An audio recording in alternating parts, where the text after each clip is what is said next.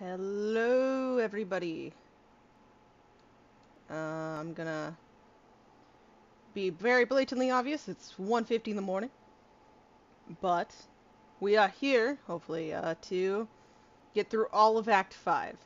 No chances for spoilers anymore, okay?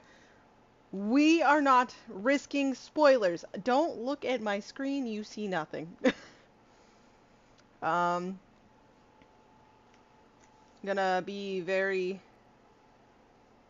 straight up here. It's my first time using different software. So, we're going to see kind of where this leads us, where we're going, if this is good for future use or not.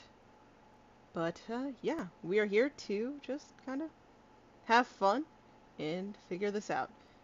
I'm actually going to pull it up real quick just to make sure it's all good. Okay, everything looks fine. Yes, everything looks pretty okay. I mean, my eyes like freaking out, but other than that, everything looks really fine. Okay.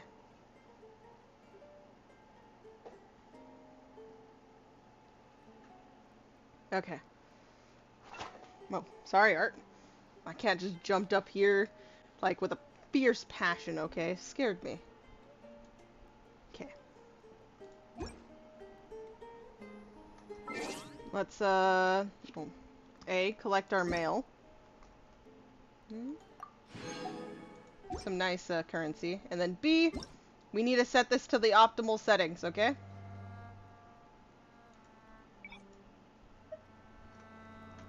Not completely necessary for, what we're doing here, but my preferred method. But yeah, no, I'm gonna hope for the best. Anybody let me know if things seem super weird, choppy. Because I will be very much so gladly, working on it. But now, Masquerade of the Guilty. Return to the dormitories. Ooh. I'm not ready, but I'm ready. Let's hit this.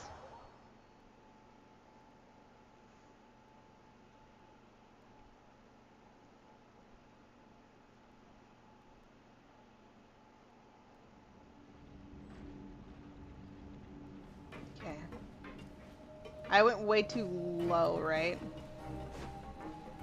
It wouldn't be us going to the Fortress of Meripede without me getting lost. I feel like that's just a must at this point. I'm very sorry about that. Like, you know.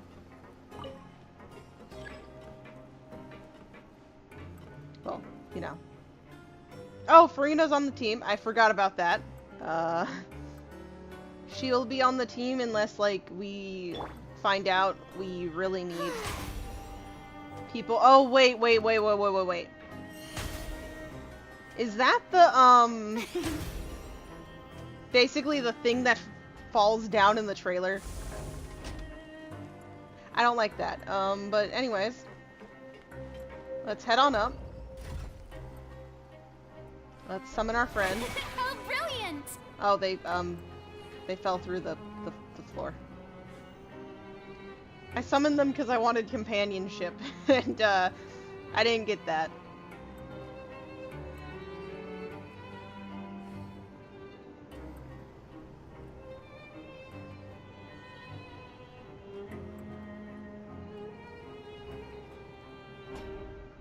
Okay.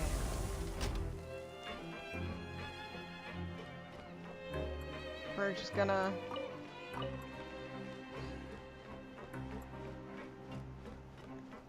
Okay, dormitories is still further up. I know there's a teleporter for them, but... No, we're taking it. It's this one. I think. It is. Okay, I was correct. I was right. For once.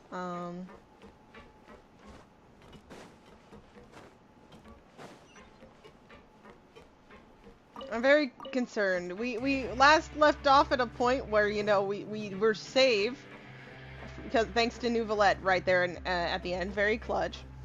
But now it's kind of a situation of what else? Farina, she kind of walked by, and Nouvelette even caught on, and it seemed a little odd. But what's it going to mean for us here? You know?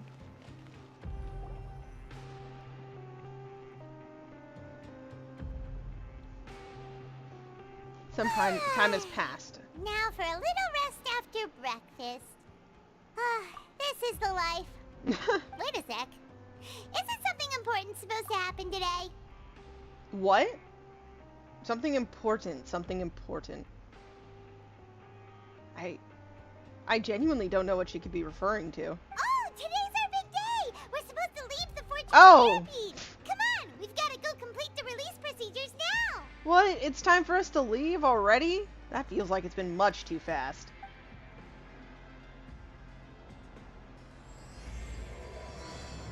And so it begins. Okay. You have to fill out boring paperwork, like... I mean, I get it. It's for our freedom. We should really just accept it, but... I don't feel like it. I feel like being a little bit of a crazy person and, kinda, you know, just accepting it for what it is. Okay. Our, time for eating cake is over. Please, sign here. This document will be effective immediately upon signing, and you two may exit the Fortress of Meripede via the regular channels. It's been so long since we've been to the surface. Let's hurry up and... What? What? Earthquake? What's happening? Are you okay? I'm fine, thanks. But I wonder what that tremor was just now. Yeah. Does Fontaine get earthquakes? Let's go ask the Duke. Do you think it's possibly... Could it be the water kicking up trouble again? Okay, we got our certificate, but... Hey, Risley, do you know what's up? Because that did not seem good, like, whatsoever.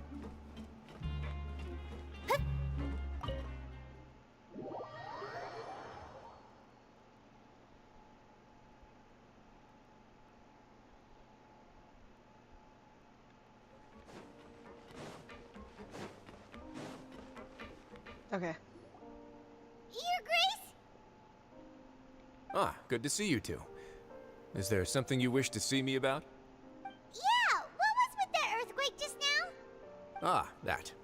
The tremor didn't originate from the seafloor. It's from the In fact, wait. it seems it came from the surface. Okay, that's actually just as alarming. Why? Over the years of serving as the warden here, I have developed a sense for distinguishing between what occurs on the surface and what occurs underwater. Besides, the seal that Monsieur Neuvillette set in place won't fail so easily. I believe that, but what could have happened on the surface that would have led to the tremors so bad down here? So the fortress is okay? If you recall our last incident, if there really were a problem, there would be crowds of inmates in a panic right now. Huh, you've got a point. Okay, seems we need to get back up to the surface and ask about what happened. By the way, do you know what day it is today? Yeah, hey, Risley, what day is it? Do you know? Do you know? I believe today is this month's pipe cleaning day. Exactly. Wait, seriously? Actually, today is the day we say goodbye to the fortress. Ah, yes. Have you completed your release papers? I believe we have. Yep. It's you two. Are you leaving now? We kinda have to. Our time is up. That's right! Today is our last day in prison! But now that Paimon says that, it doesn't feel like we were confined here. It's actually been pretty nice! Yeah, even if it's the chaos, it has been relatively nice. Oh yeah, Paimon feels fond of this place now! Then be sure to come back and visit. I'll miss you. Don't worry. Our mission should hopefully be to save Fontaine, and then we'll be able to chill with you guys whenever we want.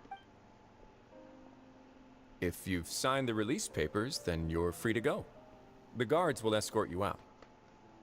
You're not going to see us off? He's probably busy, has stuff to do. I knew you'd ask. Oh, All right, sure. Or he'll say Let's yes go. and come with us. Well, you actually agreed.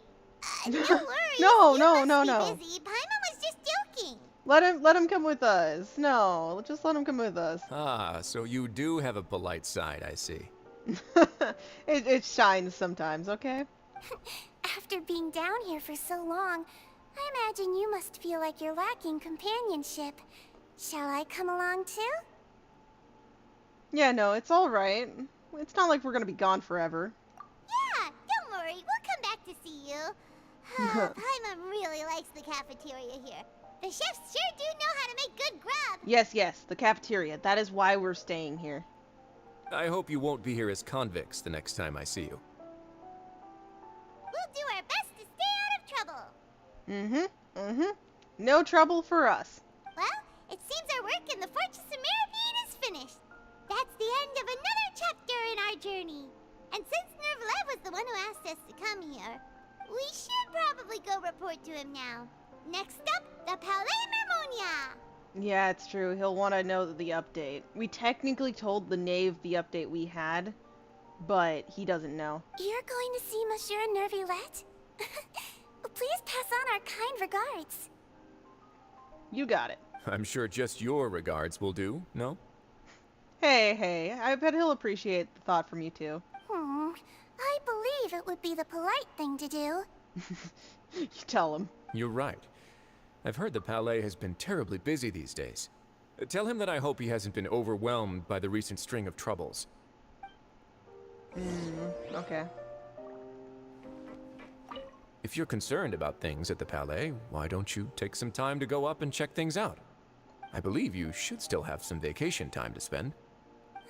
Thank you for being so understanding. It means a lot. It's been some time since I've gone to the surface. I must say that I've started to miss it a little. Oh. So is Siegewing gonna go on a little bit of a vacation? Okay. That'll be interesting to see her outside of the fortress. That's for sure. It's very unusual.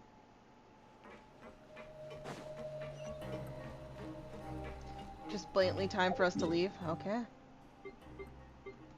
Palais Memoria. Memonia. I can't say its name, I'm sorry. Memonia? Fontaine is where I trip up a lot, okay? It's just bound to happen.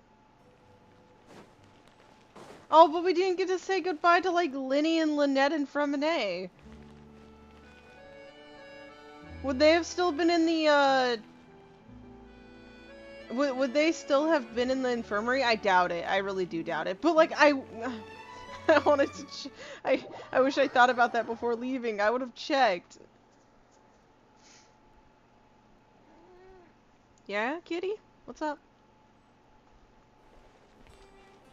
We have people to visit.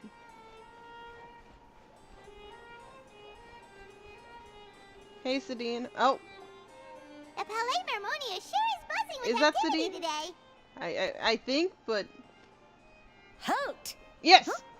Oh, it's you two. Apologies. Monsieur Nervilette did say you'd be welcome at any time. Excuse me, would you mind helping me take a look at this report? I'll be right there. Sorry, I've got my hands full here. You can see yourselves in. Got it. Thank you. Everyone's so busy. Seems a lot has been happening.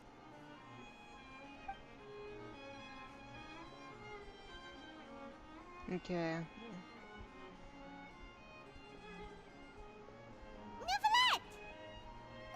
Where's Farina been? I'm very interested because of just how we ended things. Hello. You've come at the right time, but you'll have to wait for just a moment. as there are some urgent matters I must tend to first. In the meantime, please Okay. have a seat.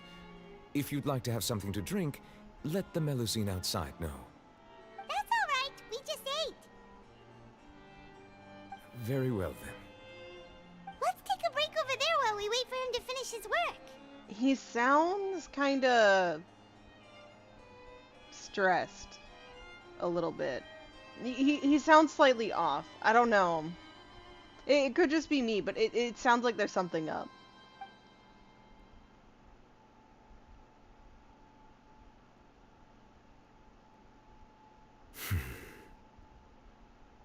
All right. That should wrap things up for now. Are you done with your work? Yes, sorry to keep you waiting. Today should be the day you were released from the Fortress of Meripede, and it appears that you have managed to complete all the release paperwork. We That's right, managed. and we came here to see you right away. You and Paimon tell Neuvillette everything that happened since the Primordial Sea incident. A massive whale. Do you have any idea what that might be? Judging from your description, that cannot have occurred in any ordinary waters, but rather something like the Primordial Sea. A whale of that size and shape cannot usually be found in the waters of Tevat. Really? Therefore, we can only assume that Child is presently immersed in primordial seawater. Immersed in primordial seawater? But how? And is he okay? He's not Fontainian, so he should be good.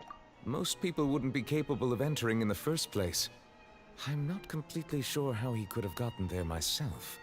There's something we would like to ask you about. Yes? What is it? No spoilers, don't you dare. I've already almost run into several, don't do that. What was that tremor we felt earlier? Right! Paimon felt it too! We asked the Duke and he said it wasn't from underwater, so we figured you might know something about it. Makes sense that he would possibly It know. turns out that I have just received a report about this particular matter. In fact, that's exactly what I was busy with a moment ago. The source of the tremor was here on the surface near Poisson. Oh! After the shaking stopped, the water levels in the Poisson area rose at an Oh, alarming no. rate. Okay, that's not The good. water levels rose? Oh no! What about all the people there? Let's find Navia. Fortunately, the water levels only rose for a short period of time, and have already returned to normal now. However, I still have a bad feeling about the whole phenomenon. If the change in water levels is connected with the leaking primordial seawater, then the situation in Poisson may be much worse than it appears. Navia should be in Poisson, right? We need to go check on her! We do, in fact, need to check on her. I would also like to go there as soon as possible, but I'm afraid I can't leave just yet. We must immediately formulate disaster prevention plans for the surrounding coastal areas to avoid potential catastrophes. I'll have to ask you two to go to Poisson first. I'll meet you there to check on the situation once I've finished things here. Sounds like a plan. There's no time to lose! Let's get going! Please be careful. We'll try to do that, buddy, but you need to be careful yourself. The two of you have my thanks. If you need any help, just let me know.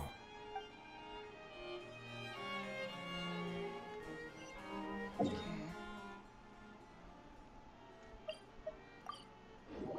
Navia would be able to give us the updates.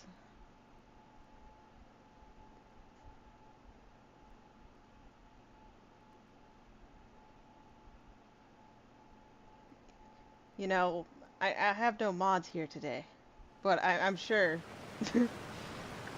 they'll have a fun no. field day with that. What happened here? Oh yeah, no, it is bad.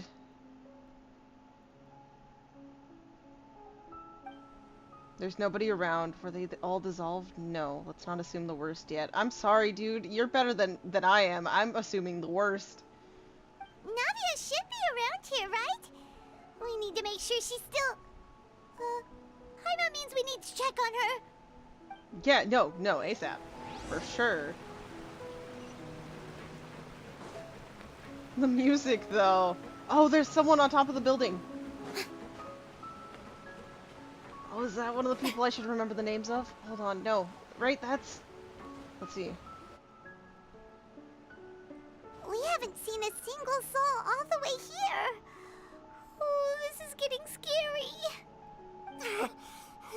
ever do now? Oh no. There's someone on the roof over there! Just stay put. We're coming up. Watch your balance. Okay. All right, just hurry. We've run into the members here, but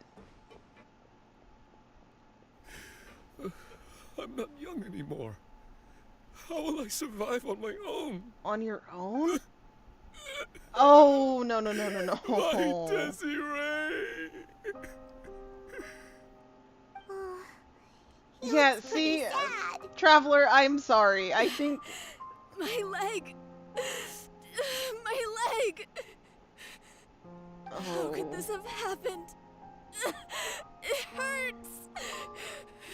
Gosh, okay, they're not holding punches. Just hang in there. Help is on the way. You can hold my hand if it makes you feel better.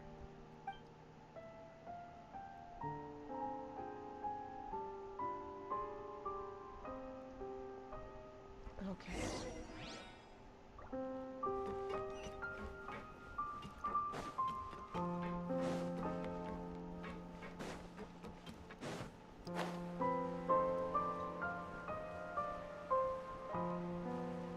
Okay. Cutscene, don't know. Oh, it's Navia. She's over there. Okay, I didn't see her. Hey, Navia, are you okay? Oh, that does not sound like a good sigh. You're here. Where's Malouse? I don't We see heard there was a Malouse yet. situation in Poisson, so we came as quickly as we could. Yes. As you can see, the water level suddenly rose. It caused quite the disturbance, in fact.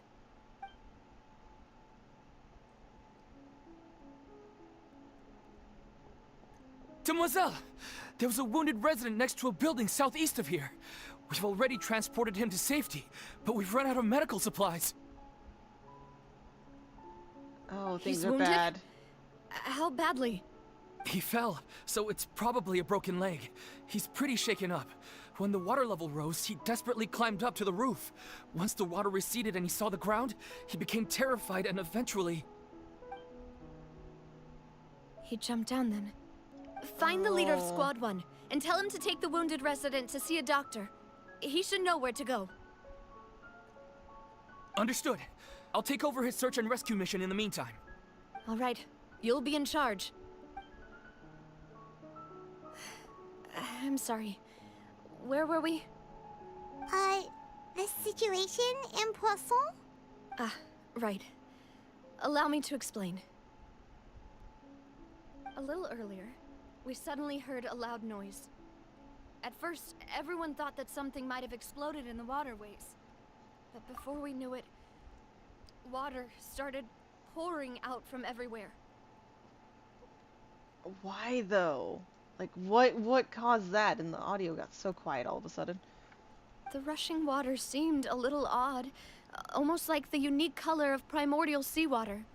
Oh, Some yeah. people didn't realize the danger and thought it was just ordinary water, leaking from somewhere. Everyone on the street who happened to be close to the water No. didn't have a chance to escape. As the water levels rose, they suddenly disappeared. They were all dissolved. Those who realized what was happening started to flee in a panic, desperately trying to get to higher ground. Many were injured in the stampede, and some people fell from significant heights. Oh. The Spina di Rosula initiated rescue operations as quickly as possible, but there have been a lot of casualties. Fortunately, the water began to recede after some time, and the chaos came to an end. The water that flooded the area contained primordial seawater, so the lower levels of Poisson are still hazardous. To ensure everyone's safety, I've asked the people there to leave as soon as possible. That makes sense. No one knows if this could happen again. All we can do for now is try our best to help evacuate the residents. We still haven't completed the head count, but we'll have some numbers soon. How awful. And all of this just came out of nowhere. Immediately after the primordial seawater attack that happened down at the, fortress. It was quite frightening indeed. I only wish that everything that just happened was a bad dream. That's so understandable. Is there any way we can help, Navia? You can put us to work. Thank you for being so willing to help in a moment of crisis like this.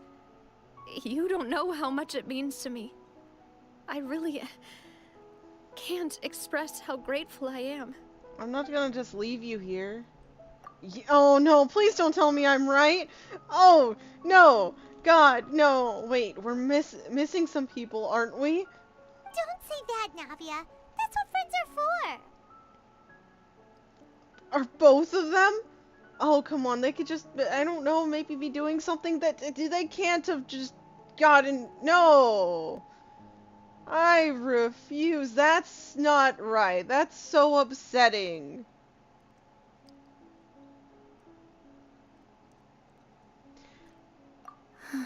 Oh no, her reaction confirms it. No, please no. Demoiselle, we've got a situation here.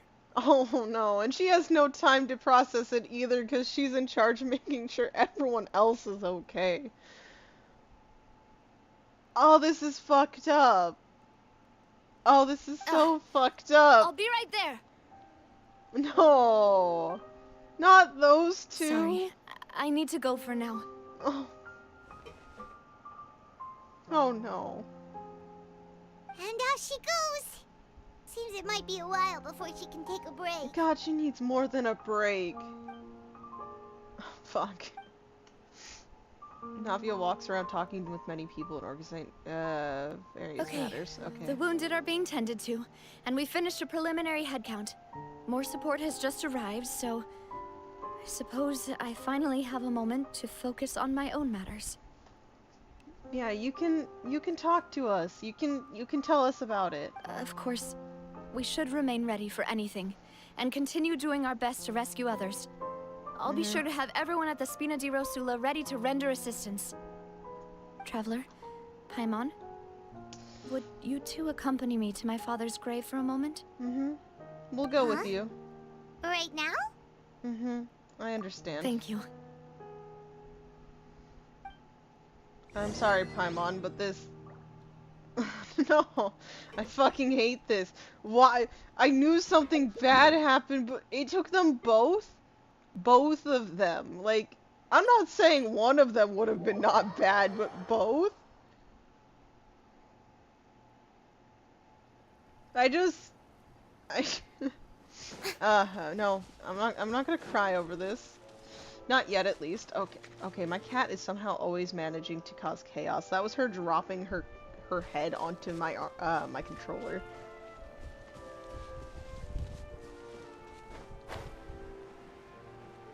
Okay, ouch.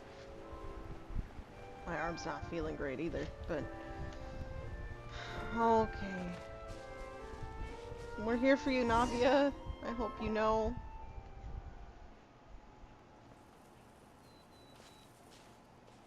Not a lot of people here, huh? Well, yeah, not a lot. Given the time of day and the whole situation in Poisson, Paimon doesn't think there'd be a ton of people here visiting graves. Right. That's how things are now. The living are so exhausted that they've no strength to spare any words for the dead. Navia? There's no need to push yourself so hard. Oh, stop! No! Navia, what's wrong? Sorry. I just... Oh. Malus and Silver.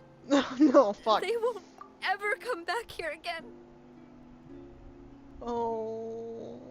Can I just give her a hug? Like, she needs a hug. She needs more than a hug. Can I don't... What should I do, Papa? Huh? What do you think, Paimon? What do you think? Everyone agreed on the rescue plan, but still, I was the one who initiated it. But They were helping evacuate the residents, but they couldn't leave in time. And they were caught in the seawater. whew, hold on. Fuck. Oh fuck. Okay, I'm sorry. Oh no. No, it's. Oh, this fucking sucks. God, her getting leadership both saved her, but ultimately fucked her a little bit in the end. No. What should we do? I've known them for so long. And I know they weren't afraid. But I could at least hold a funeral for my Oh father. no. And I know where he rests. But as for Malus and Silver, they're just gone. I just can't.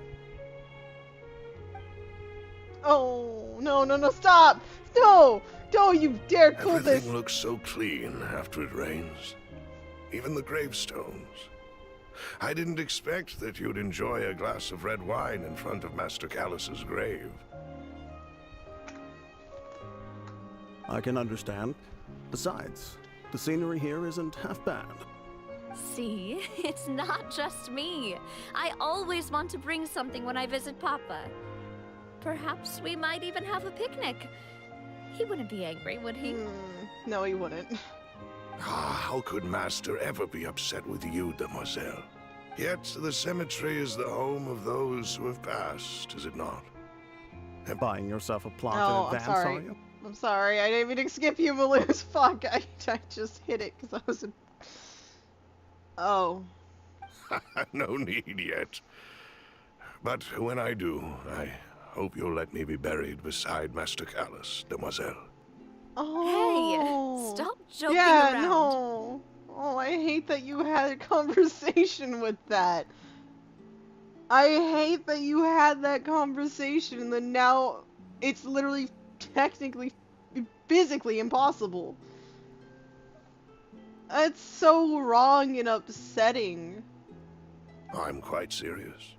That way, it'll save us both the trip to see each other whenever you visit your father's grave. Oh. That makes sense. In that case, could I be buried on his other side? Oh my god. When was this conversation? And why? I get it, but it just... Now that it's happened, it's fucking too real. After all, besides you, demoiselle, the two of us could certainly be considered Master's closest companions, no? Personally, I believe we fill those shoes just fine. Why are you bringing this up all of a sudden? Seriously. All right. I'll remember your requests. But I'd really prefer not to talk about this stuff. Yeah. And what do you mean by saving me a trip? I'd make the journey even if I had to visit you two somewhere else.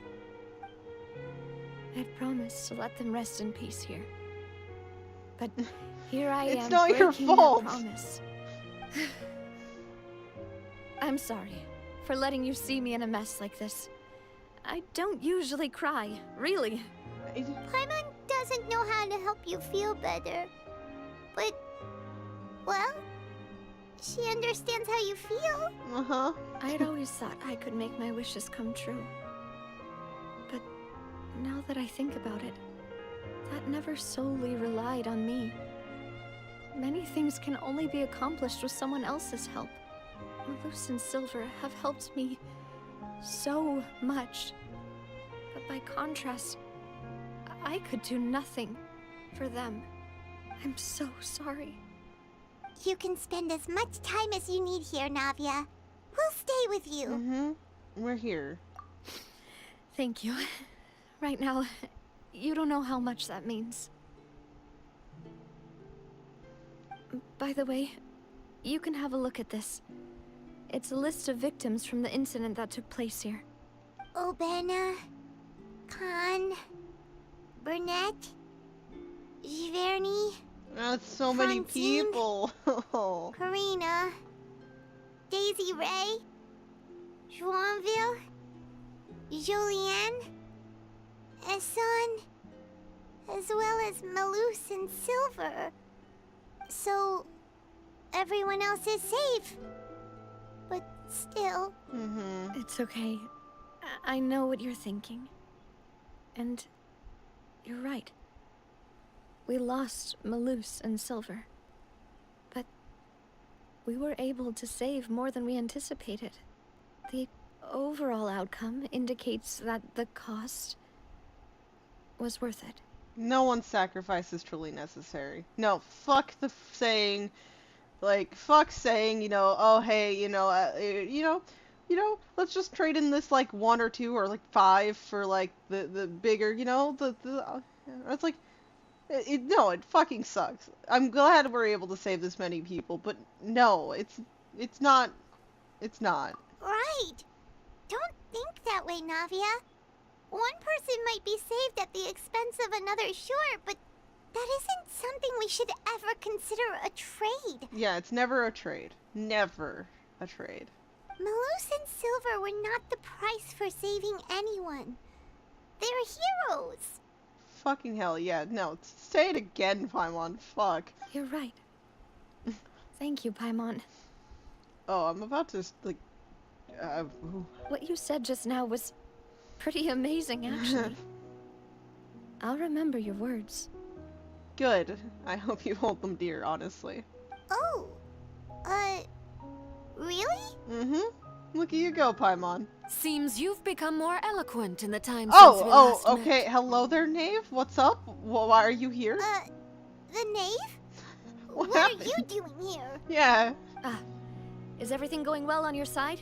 Oh, is she the Yes, extra help? my people are carrying out the mission according to your request. She is! All the residents of Poisson have been evacuated, and we're preparing to relocate them to higher ground. As for these supplies, we have everything taken care of. There is no need to worry. Thank you very much. Okay. Wait, do you two know each other? We just met recently. Right, Miss Navia? Usually, I would call this a coincidental encounter. But that doesn't quite fit this time. Besides, it never even crossed my mind that a Fatui Harbinger would come looking for me. Oh, she came looking for you. That's very curious. Thanks to the Knave, Spina di Rosula received generous support from the Fatui, which allowed us to complete the rescue and evacuation work so quickly. Okay, I want to pause here for a moment. I know I'm occasionally pausing like too much, but I want to talk about this really. It's so interesting, going from Act 1, kind of when we find out about Linny and Lynette, and kind of like how we shun them, and how the term from Paimon at least came, like, we didn't know, like, that you guys were bad guys.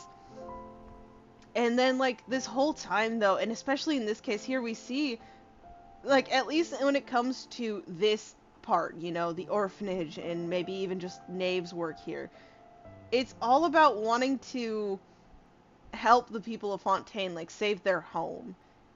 And, like, it shows here in this moment where, like, she, like, came and sought out Navia and ended up helping out so many people here and helping with the evacuations.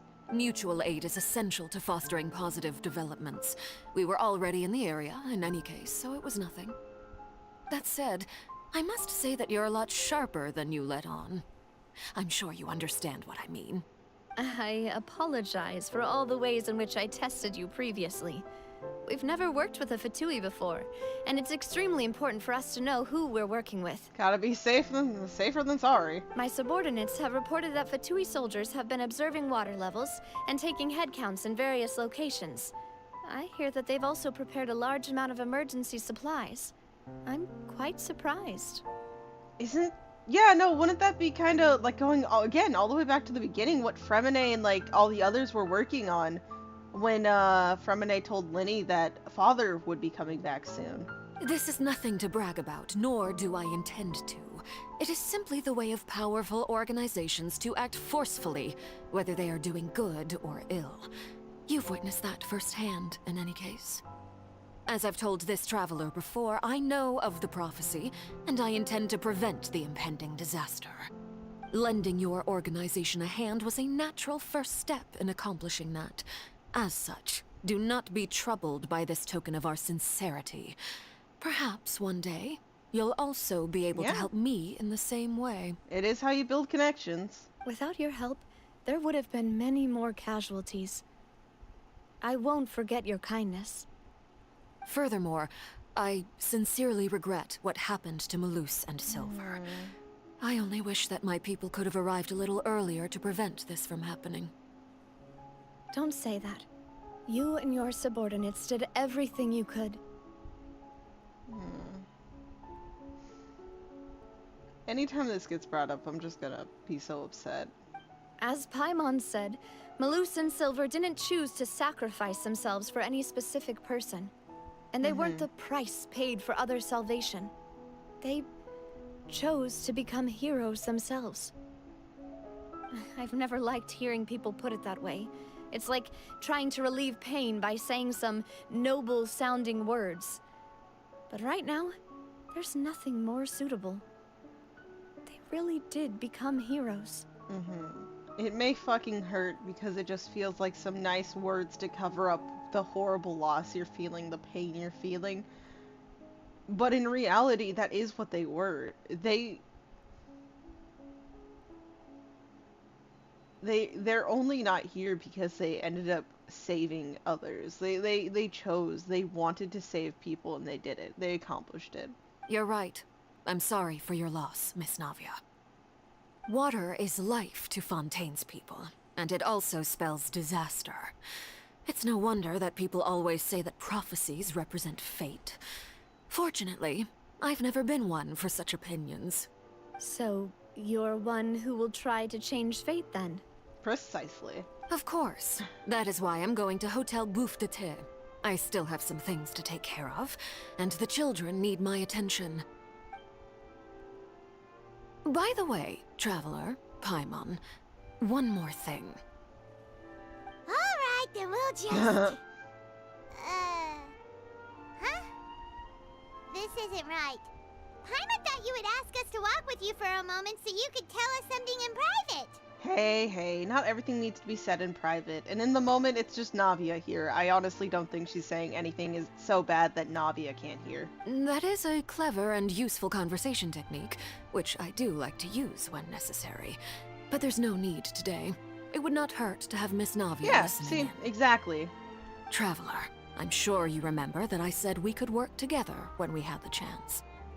You and I both know that there may be issues with the Primordial Sea.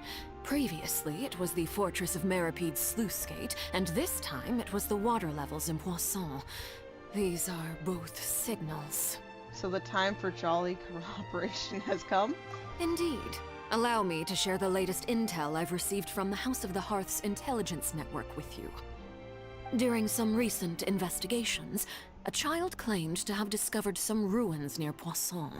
The ruins date back to ancient times, and seem to be worth investigating in many ways. Judging by the dating of the ruins, they may be related to the prophecy and the coming crisis. The situation is becoming more urgent, so any pertinent information will prove extremely precious. My people initially came to prepare for ruin exploration. Unexpectedly, this disaster struck, and at present, we're all busy prioritizing the rescue effort. So that's why the Fatui were already in Poisson. I wanted to take the children along, but unfortunately, Linny, Lynette, and Fremine have all been dispatched to higher ground to assist affected residents. No, it's okay. If they need to, go help out the people, as much as I love seeing them, trust me, I would literally love it if they could be here. But if they're busy doing things like helping the people, let them do it. Linny told me that outside of the house, the person they trust most is you. I will remember that sentiment. Which is why I want to give you this task. Are you sure this will be okay? The House of the Hearth's members see each other as family. But Linny, Lynette, and Fremine said that they also see you as such, even though you are not from the house. I'm sure you already understand how earnest they consider their friendship with you to be. Oh, that somehow makes Paimon feel kinda happy. I feel honored. Happy, but very honored. The intel I just shared about the ruins could fetch a high price. But since the children consider you family, it's only natural that I freely share it with you. And I appreciate that. Got it! So all we gotta do is go to some ruins, right? We can handle that. We've been ruin exploring so much, you know, in our time on Tevat, so I'm sure we can handle this, hopefully. Excuse me, but may I tag along? You want to come with? You wish to join, Miss Navia? Yeah, are you gonna be okay? But are you sure you're up to exploring some ruins? You need to rest. Well, I'm sad, yes. But I can't just go back and plop myself into a chair by the roadside and do nothing. I understand that. I do. There's no point in being depressed while we still have a disaster on our hands. As my father's successor, I must live up to the hopes he had in me. Besides, I'm also doing this for myself. I need something, a distraction, to keep my mind off Malus and Silver. If you really think you can handle it, I think we should let her. Navia's strong, but she needs company right now. We can be that company if she goes to the ruins and explore with us. Since you put it that way, I have no objections. What do you say, traveler? We'll go together. All right. The ruins are to the south of Poisson. Here's the map. Okay, the three of us will handle it. Come on, let's pack up and get going. Understood. We got this. Okay. They're literally they're right where I haven't been exploring yet. I haven't grabbed all the teleporters quite yet. I should have done that before, but I wasn't thinking about it. I'm sorry. Oh, but no, this does not... Oh, that's not what I meant. Don't give me that. I want to collect these. Okay.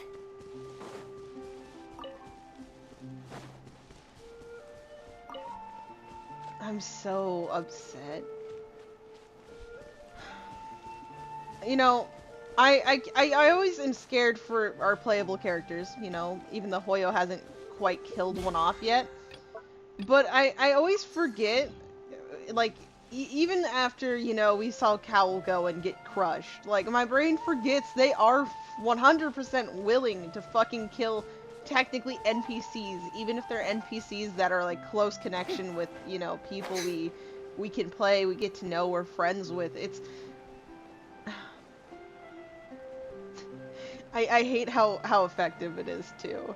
Like, when they, killed, in brackets and quotes here, Dunyazard for a minute, and I was just devastated. I was so fucking done, and, like, now, this isn't, like, they're gonna be like, oh, they're back. This is, they're gone. And it's just a bit too much of an unsettling realization and thought to have, you know? So, are these the ruins the knave was talking about? Whoa, talk about old. This prophecy supposedly is from about, like, at least, because, you know, it's supposedly for Rena, so, and she's only about, like, 400? I think? I could be remembering her age wrong, but I thought she was, like, 400. They seem to be pretty ancient, all right. Let's go in and have a look. Just be careful. Yep, you too. We'll be watching each other's steps. Let's go. Level 90. Fatui intelligence indicates that this place may be play host to the heretofore unknown clues. I don't know. I tried. I know Farina's only level 60, but I will be relying on my main people here, so I think we could just go. We don't need to plan this out. We don't need to think about it. We're going about right now.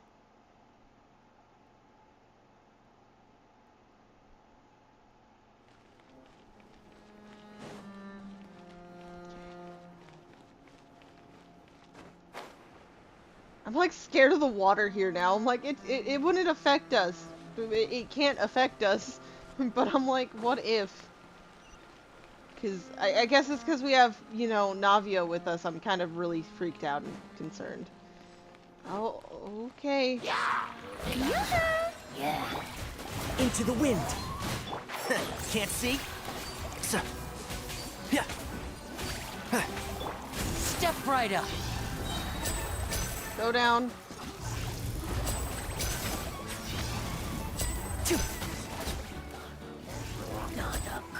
Wind strike. That just opens the door? Okay, it opens the door. I don't think I'm missing anything. Or... I don't think I can dive, can I? Oh! Water does kill you! I tried that for science and it fucking does! Oh my god, it kills you a lot. Holy... I hate that I got curious and jumped in. Yeah, or I'm sorry. I didn't mean to kill everybody. Oh! Oh god. That was scary, actually. The wind knows me. And shroud. Okay.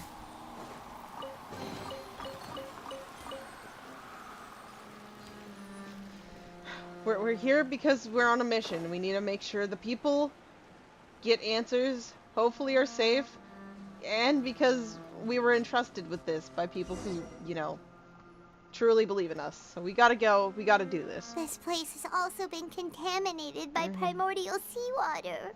Yep. Yeah. And oh, a lot of it, too. A Fontainian would most likely dissolve the moment they fell in.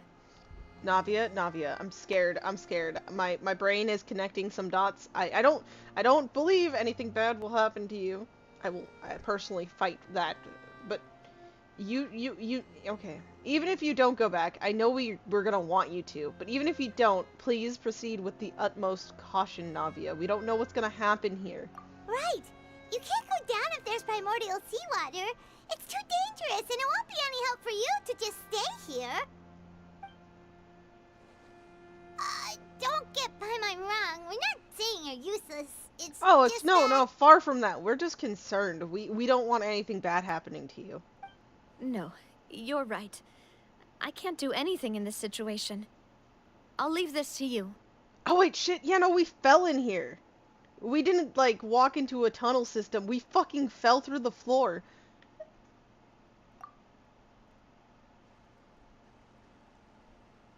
Well then, fuck. Wait. Complicates things. Maybe the only way left is forward. In that case, do you want to wait for us here?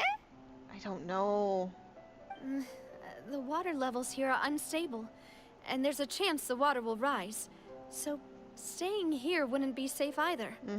I'll go together with you. Perhaps we'll find the exit just up ahead. Yeah, seems like there isn't any other option. All right. Come with us for now then, but please be careful. Be on your guard. Literally, if you see any ounce of fucking water raising, legit, just fucking say, gotta go. Oh, yeah, don't...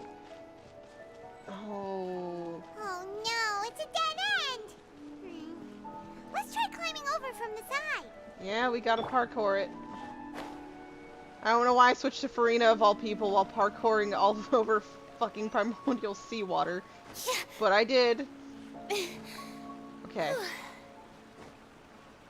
God, Farina, please. Climb properly. This is literally a moment of life or death. Wait, what? Wait, how do we get up there?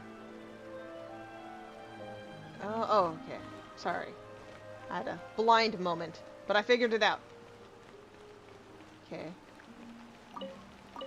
Okay, cabbage. I don't know, it's probably contaminated. Why are we collecting the food? The door? Okay, and we can just open it. No lock system. Oh my god. This place is pretty. It's so... Wait, what's that? Like, it's very ominous. And that... Okay. Like, what could all this mean? Like, why is all this here? Oh, it's such a wide-angled view. Hold on. Wait. Oh, There's something oh, wrong oh. with this bridge. Oh, Run for it! I have to run for it? I didn't run for it. I didn't run for it. I had...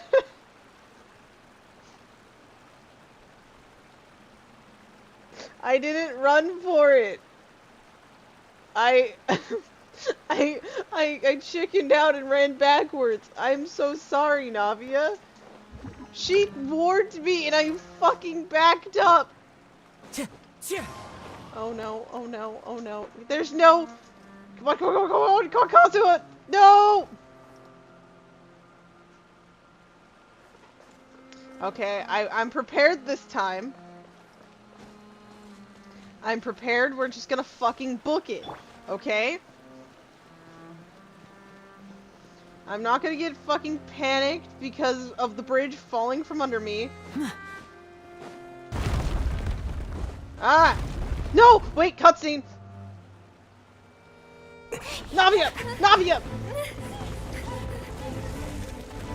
No, no, no, no, no, no, no, no, no, no, no, no. Duck! Duck! Navia! Fuck! Come on! No! What's happening?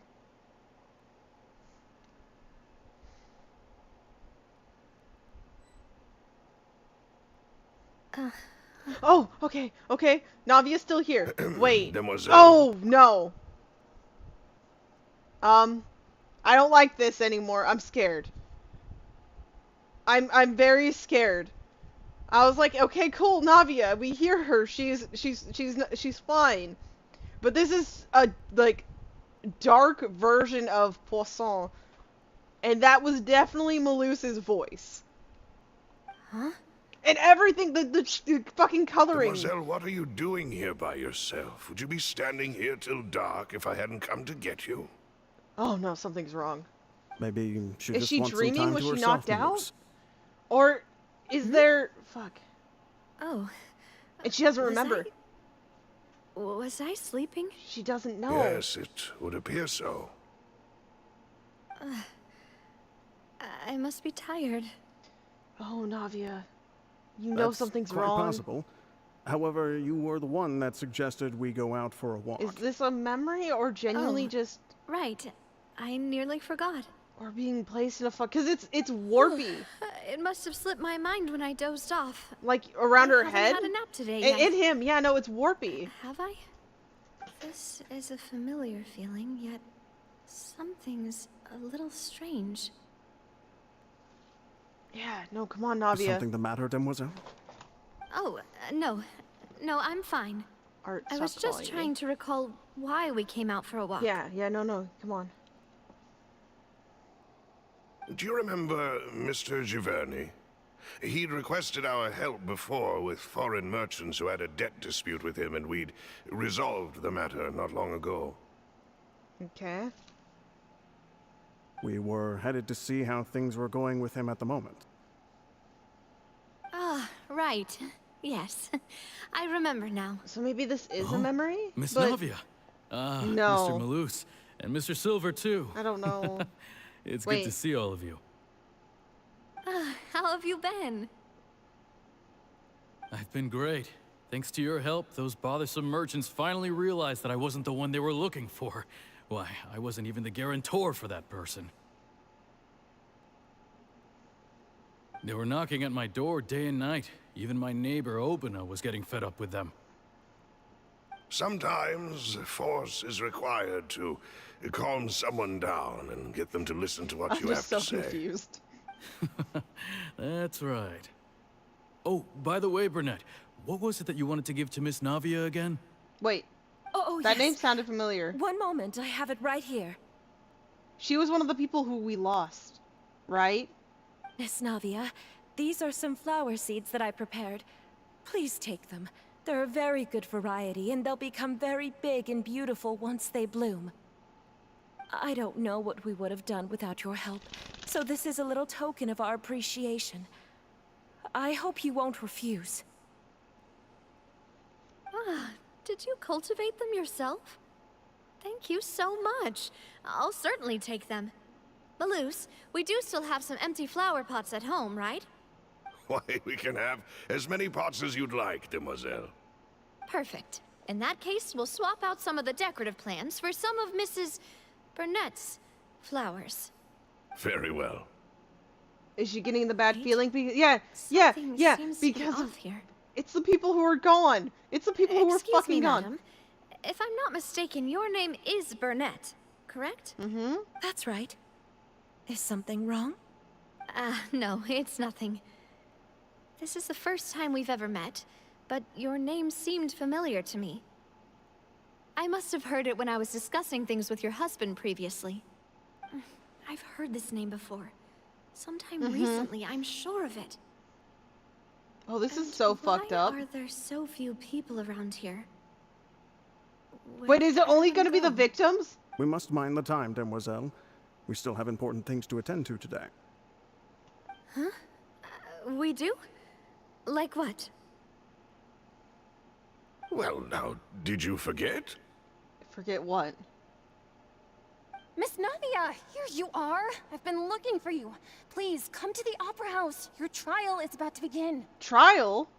My trial? Wait. Oh. Why would I need to go to the Opera House?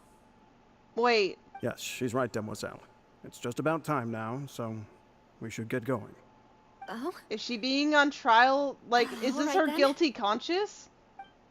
Like, is this not about her dad? Is this her guilty conscience? Because it was only, like, the people on that list, I believe, and then now she's apparently got a trial. Is this, like, genuinely some sort of, Look, like... it's Navia. She's here. No! And her two attendants are with her. Yeah, no, it's...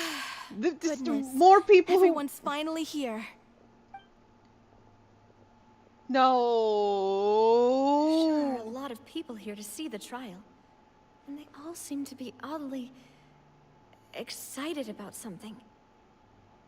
I even know some of these people. Karina, Desiree, Yep. Joyville, Jolien, Essen. Why are so many people here? And why do I have no recollection of this case? And as for the judge... Wait, yeah, no, he's not here? Where's Monsieur Ooh, that's... Neuvillette? No, that's upsetting. Please sit in the defendant's seat. Don't worry, Silver and I shall accompany you. All right. But are you sure you can stand behind me? Typically, it wouldn't be allowed, but today is an exception.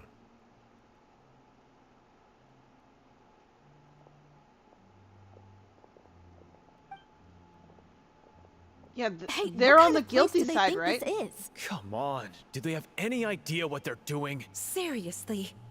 Enough with the whispering! Could someone please tell me where Monsieur Neuvillette is? And why I'm standing trial? My dear Miss Navia, have you not yet realized what you've done? In that case, allow me to explain.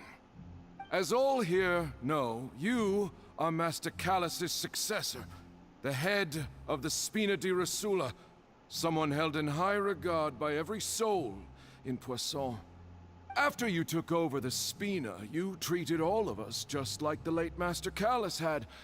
If anyone in need reached out to you for help, you responded. Not only you, but your butler, your subordinates, nearly everyone in the Spina di Rosula fought for the well-being of those in Poisson. Wait a moment. Aren't you just proving that I'm a good person? Yes, correct. Absolutely right. And that is why you stand accused. You have helped so many people get through so many difficulties. You are one with us. We are inseparable. We are one big family, all of us who are from Poisson, inextricably linked. And with you being so important, I don't like this. We couldn't possibly do without. Oh, the coloring's getting worse. Therefore, this fair and honorable court shall declare you guilty, and you shall no, stay no, no, no, here. no, no, no, no, no, no, You no. will be together with us forever. Huh? What are you saying? Everything you have said is correct. I have indeed done a lot for my hometown, and I would be willing to be with you all, but what is the purpose of having me stand here like this? What is there to discuss?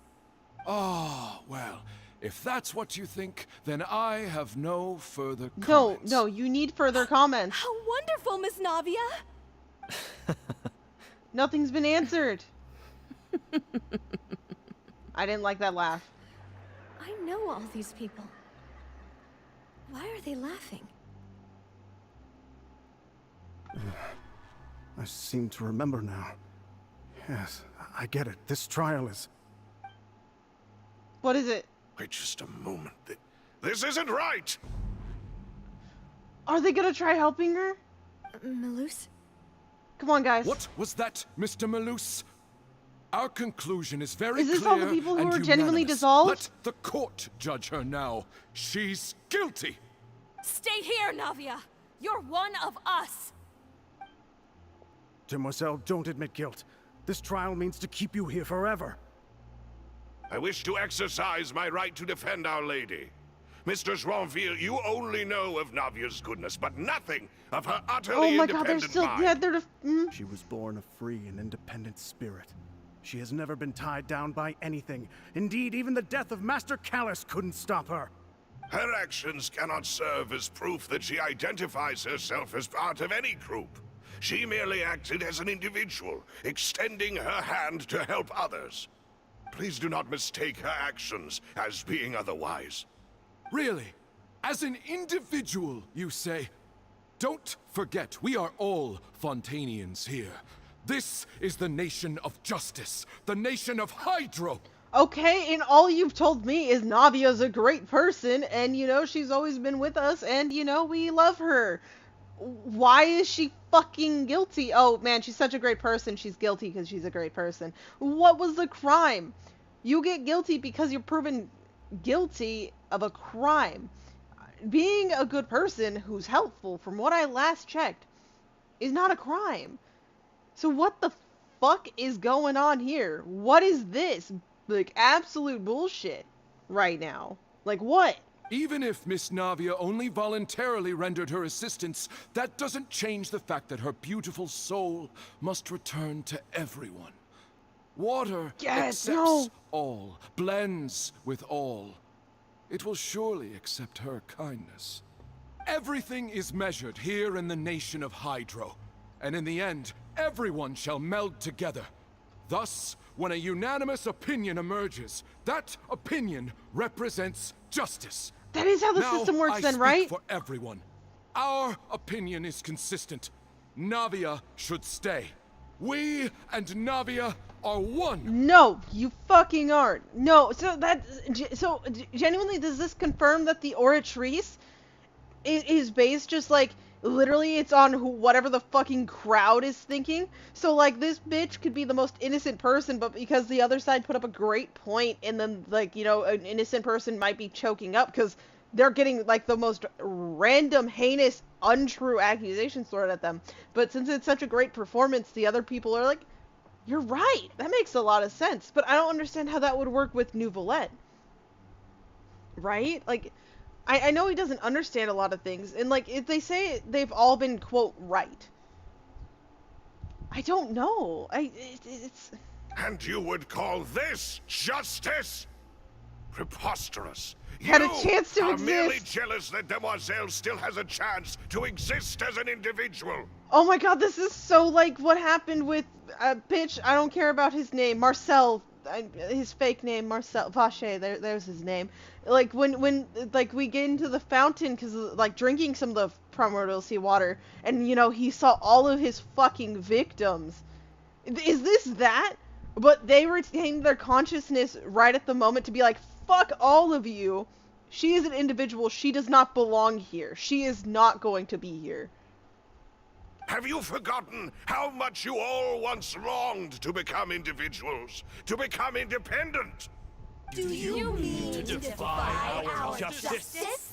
Fuck If yeah. your justice is flawed, then why should we acknowledge it? Exactly. As you said, we can also have our own justice. Silver and I shall defend Demoiselle. And that is how we will enforce justice. Ugh, my head. Come on, Navia. It hurts. You have to know what's happening. Demoiselle. Come on, you got this. You need to wake up. You need to, I don't know. It hurts. My head is spinning. All I can see is stars swirling in front of me. I remember now. Everything that seemed odd from the very beginning.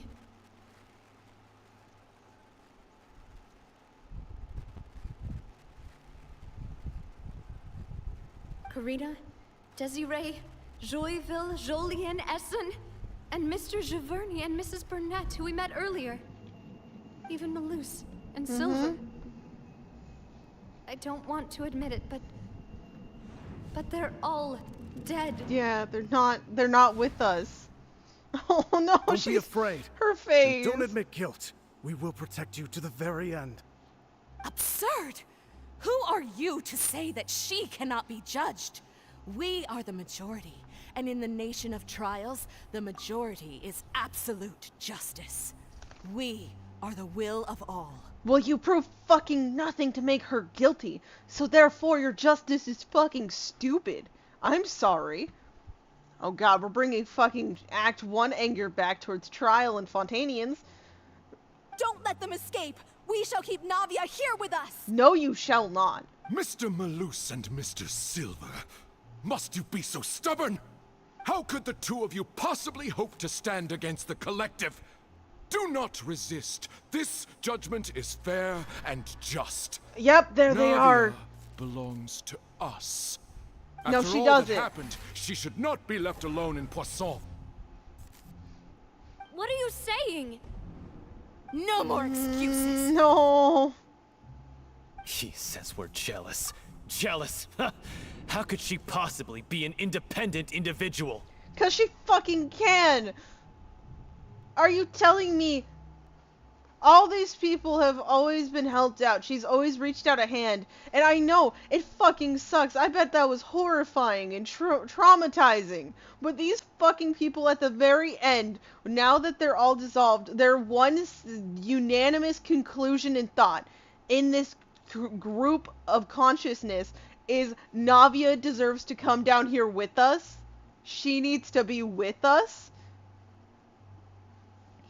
I know fucking Navia's, surviving on a guilty conscience right now. I know she's probably surviving on strong survivor's guilt right now. But the people who she did fight for, and she even lost two of her closest fucking companions for it, they all are like, she deserves to come with us. Fuck that. She needs to be down here with us. Really? Really?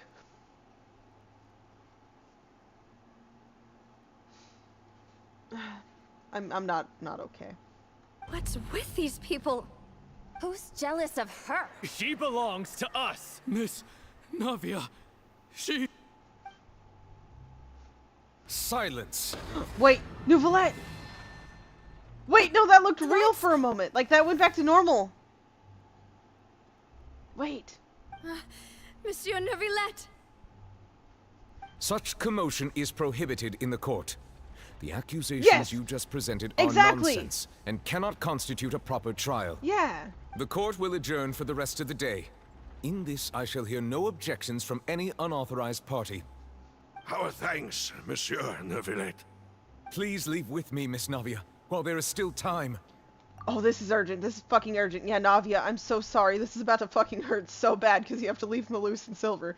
But you need to go. You need to go. But... You have... No, there's no time, Navia. Go on now, demoiselle.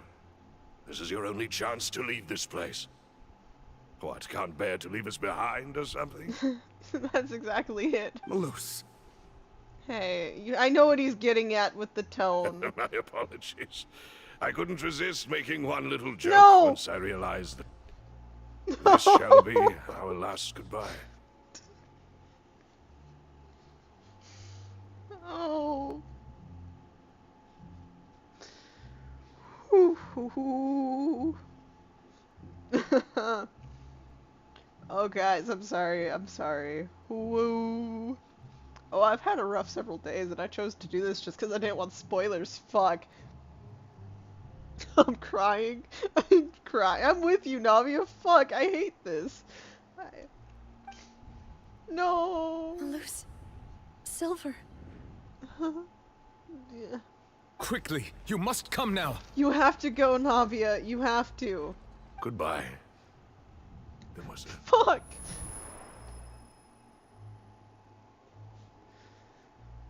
Whew. Farewell. I'm not okay. Oh.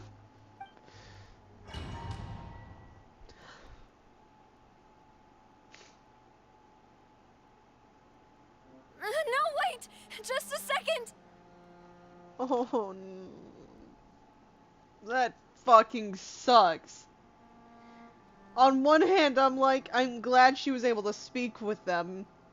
But the other is, it was so abrupt ending for her to come to the realization. And she's basically re-going through the fucking, like, motions of losing them. She's like re-losing them again. And this time with them literally being like, this is our final goodbye. Farewell. And their last action was saving her. Their last action was saving her. I'm sorry. I'm sorry. Navia? Oh, You're our awake. face. Yeah, Nouvelette is here! Why?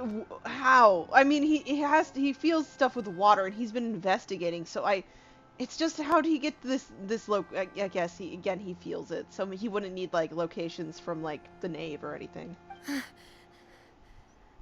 I must have been dreaming. Malus and Silver were still alive, and they were defending me at some insane trial. They weren't quite alive, but they were definitely still defending you to the end. It looks like you're all right. Did all the sad feelings cause you to have a nightmare? Paimon could give you a hug. The ruins you were exploring suffered a cave-in. When I arrived, I found you falling toward the water. You were just about to be dissolved within, but I... What is it? I think I saw 2 Oceanids protecting Yes! Exactly! you. It only wasn't for a dream! moment, perhaps even a fraction of a second. But they gave me the chance to retrieve you. Yeah, no, they protected you, Navia. It wasn't a dream. It wasn't. My face is a mess. Were it not for their intervention, I would not have been able to rescue you before your consciousness dissipated. Wait, did you say Oceanids? You mean like what happened with Vache? So people that are dissolved become Oceanids? Perhaps those 2 Oceanids were the people you saw in your dream. Malus and Silver. I know, Navia, it hurts to realize that, because it's a lot, but... I always told them that they didn't have to protect me.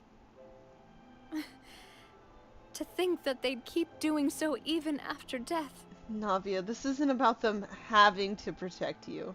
They wanted to protect you. They care about you too, and they didn't want you to go out like that. They didn't. Please come with me.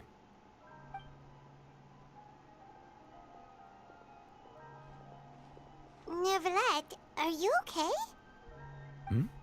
Oh, I am quite all right. Perhaps there's something we could chat about? Why do you look so stiff all of a sudden? Oh, Paimon knows. You're the type who feels awkward when there's nothing to talk about, right?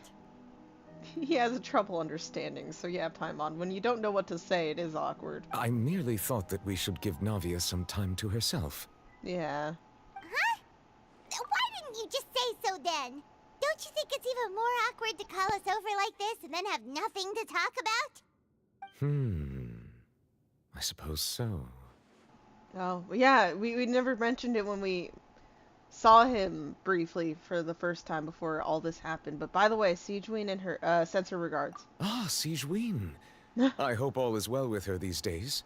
Her work in the Fortress of Meropide has not been too much for her, has it? No. No way, don't worry. She's doing fine down there. She's an amazing head nurse. Scary, too. I see. Well, that is good.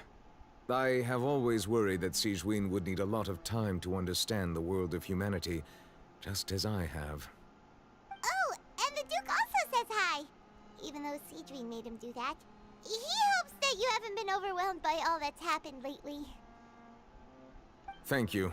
I have indeed been busy lately, and I also hope that everything is going well in the Fortress of Meropide. He still doesn't know what to talk about. Let's chat about something else then. Hey, Paimon, you're the expert here. What should we talk about?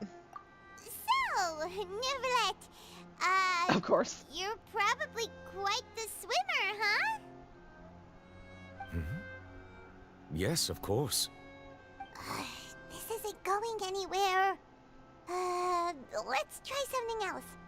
How did you find these ruins? Did the knave tell you? Yeah, no, this is Yes, an in interesting one. fact. Okay, no, I had she did. arranged to Okay. meet you in Poisson, but when I arrived, I discovered that the Fatui were helping the residents evacuate. Okay, that makes They had sense. even That makes a lot of transported a sense. large quantity of supplies to the area. Amid my astonishment, I ran into the knave, and we had a chat. She informed me that she had asked you to investigate the ancient ruins here. Yeah, we originally planned to meet up with you, but we thought you might still be busy with all those official documents. We didn't think exploring the ruins would take very long, and who would have thought you'd wrap things up so quickly? I hope Navia can get back on her feet. That was really bad, like so soon too, after everything. Love is... I'm sorry to Oh, have damn kept it. you all waiting like that. I can't look. I'm feeling much better now. I guess we should get going again. Will you come with us, Monsieur Neuvillette? Yes, if you wouldn't mind my company. All right! Another one joins the party! Let's get going then! Navia, it's okay not to be okay. I know why you want to, you know, not let all that in, because then it becomes even more real after being rubbed in your face again. But... get out of my face.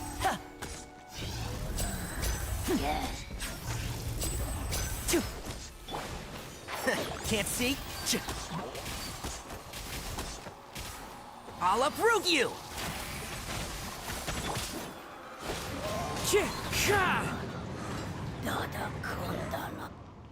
I don't see anything else in here that needs to be fought or anything. I think we're good. Again, the long view, because it's just the scenery. Oh no! Oh, not again! Not again! Not again! Not, no! No, no, no, stop! Oh, the music too! Wait, wait, wait, wait, wait! No! Oh! Oh my god! I don't like this. I don't like that we're exploring something so, like, it literally is just bound to fall in at any point now. Like, any second, and the shit can go down. Watch out! There are rocks falling! Oh no. Ouch, ouch, ouch. Ouch, ouch, ouch, ouch, ouch, ouch. And voila! That's what I was going for. A round of applause!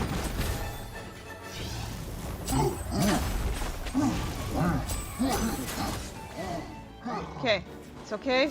I'm getting some healing. Not great, but it's not terrible. Step right up. Into the wind. It's better than nothing. One with the forest. Okay.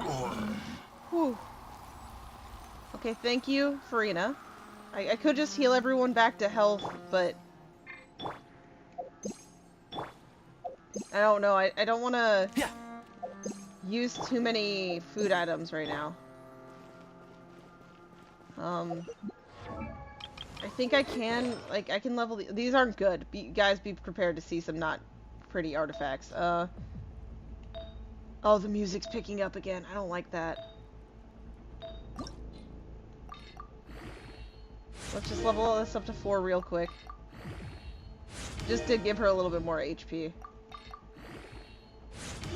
And it's, ER. Okay. Oh, hey, thank you for the bonus. Let's... Okay, and then it's defense. That's not great, but you know, whatever.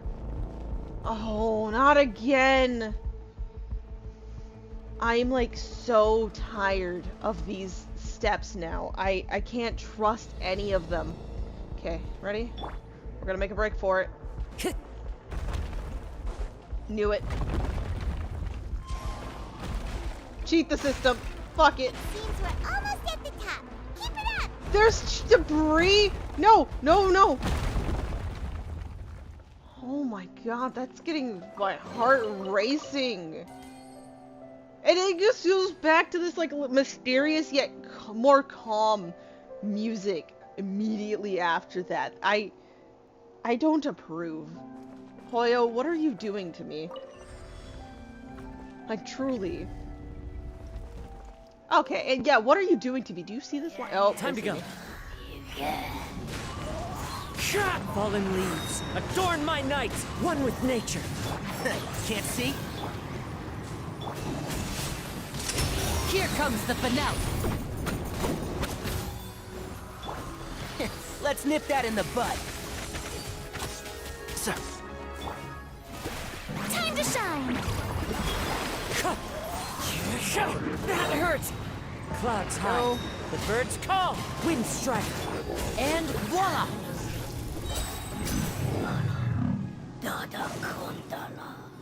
Ooh, okay.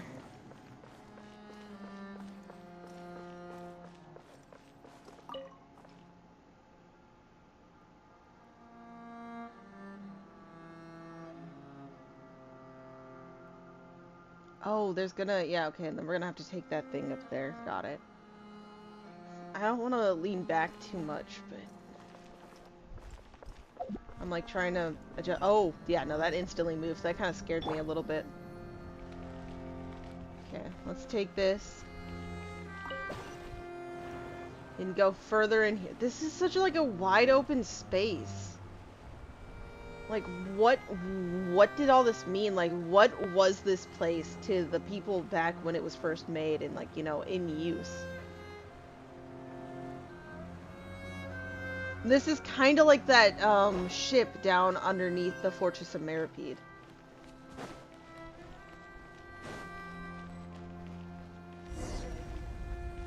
Oh, no, we're locked in. Okay. Okay. It's fine. Or is it fine? Looks like we've reached the end. This is the place. There should not be any other hidden spaces in the vicinity.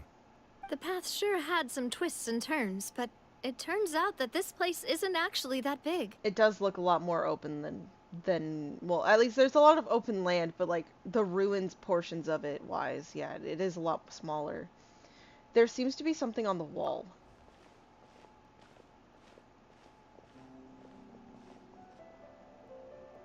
Wait. It's a prophecy! It's a prophecy! It seems like they were put here as Farina's an right here!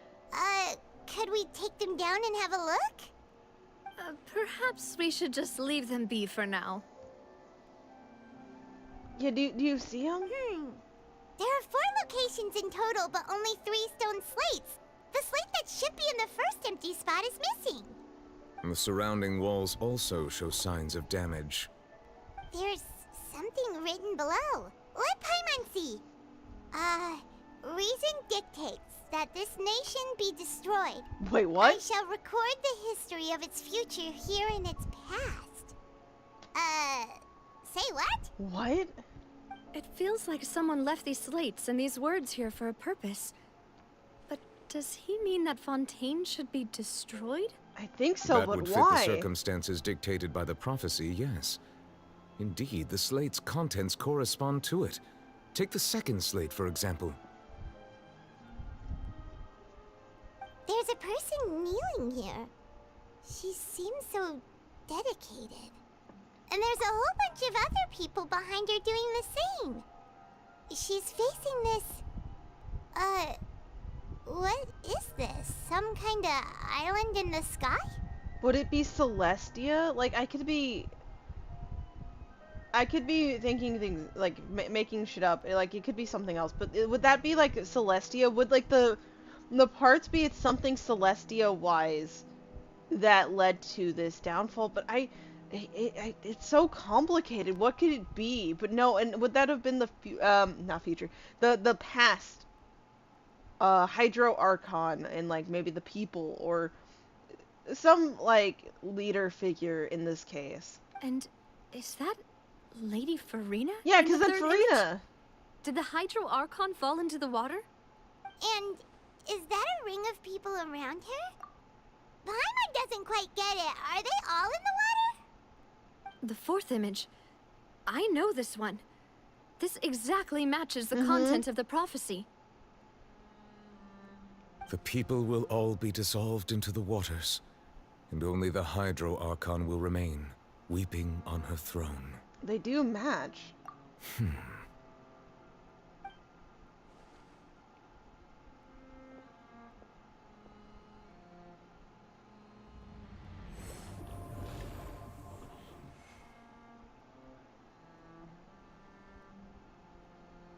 More information should be hidden in these slates, but I fear I cannot easily uncover it, most likely due to us missing the first slate. I am very sorry. Don't blame you're yourself, trying your Monsieur best. Neuvillette. Deciphering ancient stone slates isn't one of your duties. Ooh, the Paimon's getting the chills just looking at these slates. This says that it's the history of the future, right? That means the prophecy's sure to come true. I really hope it doesn't mean that. Still, Paimon feels like these images are kind of weird when you look at them together. I'm trying to piece it together. What does it mean? It starts off with the people looking up towards what I'm gonna guess is Celestia. I'm perfectly fine with being wrong, but like looking up towards Celestia, and then it's Farina being like surrounded by people, which, you know, I don't know, could be that's what they were summoning, that sacrifice. I don't know, like something happened with that, with Farina being in the middle of them. I don't know what for. And then it ends with, you know, her weeping on her throne alone. The issue is the order of the third and fourth images, right? That's right!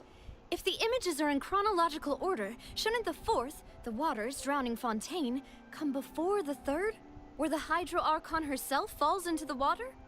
And yet the order is reversed here. The second image is also quite concerning. What sin are the people in that image confessing to? If we go by timing, Lady Farina only emerges in the third image.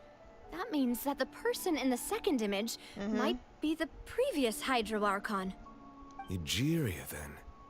I had never met her. Okay. But her appearance here does match the records. The previous Archon kneeling before the floating island in the skies, as if confessing a sin. So definitely to like Did Celestia, she right? herself commit that sin? And if not, why would she be in such a posture? Also, I'm still wondering why these ancient stone slates are here at all. Judging from their contents, could this place be the origin of the prophecy? Does that mean that someone, or some people, once saw these slates? But who would have created these slates and left these words here? It seems that any further clues will have to come from Farina. Yeah, if she In knows that case, anything. there's no time to lose. There's nothing else to be gained here, so let's head back first. Yeah, we'd better get somewhere safe for now. But what does it all mean together?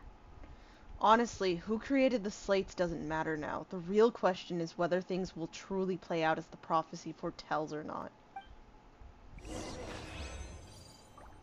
Leave the ruins. Okay. This is very concerning. I would take pictures of it, but I have chances other times. Now's not the time. We have bigger things to worry about now.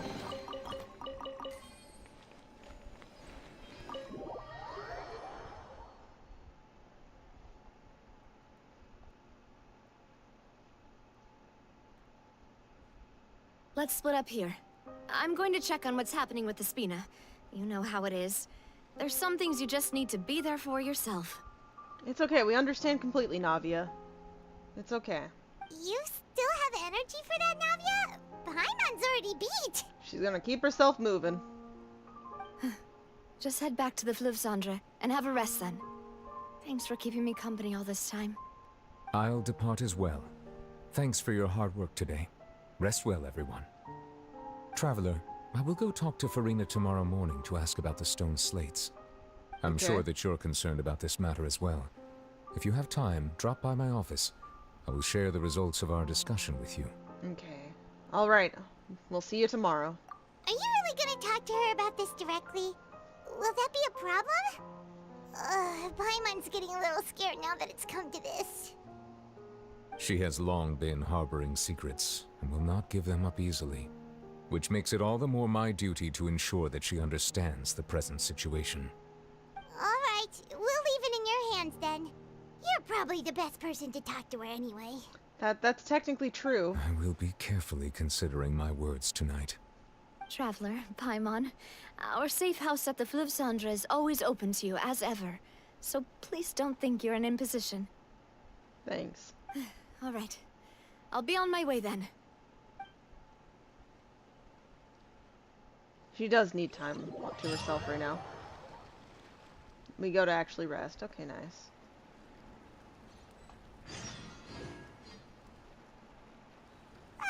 We're finally back! The Echo is back. Welcome back. We've got a special menu prepared for you two tonight. Really? Yay! And there's good food too! Navi, no, the boss is the best. You did great as well, Paimon. That looks fucking delicious. Nice, these are all Paimon's! No. Hey. Paimon's already Share. starting to forget what happened today. Mona!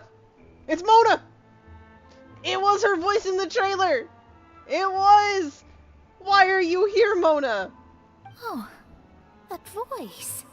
Is that who I think it is? Yeah. Huh? It's been forever. It's you two. What are you doing in Fontaine? Same question back at you.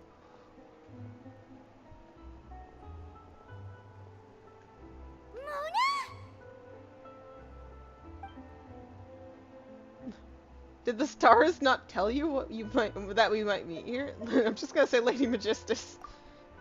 Seriously, nobody just uses a scry glass whenever they've got time to just see who they'll meet on the road. I might have just said the bottom one, but I don't care. Wait, you're not a Fontanian, are you, Mona? I don't think. Well, I have some business to attend to here, Okay, yeah, so okay, I booked I'm a sorry. hotel in the city. I was just out for a stroll when I bumped into you. Quite unexpectedly, if I might add. Very. Why did you think I was from Fontaine, though? Is that because Magistus doesn't sound much like a Mondstatter surname? Yeah, let's go with that. Totally. Well, I used to have my own surname, which was, well, some other thing. Either way, Come on. the old hag told me when she took me as her disciple that the first step to being a great astrologist's pupil was to change that name. Oh. There was nothing for it, really. She really is amazing at astrology, so I changed my name to what it is now according to her wishes. To my surprise, however, Magistus is not the name of some ancient house or clan. Okay, then what is it? It isn't? Yeah, no, what's up with it? Nope. Although it is used by us in place of surnames, it generally just means great. Okay. Wow! Imagine including a boast in your name. Wait, are you gonna have to put that into your genealogy as well? Does she? I reckon so. Okay. In any case, I'd give my disciple a name like this as well, if I were to take one. And may I ask what your master's name is? Astromancer Barbeloth Trismegistus.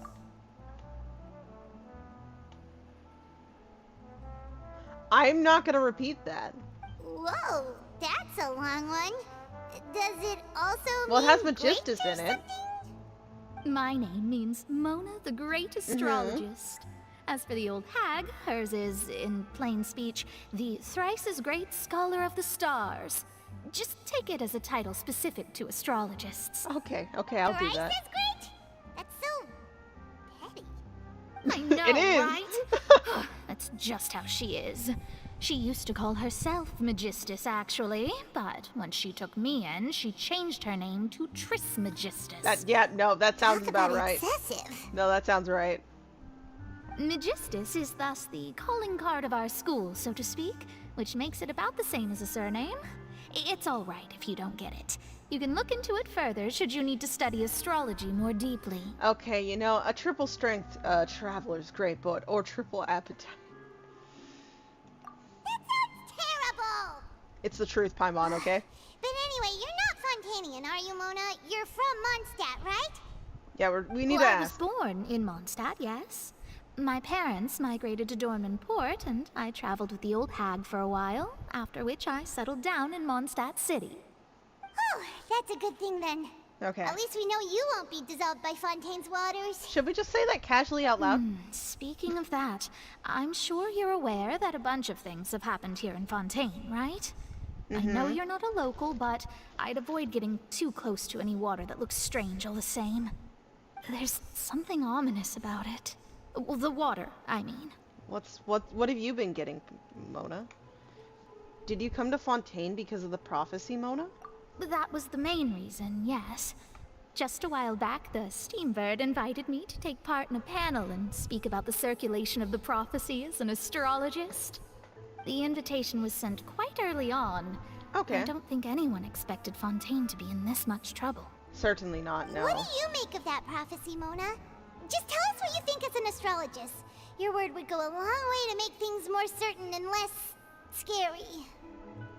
What I can tell you is that I'm an astrologist, and that this prophecy concerns the fate of Fontaine. Oh, that's Even so that bad. Of Ultivat. Oh, yeah, no worse. Ascertaining this is akin to reading the fortune of the whole world. I'm afraid that this is not something that just anyone can do. If I could do it, you would no longer call me an astrologist, but a visionary. But on the flip side, the prophecy is so huge and powerful that it must surely come from a powerful visionary. Its contents involve the fate of the world. Disregarding it would be a mistake. A visionary? Sounds really powerful and all, but does such a person really exist? They might. Of course. We don't know, yeah. The old hag could do it, and I'd bet there are others amongst those Hexenzirkel colleagues of hers who could do something similar. I need to ascertain the accuracy of the prophecy. Are you sure? Unfortunately, if we need to speak to the, quote, old hag, we must. All right, I'll help you. It isn't often that I see you with such a serious look on your face. I'll tell you once I hear back from her. Okay. We'll look forward to it, Mona. Thanks, Mona. You're amazing as always. Oh, well, this is something only I can do after all. It is something only you can do. So yes, your praises are quite welcome. That's the greatest of astrologists for you. Of all the people we know, you know the stars the best. Indeed, indeed. That's the spirit. Oh, sorry. I came to see what all the commotion was about. If there's anything you need, do not hesitate to inform the Spina di Rosula. Understood. Oh, whoops. Guess we were getting a little too carried away there. Well, I'll go tend to my own business now. If I receive any news, I'll be sure to come find you two again. And there she goes, quick as rushing water. And here we are with the Spina guy giving us suspicious looks. Well, we were making a ruckus. Try to keep it down next time, Paimon. If Paimon hadn't spoken for you, it'd be you getting all the weird looks. The things Paimon does for you. All right. I do appreciate you, Paimon. That's more like it. I can't keep inflating your ego, I'm sorry. Though I love you, just know that, Paimon. Good morning. To be honest, Paimon's still feeling kind of sleepy. We gotta get up and move, But though. it's time to get up, traveler. We agreed to go see Neuvillette, so let's pack it up and get going. Hopefully, things went better than what I'm thinking, but I don't know.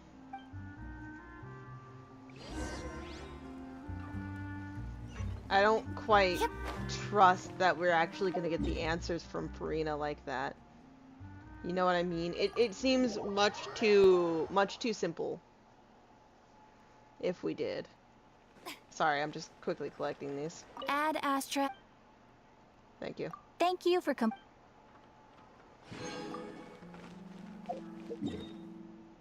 I'll do a whole other 10 pull again if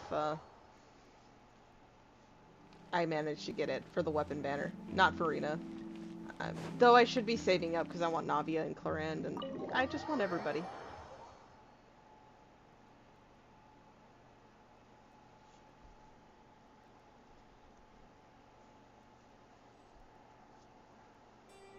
Okay.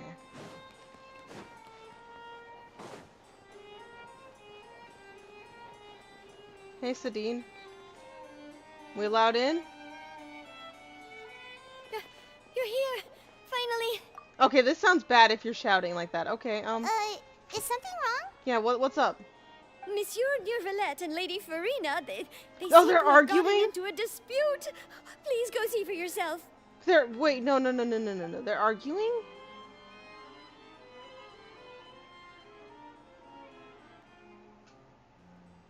Like I said, I've already explained everything. And yet the problem has not been properly solved. There is little space for excuses between us. It is not my intention to offend you, but please, tell me where you stand. You are the Hydro Archon Focalor, are you not? Oh. Oh. Ooh, okay. Look at this. This is a list of the victims from the recent Poisson incident. Oh. You mean... They're all... You see, she's affected, but... We did not arrive in time to avert this disaster, and I will not have it happen again. I will say this once more. You must tell me everything you know. Yesterday, I found 3 stone slates in some ancient ruins near Poisson. Do you know anything about those? Seriously? You're questioning me like this is a court case now. I don't know anything about that. But you found them in some ancient ruins, you say? That's correct, which is why I came to ask you some questions. There should have been 4 slates, but one of them was missing. The other 3 feature different images that seem to correlate to the prophecy. The prophecy? That tone, wait. The second of these slates depicts the previous Hydro Archon Egeria kneeling before a floating island in the sky, as if confessing something. Do you know nothing of this either? I don't. I've never seen such slates. I want to trust her on that. I do, but I don't know. I'll ask you again. Do you really have no information regarding the previous Archon? My deciphering of the slates indicates that the Hydro Archon Egeria once had to confess to, or apologize for, a certain sin. If anyone would know about it, it should be you. All gods don't have the same secrets, you know. She was herself and I'm me. Is it really so strange that I know nothing? It's concerning, but I don't know. I understand your concerns, but I'm sorry. I just don't have anything to tell you. Forgive me for saying this now, Lady Farina, but I have long known of your various secret investigations into certain matters. There are several indications that you have been investigating the prophecy on the sly. This is not strange in itself, considering that you are the Hydro Archon. But it is strange that you should also claim to not know any of Egeria's secrets, as well as do nothing following your inquiries. That's also very true. You have never been as superficial as you have presented yourself to be, nor are you a fool. And yet, your behavior is very inconsistent.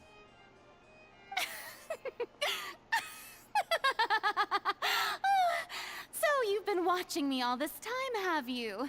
I didn't think you were that type. I don't like the switch up here. You... Well, since you know about my secret investigations, then you should know I'm actually working to take care of it. There's no point questioning or suspecting me. You're the Eudix, but you're still my subordinate. You should be following my lead. Now, is this just her being her confident self to kind of get out of it? Is it like a defense? What led to this very big switch? Just trust in me. You're Archon, and do as I say. Never mind whether you can truly convince yourself to or not. It'll all turn out fine. I don't believe that, and your face does not believe that, Farina. You don't believe that. Oh no. That's all I have to say. We do not discuss this matter again. Oh, the opera's about to start. Toodles!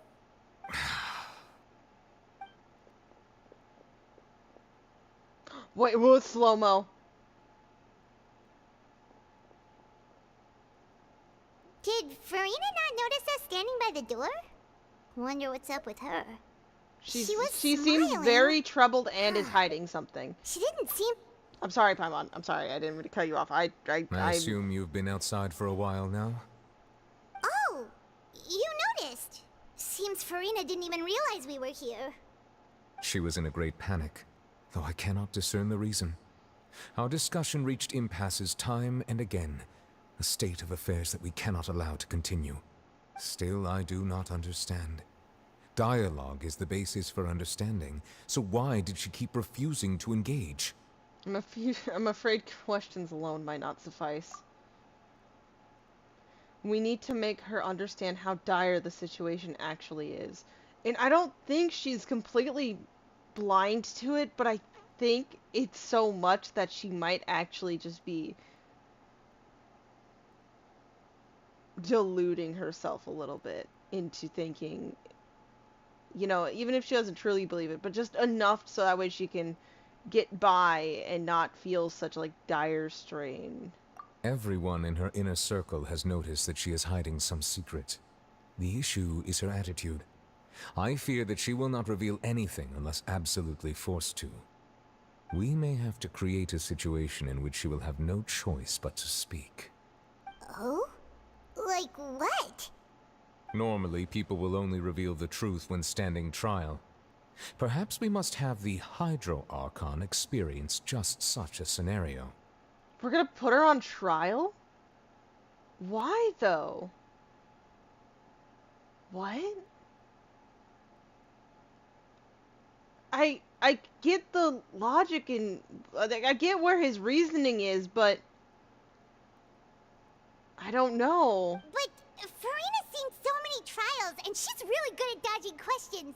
How do we make sure that she won't just slip away at the first chance she gets? We will need to consider this thoroughly, join forces with various parties, and then do what we can. If at all possible, I would prefer to recuse myself from this affair, but we must prevent the prophecy from coming to pass. This may be cruel to her, but all Fontaine is in crisis. The information a god possesses is too precious, and so we must take a chance on this. It is cruel to her, but I get it. Oh, curse me for, like, instantly liking... Well, I didn't instantly like Farina, I take that back. Curse me for feeling bad for people. Anyways, but in that case, we'll need help. But who will lend us their aid to do such a thing? Oh, I know I think I know who to call. A few days later, on a boat somewhere in quiet Poisson. I don't know, my brain wanted to just go off. Fly away. Well, that's everyone, huh? Oh, Paimon. Speaking of which, it was pretty smart of you to think of hiding here. Are we in the ruins? Poisson was just involved in a disaster, so it's presently devoid of people. That naturally I'm sorry, makes it looked like the best ruins choice. to me. No, it's very true. This would make a good spot in the moment. And here you are drinking tea like it's the most natural thing in the world, huh? Why not? And tea can be pretty calming. That's what families should do. Sit and enjoy a leisurely time together. That too. It's nice to enjoy tea here, you know? Care for a cup? I missed you too. Lend me your ears, everyone. Or perhaps one of you might like to start us off. How about you, friend? Wrong person to pick, but hey, what's up, Fremine? Me? No, I don't think I can. Then How about you, good sir? Navia's trying her best too, still. I fear that I will cause the mood on this boat to become as somber as it is in court. I mean, I wasn't somber in your courtroom numerous times. I think it was many things. But, you know, Nouvelette, it's not against you. Well then, I guess we're lucky we've got a local like me to organize things. Wonderful, the spotlight at last. I guess I'll be facilitating things from here. That was a little long-winded, don't you think? It was, but, you know... Oh, you might be right. Anyway, to cut to the chase, our friend here, the Traveler, has brought us together to discuss something. As for what that is, well, let's start by saying that we'll be pooling our efforts together to create a series of traps. Are we literally... Wait. I'm sorry. Oh, how intriguing. Well, it's just an expression, really. One that I just learned from Chlorand, and used on the spot. So, let's invite her to explain in detail. A round of applause, please. Yep, it's your time to go, Chlorand. Huh? Didn't you say that you would be facilitating this? Hey, you said it was long-winded. Why don't you do it yourself? Oh, come now. Your work doesn't involve much public speaking, right? This is a good chance to practice. You might even pick up some fancy oratory tricks to impress your boss with in the future. I see. Oh, she was giggling. I cut it off. What does my boss say? He is glad that you consider him your boss. Do go on. Oh, that smirk. In that case, do any of you have experience hunting? Not that I recall. Fremine and I once used a wooden stick in a basket to catch wild rabbits when we were younger. As for Lynette, oh, right. You were sick that day, weren't you? I've also gone diving to catch some fish before. Does that count? I'm afraid not.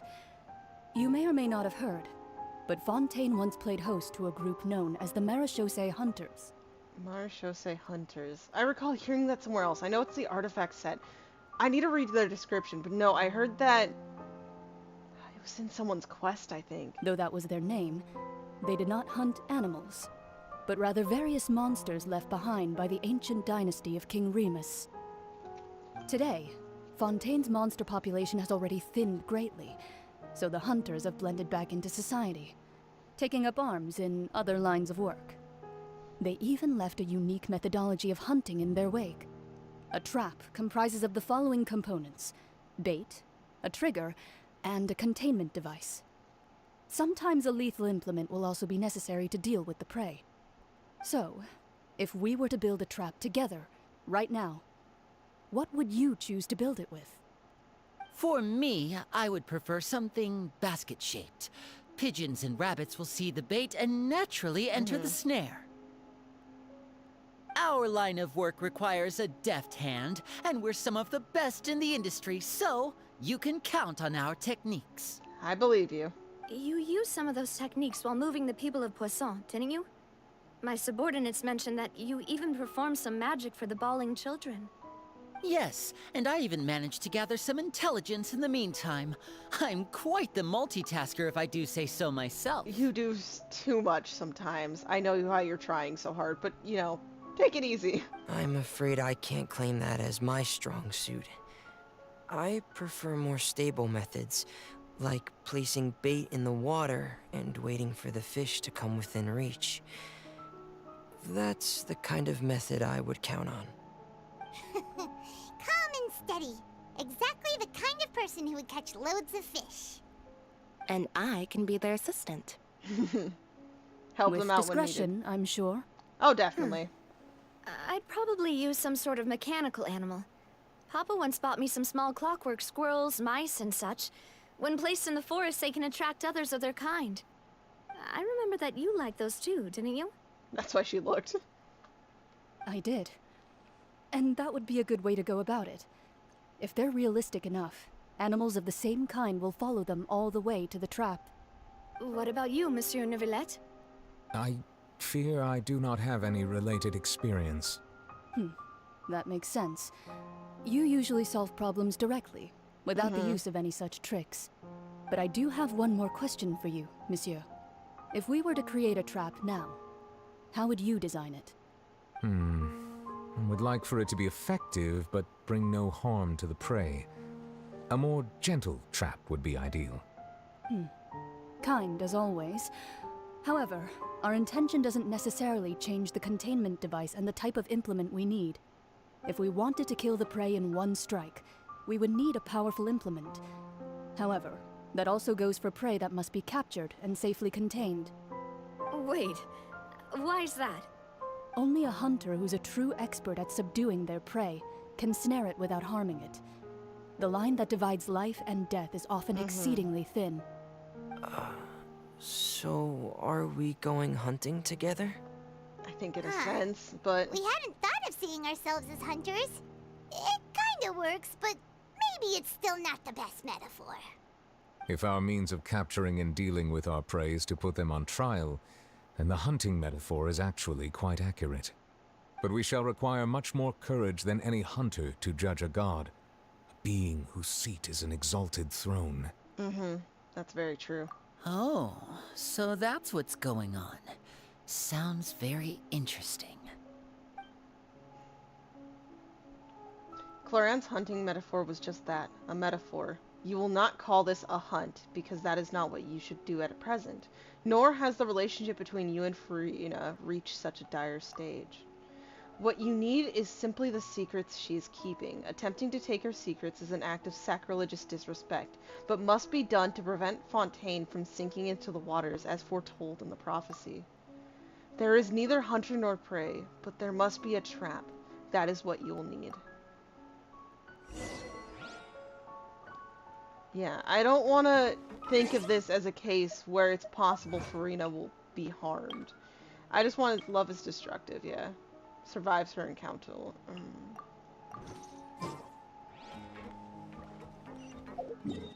I don't feel comfortable with this plan, you know. I don't...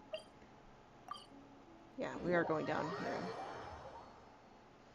Everything about this plan just gives me a bad feeling. And yes, it could be influenced greatly by the trailer and just that. But I've always, whenever it comes to things like this, you will see it in many story quests, I just instantly think of the worst. I don't think things are going to go the way we hope or intended, so it's just how I am. It's me trying to prepare mentally for some fuck up. It's been a tough few days, hasn't it? So much has been happening. These meetings sure did make me hungry. Paimon didn't think the meetings would go on for so long, but everyone seemed pretty fired up. It's a very interesting topic to be discussing, so I mean, I feel thought them. they'd be at least a little frightened. Well, from Yeah. was now that Paimon thinks about it, but everyone else just looked a little surprised. Do you feel more confident after the meeting, Paimon? Well, it's hard to say. Paimon doesn't have any experience with this sort of thing. But with you around, Paimon sure will do great. With you around, Paimon, I hope everything goes well. After all, you're the most reliable person in the world, aren't you? Huh? Is something wrong? Did you just pour some tea? Paimon didn't notice you doing that at all. Wait, no, I did not. Then what's that? Wait, Paimon's never seen that cup before. is this? Did Mona actually get in contact with her master, and this is her? Don't be frightened. Yes! I'm It has just to be. joining you two for tea. I merely refrained from saying anything till now. Who's that voice? But there's no one here. Okay, Paimon, we need to keep it a little bit down. Aw, have you forgotten me already? Wait, you are familiar. The sky in voice we heard Sumeru. from the sky in Sumeru. The voice from the sky, I fear that description is wrong. Though, not completely wrong. You're feeling lost now, just as you were feeling previously. I sensed that confusion and thus came to you, guiding people is an Maybe irresistible it's not hobby the of mine, after master. all. I don't know, because I feel like, well, unless she wanted to be very descriptive, and it would imply that we met the master in Sumeru, so it could be a different person, but who would it be? And, like, you know, sensing our feeling and, you know, guiding people is an irresistible hobby of mine. Who are you and what do you want with us? Consider me a passerby, just accepting a commission from my friend's disciple on a whim. So knows Mona's master, but isn't the master. Allow me to ask you, will Fontaine's prophecy come true?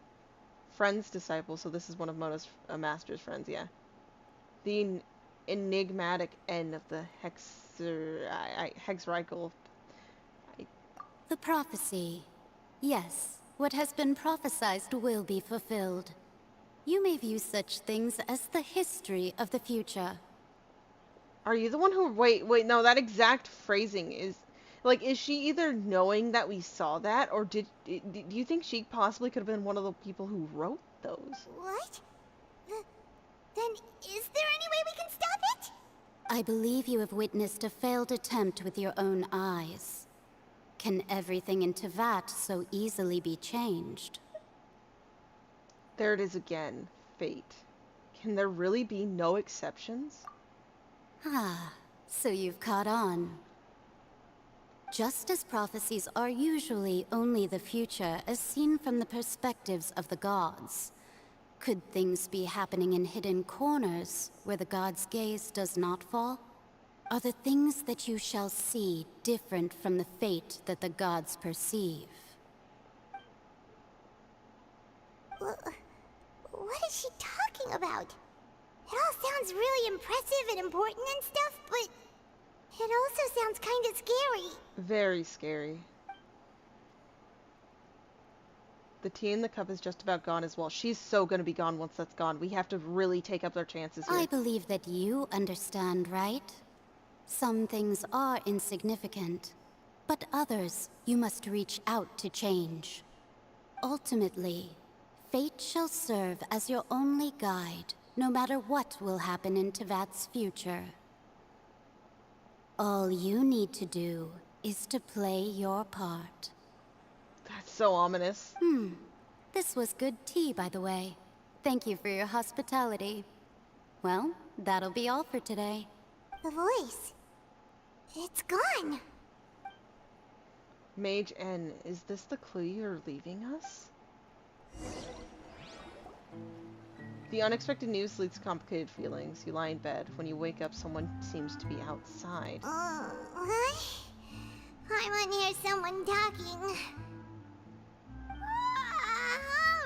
Alright, coming! You're getting more diligent, Paimon. I'm sorry, my brain is stuck on the last 5 minutes. Hey, it's you who's getting lazy, okay? Hey, we do so much work. Let us be lazy for once in our life. Well, It's I Mona. see I've walked in on some lively banter. That you have. Mona! I love the joy that you can interpret from Paimon's voice right there. How have you been these past few days? Fine, just fine. I went to take part in that Steambird panel. It turned out to be more interesting than I expected. Was Charlotte one of the people who invited you? Was she doing the interview? Not all Fontainians are pessimistic about this. One journalist mentioned that sitting around and waiting for the end to come would be wrong, and that they should make their That's own so rescue Charlotte. preparations. I agreed, so we had a brief chat with her. Did she have pink hair? Yeah, by any see, we chance? all know. She's different from the others, seems energetic, seems to actually not be pessimistic. Oh, that's Charlotte, alright. Why, yes, it was Yep. Charlotte. You remember her, right? That daredevil journalist? I'm in full support of her view. Prophecies are very important, but how can people allow their lives to be commandeered by just a few words? Yes. That's right! Paimon's glad to hear something sensible for once. Ah, yes. About what we had discussed before. I did try, but I'm afraid I couldn't reach the old hag. I'll try again tonight, but I wouldn't get your hopes up. Actually, someone already came over. Huh? You tell Mona about your mysterious guest. Oh shit, my Goodness headphones. gracious. Are you serious? I believe she came to pass a message to us. She said that even the god's gaze has blind spots. Pretty bold if you ask Paimon. Most people would believe the gods to be all-knowing, right? Yeah, that's what they believe. That's what they're perceiving. But they may not, like when you think back to the war, they technically weren't gods until after that war they survived. They were the ones remaining, and Celestia granted them their powers, their position. So in a sense, you know, like obviously there's Zhongli in the case of being an adepti, which to, you know, the people of Liyue are gods in their own right. But you know what I mean? The Hexen Circle members are certainly anything but ordinary. As for the mage named N, the old hag has mentioned her a few times. She said that N's sense of direction is incredible, and that she loves guiding those who are lost. So definitely her. But I've never met her, and if she were still alive, she'd be... well, suffice it to say that the hag's at least a few hundred now, and N's been around for longer than that. Okay, damn. Whoa. The Hexen Circle sounds like a scary group. But they must really stay in shape to live so long. They have some secret. Their abilities alone are pretty terrifying. If she came to see you personally, then the problem you're facing must truly be of great importance. Yeah, no, it has to be very important. And like the words of you need to just simply play your part. Like fill your role. But what is it? Like what does it truly mean at the end of the day? Well, it's not like Paimon could understand anything she said. Yeah, I'm sorry. I'm noticing that I think in regards to maybe the YouTube side of things, it might be like almost a solid 3 minutes behind. Yes, she was quite cryptic, but I suspect she means that there is still a way to turn things around. She didn't say when or what that would be, though, so perhaps it is something that you cannot know right now. Yeah, it's something we can't find out. There's probably just a kid chilling back there, and I happen to be seeing them. I'm sorry, I'm distracted by, like, right? Doesn't that look like a bit of a skirt peeking out, like, right behind the, like, bookshelf? True, her words were meant as a helpful hint, but when will we realize their value and meaning?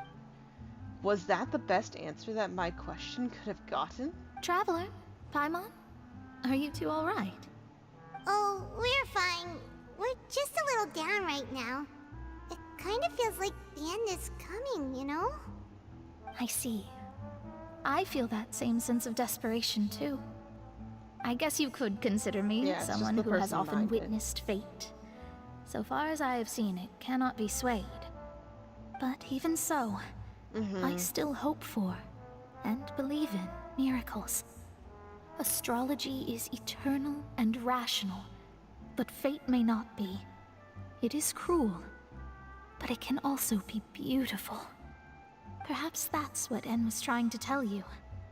Not to lose heart, and to believe that what you are seeing playing out before you is not yet set in stone. I did originally think of steering clear of all this, but I couldn't. Even if this is all futile, I still wish to help everyone. If we don't struggle to the last, then how can we face the end when it comes? Huh. You do have a point. There I go, talking about astrological principles again. Sorry about that. The moment I start talking about work-related stuff. I need to get going. Don't worry about it, Mona. And thank you. Truly. It was worth trying to comfort you, even if only a little. I believe that you'll help those who are struggling in the same way I did. I'll do my best, and if you ever need help, well, I'll be there. I suppose that might be why we always seem to meet by coincidence. Paimon feels kind of moved by what Mona said.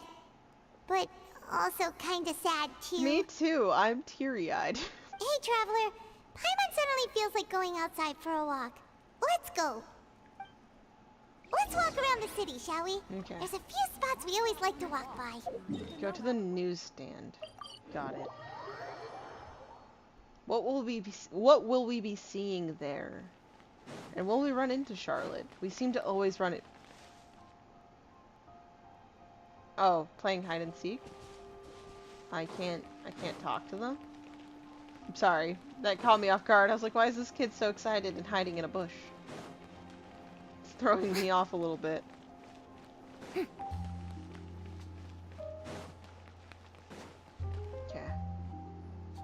Huh?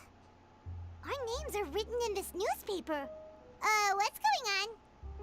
Maybe we're famous? I mean, we are, but I'm a little confused. Did Charlotte write something, or...? Let Paimon see! You know, what's it about? The underwater stronghold, the Fortress of Meripede, has continued in its noble autonomy, but that does not mean that others cannot interact with it. My recent attempts to enter the fortress bore little fruit. Huh. Guess Charlotte still hasn't given up on that. No, she never will. I'm sorry. She bought us a very expensive meal, and we came back with literally nothing. So, you know, she has every right to be a little bit more persistent and maybe a little bit more eager to make us give her some information. Even if it's not quite about that, we now owe her information. Thus, did an Outlander friend become the focus of this report. A blonde adventurer with their white fairy, legends trailing in their wake. It is said that this mysterious traveler once visited the underwater fortress. So while the fortress's interior remains a mystery behind closed doors, do not fear, for the tales of the traveler contain surprises in spades. Oh yeah, no. We're about to get so interrogated whenever we run into her again. Journalist Charlotte's biggest scoop yet. The Traveler's Trail, World Walker. Huh. Charlotte took so many awesome photos of us and we never even noticed her. She is a super spy. We need to be a little concerned about that, I think. She hasn't been able to get a hold of anything at the fortress, so since we're easier to find, she's using us as the subject matter instead? Seems to be the case, but I mean, hey, that's smart. Ugh, seriously? Well, fine. Those headlines and photos do look cool, so Paimon will forget. I can't stay too mad at Charlotte, okay, Paimon? So even if I was on your side, it wouldn't last long.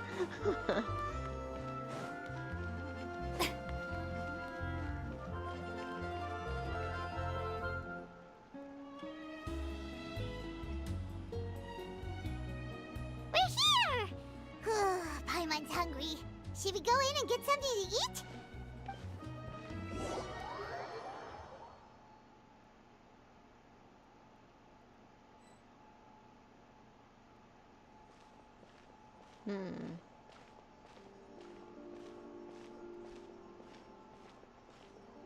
Hey, quick!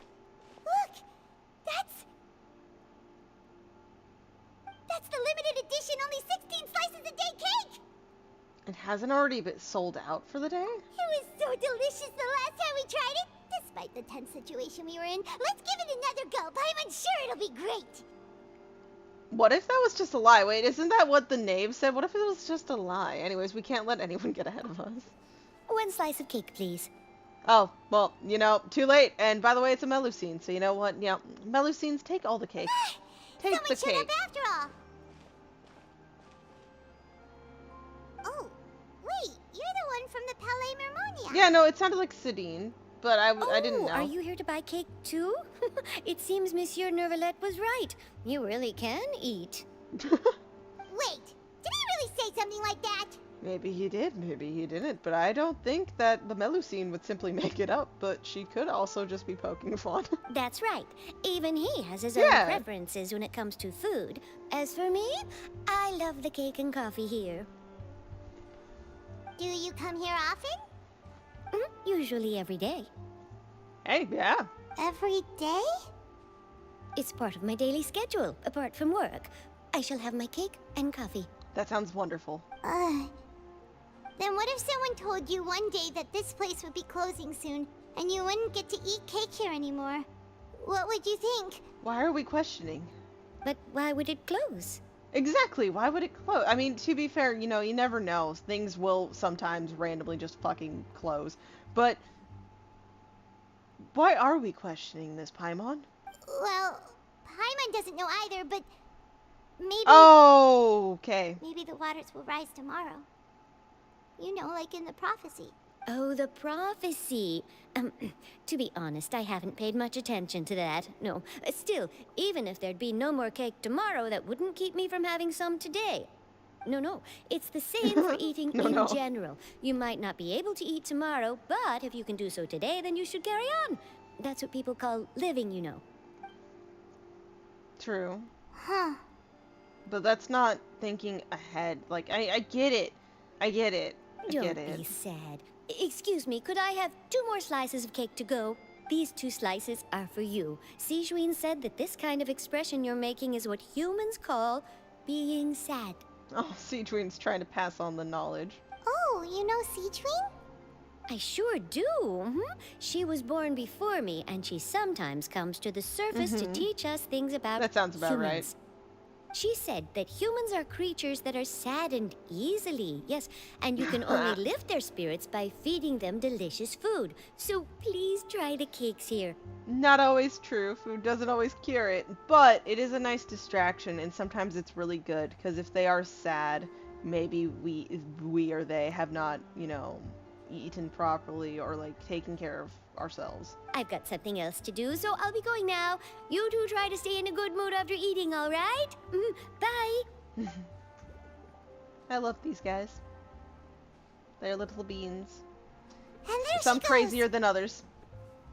All right, let's dig in. Paimon's sure this cake will be delicious.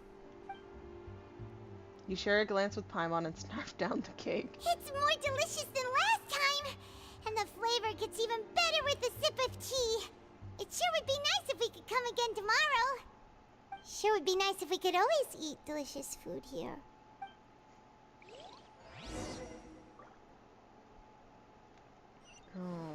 You were so fucking down. I get it, but I hate the feeling of thinking, you know, all of this could fucking come to an end. All of this can come crumbling down and just fucking dissolve into nothingness. I've apparently never been here. Give me these recipes. I don't know, even give me this Fanta. I'll take it. All this food looks lovely. Okay, here's my shopping spree, guys.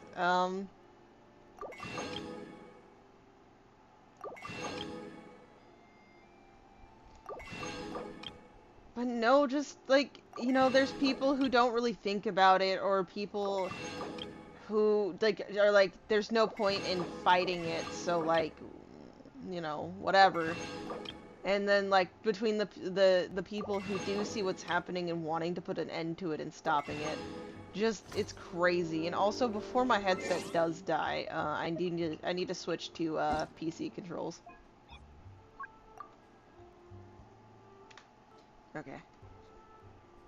Let me plug this in real quick.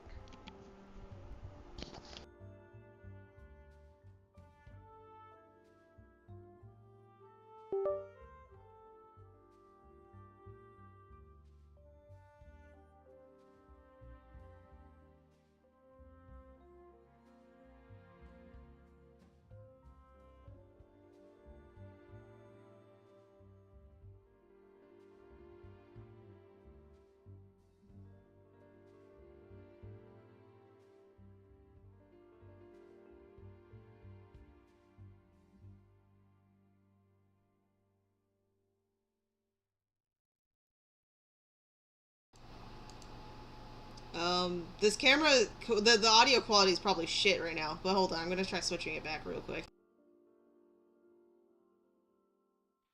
Hello? Okay, there we go. I just needed to go kind of open and close them. Did not mean that. It was kind of weird, but yeah. Cutting that off kind of. Plugging them in made them shut off for a second, but it's okay. Hello, doggo. We have to think really, kind of deep and hard about this. Art is the key ingredient in fine dining. But, okay.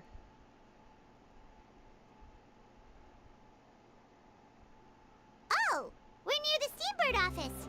Let's go look for Charlotte and have a chat. Okay, let's go talk to Charlotte. She can't avoid us. To be fair, she was probably hoping she'd find us. Wow! If it isn't the Traveler and Paimon! Oh, have you seen the article I wrote about you? We have. You've got some nerve. You just use this to make some quick mora. Can we negotiate a profit split? Oh, you needn't worry about that. I heard that you were in Poisson some time back, so I sent you a letter to discuss just that. It appears you didn't receive it, though. Things were pretty all right, bad though. there. I've set aside the amount intended for you. I've even set the table with some food. Yep, you sold Paimon. Oh, you're the best! Of course. You're almost a little too easy to win over, Paimon. She if I were really a journalist is. with ulterior motives, you'd be in trouble now, you know. Oh, Paimon knows you're not like that. Still, what brings you here all of a sudden? Were you looking for me? When Mona mentioned you, we thought of coming to see you at work. I see. It seems you've already bumped into Mona here in Fontaine. That we have, yeah. So she mentioned me? What did she say? She said that you're a real daredevil of a journalist. Nice. In which case, can this daredevil journalist dare to request an exclusive interview with the legendary traveler and I called Paimon? it. She wants to interview us. She wants our knowledge. Huh? All our information. So your article in the paper today doesn't count? Nope, she needs more. Of course it doesn't. That was more like live photography. What I'd like to do is dive deeper and ask you to talk about the things you've seen and experienced. You seriously want to interview me? Yeah, are we even qualified enough? Hey, I mean... Why not? If I say you're worth an interview, then you're worth it. But not right now, of course. I'll need a few days to prepare. And we're really busy. Oh, in that case, we'll just chat when you have the time then? Oh, so that's a yes? Ooh, splendid! Hey, I'll tell Paimon, the editor-in-chief immediately. I'll have to apply for lighting, a venue, some props. Oh, Jesus. Whew, so much to get done now. Talk to you later. Okay, Charlotte, nice talk. Great chat. Wait, Charlotte, Paimon's still got a question for you. Okay, yeah, wait, we haven't gotten that far. And what's that? If, just for example, Fontaine were to be flooded tomorrow, gauging opinions what would you do and thoughts. today? Huh, that's the prophecy you're talking about, isn't it? I mean, I do hear about it often, but I've never once thought that the day could be tomorrow. If you're seriously asking, then I might try and think of a way to leave Fontaine. Oh, but I'm still a journalist first and foremost. That means I have a duty to be reporting from the scene. And secondly, I wouldn't forsake my homeland that easily. Not just give up on it immediately. From what I've seen, most people don't know what they'd do should the worst come to pass. In truth, it might be better just to behave like normal rather than worry over such an end. So in all likelihood, I'd probably still be prepping at the office for that interview of ours. I know what you're thinking. That sounds a bit sad, but I've always believed that it's best to do what you enjoy. Just think about it. If this nation really were to be suddenly destroyed tomorrow, but I still successfully finish an exclusive interview with a truly unique person, then the story I would wind up writing would truly be timeless. And then do you know what I'd do? Well, I'd write that story, send it for printing, and use messenger pigeons to get copies out to the various nations as soon as possible. I'm not a dreamer, nor am I a workaholic, but I do love my job, and I'd be proud of leaving such an article behind. I guess you could say that I was born to be a journalist. But anyway, that's my answer. And on that note, I'll get back to my preparations. That's so nice. All of a sudden, Paimon actually kinda envies her. I want to give her a hug. Anyway, let's go and take a look at the sea, shall we?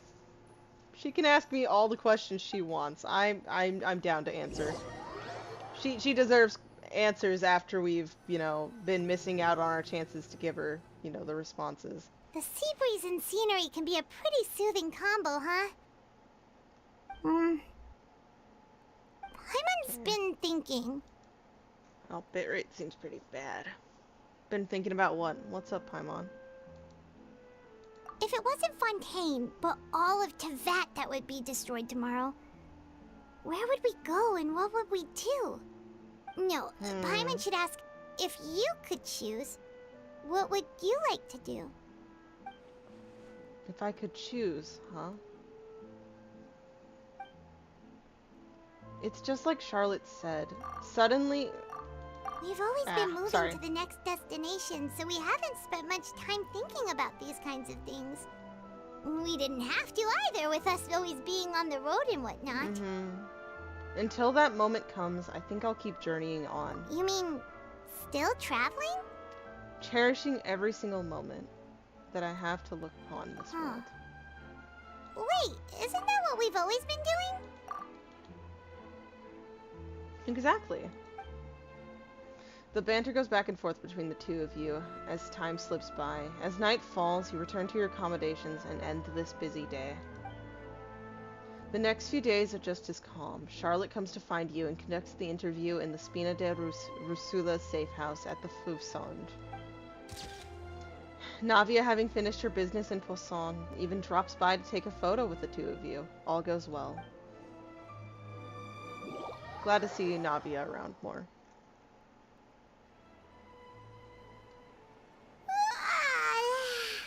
Feels like you'll grow mold if you stay here long enough. Hey, some people have to live down here. Don't say that, Paimon. But it's still better than the Fortress of Mirapede, that's for sure. It's not only damp there, but salty too. I can imagine that, honestly. Yeah, you're right. Ah, so the two of you are still here. Wonderful. What's up? Oh, you're from the Palais Mermonia, aren't you? Something up? Something really needed? Yes, I'm Isadora. Monsieur Nervillet sent me to look for you two before. I heard that afterward you went to the Fortress of Meropide. Oh, so are you under the impression that we might be wanted criminals? Not at all. I'm well aware that you're friends of his. Actually, I'm here to pass along a message from him. Let's hear it. Yes, inside the Opera House. The Maréchaussée Phantom has declared the incident a small-scale riot. A riot? Well, that said, I don't personally think it was that serious. Lady Farina was watching a performance at the Opera House, and while she was resting during an intermission, some other audience members suddenly started harassing her. Who were the audience members? Just a quick question, because I want to know if I'm like, oh, that's part of the plan, or if some people are, you know, taking matters into their own hands. Loudly accusing her of doing nothing about the prophecy crisis. And before she could respond, others started to join in. The crowd continued to grow, and protests against the Hydro Archon started to break out. So people have started to put the blame on Farina. Guess they finally found an outlet for the pressure they've been under due to the prophecy. It seems like it, yeah. I agree. People will naturally rely on gods, as is customary. But the moment people feel threatened, gods are also the first to be blamed. So what happened after that? Is Farina okay? Seeing that the situation was spiraling out of control and that further argument was pointless, she claimed that she'd gotten tired of this and left in a hurry. Backing out, running out, like not being able to take the conversation any longer. The Maréchaussée Phantom had their hands full maintaining order and did not catch where Lady Farina had gone. Only when things had stabilized did we realize that she had gone missing. She's missing? Wait, she's just blatantly missing? So, you mean she's still missing? That's right. The Maréchaussée has dispatched many people to search for her, but we don't have any leads yet. That said, I don't think there's much to worry about. She is a god after all. Even if she were to fall into the hands of rioters, what could ordinary people do to her? I'd be concerned, but anyways, I understand the situation now. Good. Monsieur Nervillet sent me to tell you about the situation, but he didn't say anything else. Don't worry, this is more than enough to go on. Thanks for keeping us informed. Thank you very much. Ah, is that so? Well, all right then. In that case, you two take care. The smirks. Was this part of the plan? Well, sounds like we should hurry over to Poisson then. He sure caught on quickly. If we know Farina, she won't try to fix things in this situation. Wait out the heat, yeah. She'll look for a place to wait out the heat. And, as we also know, she may be loud and dramatic, but she doesn't have a heart of stone. No, she really doesn't. She probably wishes she did sometimes. When Nervillet was talking to her in the Palais Mermonia, and she heard about Poisson, she couldn't hide her sadness and remorse. It would be hard for her to ignore being accused by the public today. Paimon thinks Farina's probably taken the opportunity to slip away to Poisson and try to relieve the sense of guilt that she's feeling. Huh. Well, what do you think? Paimon knows the answer, of course, but Paimon can do the analysis to back it up, too. Cool, huh? Looks like those detective novels have had an effect on you, or I see becoming a detective's done you some good. In that case, there's not a moment to lose. Poisson, here we come! Yeah, back to Poisson. I feel so, like, bad, because it's true, again, like, you know, she's the god. You'd think she has the answers. She'd at least have a general sense of what's, okay, okay, there we go. I think it's working again. Yeah, sorry, my mouse sometimes does that.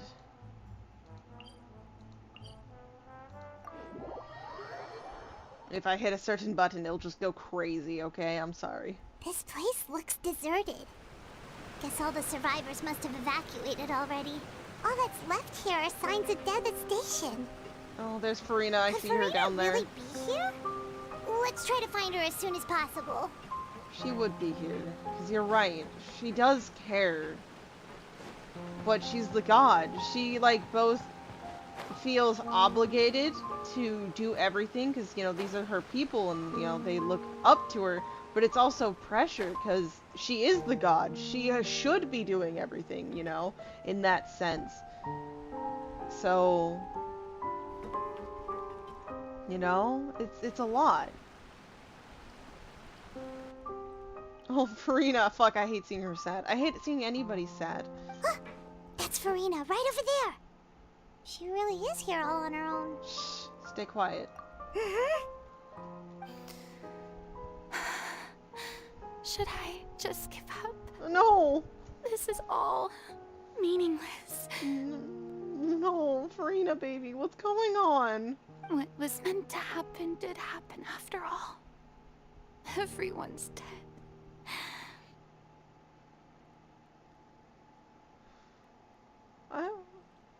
No, I'm sad. Like, why has this place is just nothing but sadness, really? Like, yeah, there's anger, frustration, but all it leaves behind is just devastation.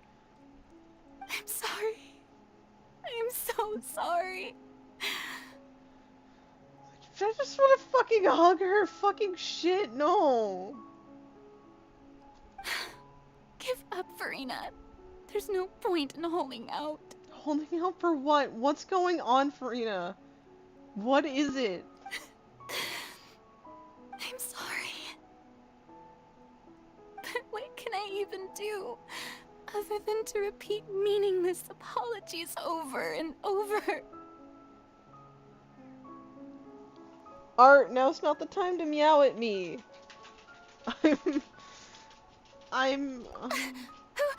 Who's that? I'm sorry for interrupting. I'm sorry for eavesdropping, but Farina, it's us, you know, the traveler. Don't worry, Farina. It's just us.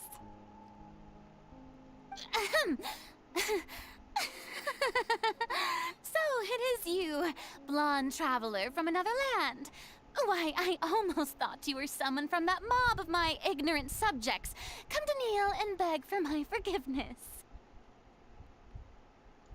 I hate knowing that this, you know, more I figured, but knowing this, like, more confident, over dramatic, like, not arrogant, but I'm gonna say, like, arrogance, it was all a good cover for, you know, everything else going on in the feelings. Farina, you were crying just now, weren't you? The tear stains on your face are obvious. What do you mean, tear stains? Oh, I remember. The show at the Opera House earlier this morning was so moving. I'm still trying to process it. That's not what it is, Farina. I get why you want to play this on, but... Who did that uncivilized rabble think they were? Disturbing my enjoyment of the arts. They even dare to tout their Archon. I must teach them a lesson. I can just imagine their twisted and frustrated faces once they realize that I'm nowhere to be found. Oh, and I'm sure Nouvellette and those people from the Marish Chaussee Phantom are freaking out right next to them, too. I'm sorry to do this, Farina, but don't stop trying to act tough, Farina. You're actually beyond devastated. Of course not. It's okay. I'm not gonna go telling anybody. I'm not gonna go rat you out or like spread word that, you know, you as the Archon is scared, unsure, like sad, depressed, not feeling in control. I'm not gonna do that. I know you have no reason to trust that, but... Hey, there she is! The Hydro Archon's over there! Oh. Quick, after her! Oh, you pieces... Farina, those people seem to be after you. They are? They're just some rabid fans who want to cut the line because they haven't been able to meet me in person, aren't they? No, I'm so scared, Farina. I don't want you to have to deal with what I think is about to be happening. That's against the rules. I can't let them get their way. Yeah, no. Run off. Farina just ran off! Yeah, no, she knows that those people were not here just to talk to her peacefully. This was a bad situation. Quick, we have to catch up with her!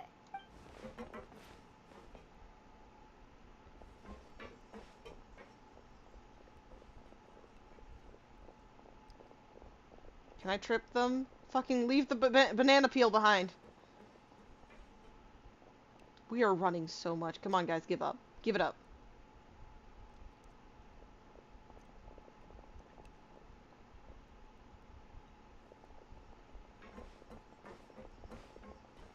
This should be the place, right? Hey, Farina!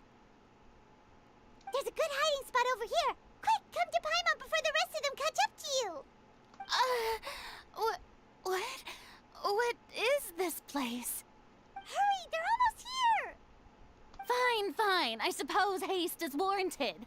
Lead the way. Oh my god, is everybody inside?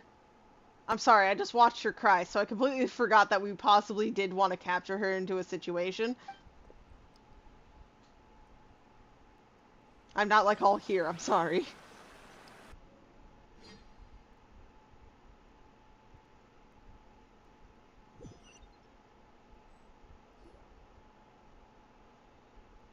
Okay, no one's in here, but it's interesting that we knew this is the place, you know what I mean? Paimon's exhausted.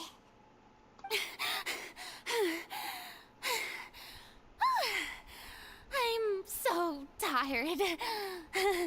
I totally thought they had caught me. No, I mean, I merely gave in to the sheer enthusiasm they displayed. Not exactly soundproof. Please, you might want to keep your voice down if you don't want to be found. You're right. Am I speaking English, guys? You'd tell me. Yep, that's a good girl. Hey, I'm on.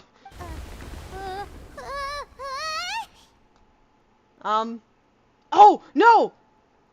No! Last time there was a shake! Water! Water! What's happening?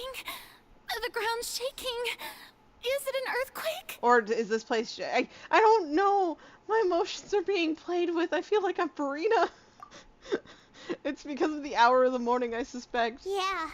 A quake of this kind preceded the flooding in Poisson, didn't it? It can't be. It's happening again. Well, there's no need to worry too much about that. Nouvellette's made some emergency plans, so the evacuation should go a lot smoother this time. Yeah, I hope you're right. But the people of Poisson, they've already...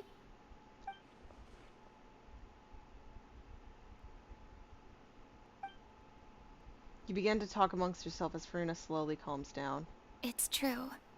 I've been investigating the prophecy for hundreds of years. I once had informants all over Tevat, searching for clues and feeding information back to me. I've tried all kinds of ways, too, to hold back the sea. Anything to keep the coastline from advancing. But all my efforts proved to be futile in the end. Really, the truth has been clear to me for a very long time. We cannot make an enemy of the divine. No matter what we do, the will of the heavenly principles will have its way, and the prophecy shall be fulfilled. You still haven't given up, right? Give up. I do love the sound of that phrase. It would mean finally coming to terms with fate, but also for me to finally be free. But that would also mean that all hope would disappear. Indeed.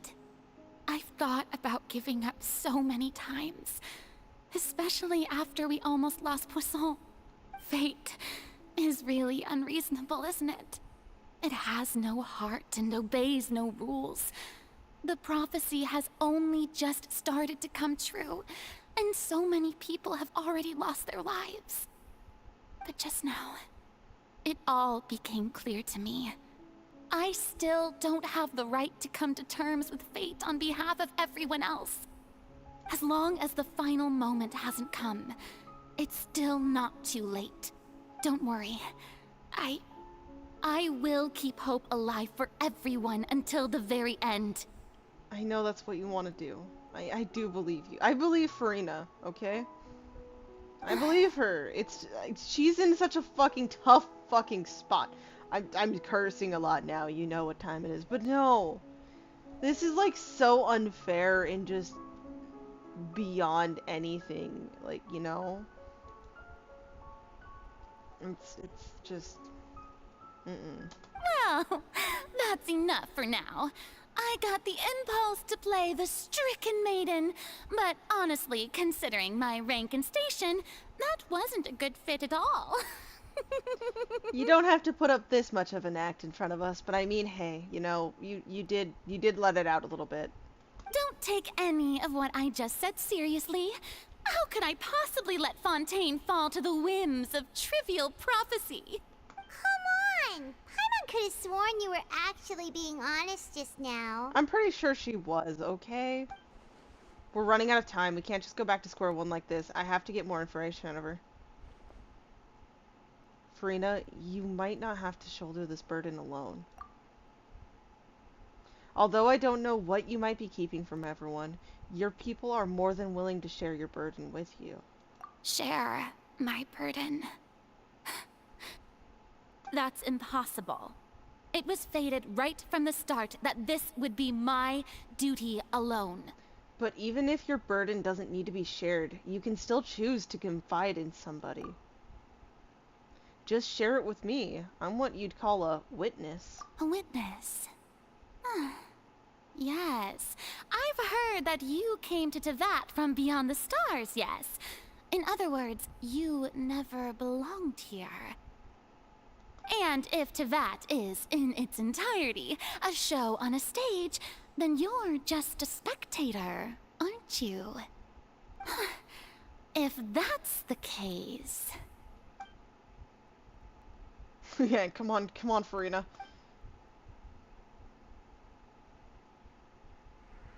Oh, cutscene. Oh, her face. Come on, Farina. You can do it. I know it's hard. No! Come on!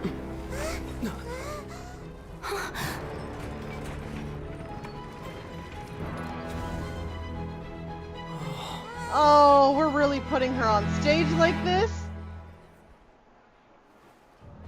Right when we got her to trust us! I don't like that! Oh, Lenny. I don't know. I hate it because... I'm sorry. I don't like playing mental games. This concludes my opening performance. Now that was pretty. I really like that. That was smooth as fuck. I'm just in so much emotional turmoil. Oh my god. This needs to happen. We need to get somewhere, but I feel... Oh, it's happened too soon. We could have got words. We could have... And this... I'm sorry. Now, without further ado, we may proceed to the trial of our god. So this is what it is. Yes, You deserve praise for the effort you took to raise the dramatic stakes. Do not forget, however, that I am Fosalor, the god of justice, the embodiment of justice itself. Does it not strike you as even the least bit absurd to bring the very concept of justice to trial? May I interpret these words as your refusal to stand trial? In that case, you will have the opportunity to defend your honor through a duel. You would draw your blade against a god? She would. I see. It seems like you have made up your mind.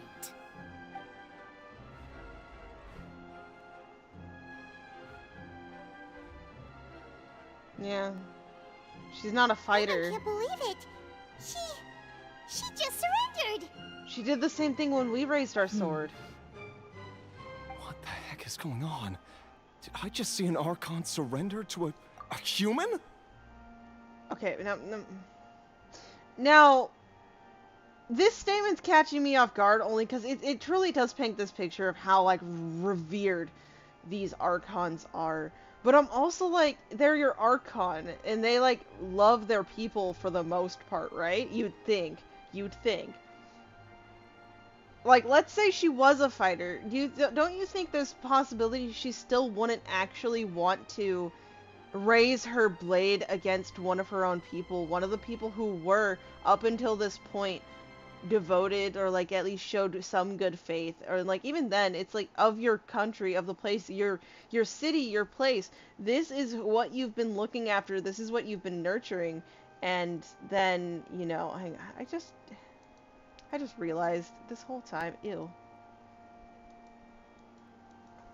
Sorry, I just noticed the tag for all this was a fucking lie. I need to remember to set this up separately. I lost my train of thought because I just realized this colossal little mess up.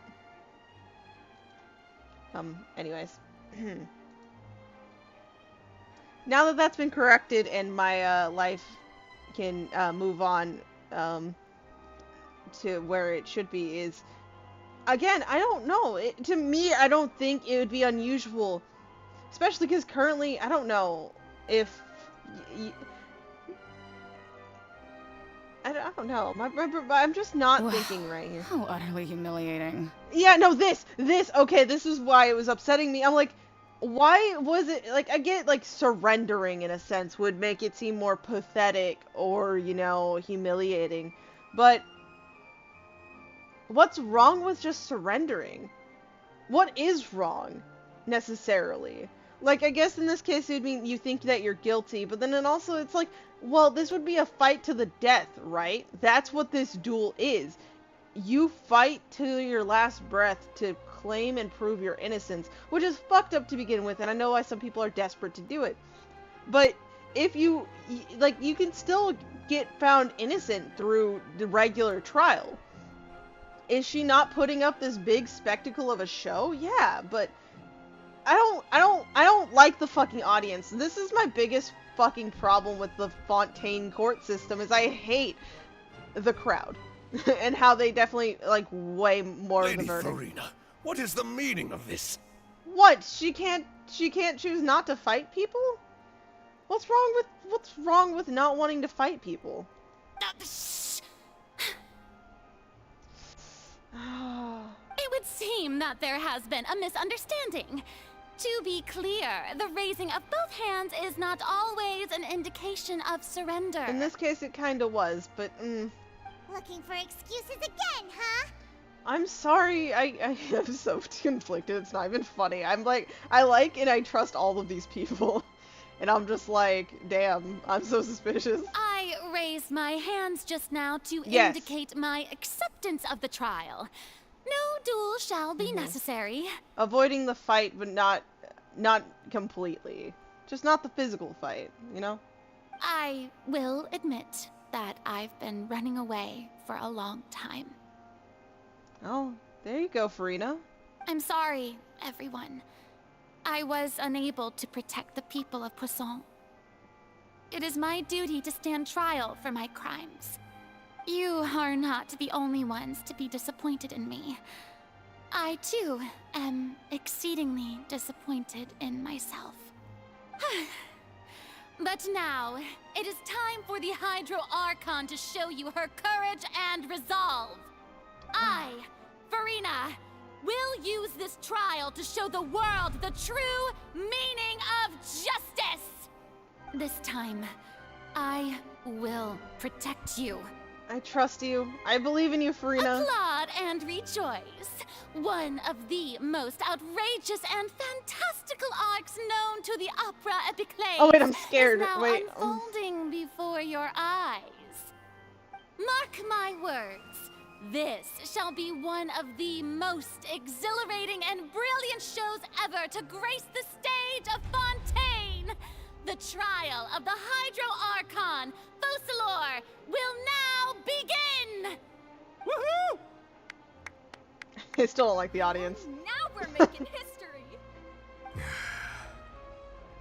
Why does it feel like Farina just took over the whole thing? Like, come on! Didn't she just get forced to stand trial for her crimes? Time, right? No, she so is. All right, then. Sorry, Who Kat. will be my opponent in this trial? Yeah. The court asks the prosecutor to please take the stand.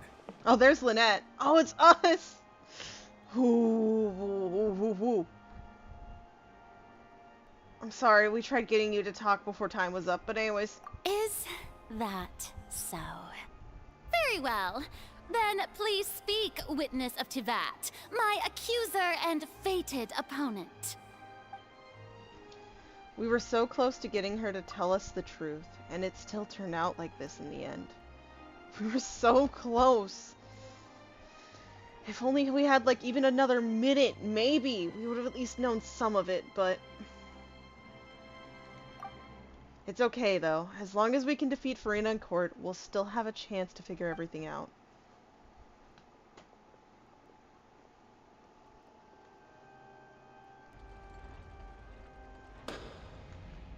Can't just put her on the Also, desk. please allow me to ask, as a final question before the trial begins. And that Just is? how much work did you do to force me onto this stage?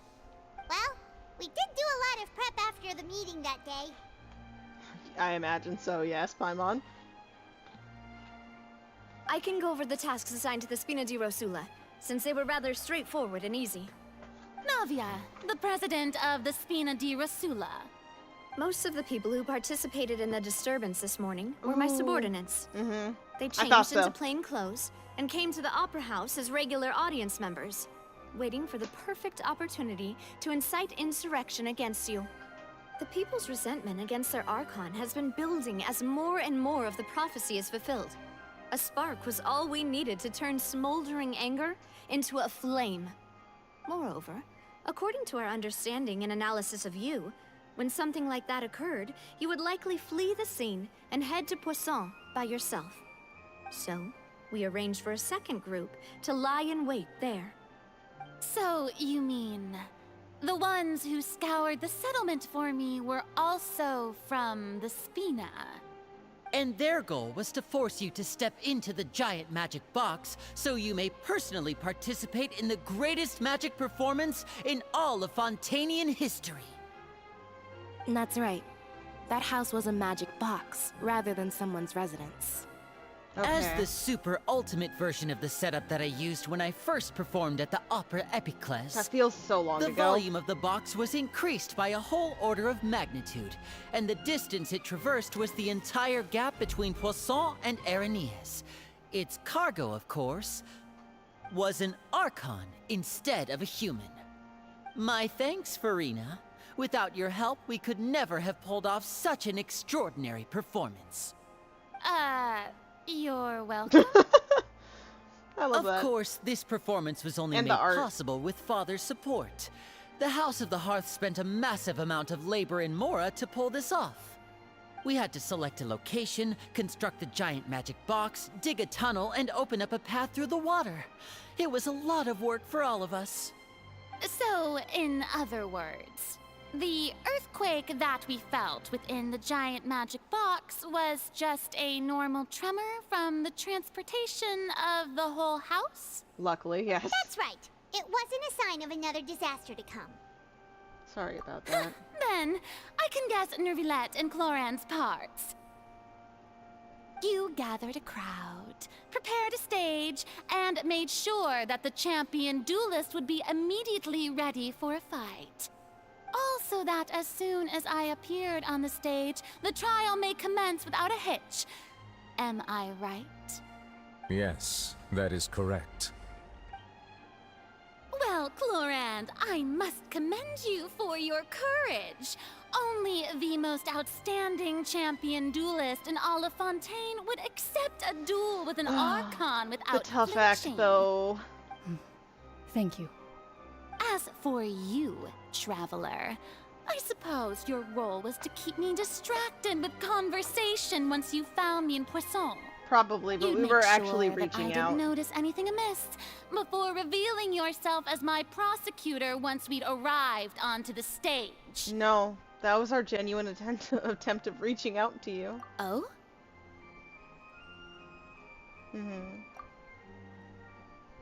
We hoped that you'd share your secret with us before the magic box arrived on stage. Is that so? Then I suppose I must have missed my final chance. Only because of the time. Oh, I fucking hate It's fine. that. It matters not. What's done is done. The stage is already set, so there's no reason to disappoint the audience. Let's see this trial through to the very end. Yeah, the only thing we can do now is to judge the Hydro Archon. Still, I can't help but be a little bothered by that conversation earlier. What did Farina want to say to me So, right before we prosecutor, arrived on please stage? allow me to pass this along.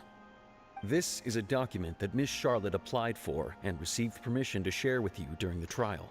According to her, it should speed up the proceedings. Okay. Charlotte wanted to give us something? Yeah, she's right there. So she's here too! Hey, Charlotte! Hey, let's be professional here. Come on, Paimon. Oh, I mean, let Paimon Detective see. Paimon. Isn't this the exclusive interview that she did with us before? So she's already finished it, huh? Wait, then that means this document is a perfect timeline of everything that's happened ever since we stepped foot in Fontaine! Exactly. So in other words, we can refer to this anthology of evidence every time we want to use something from our journey as evidence for an argument! It's a super practical gift. Let's quickly confirm the information in it. Just think of it as a refresher, alright? You defeated the Hydro Archon in the very first duels you took part in at the Opera House. That's one for the history books, all right. I didn't think that you'd wind up getting to the bottom of the case I'd been following all this time. I guess you could also see this as a happy coincidence. This is the first time Monsieur Nervilette had a difference of opinion with the Oratrice. Even the Hydro Archon can't figure it out. A Fatui Harbinger. She's an extraordinary person. Her instinct must mean something. The fortress of Meripede was almost destroyed in a single day. That I didn't witness that scene personally will always be a source of professional regret, I think. Hey, Charlotte, don't get yourself arrested just to witness something like that, okay? According to Monsieur Nervilette, both Child and that whale should have been in the primordial sea at that time. I nearly lost my awesome friend Navia. To be honest, that still gives me shivers. Me too. The words of someone as extraordinary as a witch can probably only be truly understood when something surreal happens to you. The words of... Okay, that's everything. I wish we had more time. The That's prosecution gonna and the defense weigh are on me. both in position. The trial shall now begin. Oh, come on, Nervilette. There's no need to repeat all the unimportant legalese.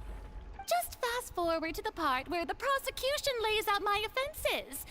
As the defendant and the lead actress of this performance, I still haven't even been informed of my supposed guilt in all of this. Of course, It is only natural for humans to struggle to understand the actions of a god. However, you will need more than that to convict me of a crime. That's true, but my charge here is unrelated to your conduct as an Archon. Instead, I would like to charge you as a fraud who's never been the Archon in the first place. Oh! Wait, what was that? Lady Farina's a fraud? Hey, I came here thinking that we were going to try the Hydro Archon for forsaking her duty, but did I hear that right? She's not our Archon at all? Charge accepted. Lady Farina, do you plead guilty to the charge? Oh, Farina. Lady Farina. I plead not guilty. How can I be guilty? There is no way that I, Focalor, otherwise known as Farina de Fontaine, a member of the Seven and the Regina of all waters, kindreds, peoples, and laws of Fontaine, could be anything other than your true Archon. Yeah. Even though Lady Farina can be rather eccentric, isn't it going too far to doubt her very identity? Yeah, I've never questioned her identity either. Sure, Lady Farina can be super irresponsible, but what grounds does that prosecutor have to make such a huge claim? I have cause to believe that common sense will prevail in this case. Many of the members of the audience have known me as the Hydro Archon ever since they were born. There would be no fooling their memory. See? Even the Oratrice has decided to show me its favor. Are you sure you want to commit to a charge that will never be upheld? You don't know that, If you Farina. wish to drop the case, I can promise you as the God of Justice that you will not have to face trial for making a false accusation. We will treat everything that's happened as a dramatic spectacle and move on with our lives. What do you say to that? Huh. An argument with near impossible odds, huh? We have to not only refute Farina's claims, but also overturn the long-held beliefs of the people. Mm-hmm. The people only see you as their Archon because that's their long-held belief. Well, I tried to give you the chance to surrender. If you must persist, then let me ask. If you believe I'm not the Archon, then what manner of being do you think I am? And if I was not the Archon, then how did I manage to live for over 500 over 500 years? I don't know why I thought she was younger. It was something else. There's certain acts that happened in like 400. Okay. Why can Farina live for so long despite being human? Despite being she's human.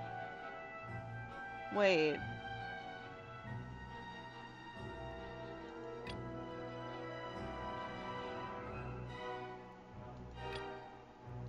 Wait.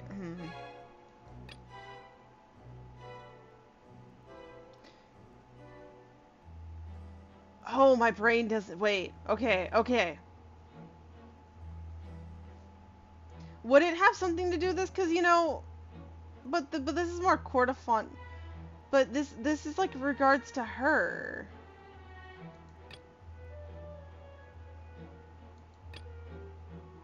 I don't know. I know I can't. It's not like I have to get it right on the first try. But I just.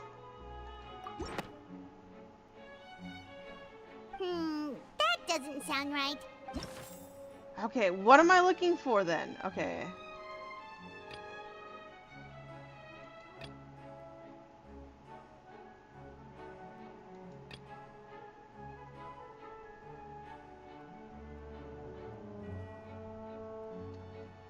This! Curse! Wait, curse! Curse! Okay, I wish I reread that. This, right? First of all, Yeah. you may be a member of another long-lived race, which would allow you to naturally possess an extended lifespan. And second of all, even if that wasn't the case, there could be other ways to extend your life. Like, because Paruzan, she's a good example. Yeah. Madame Faruzan. She's a good example of that. That's why she's 100. Yeah. Who gave you that idea? Was it the knave?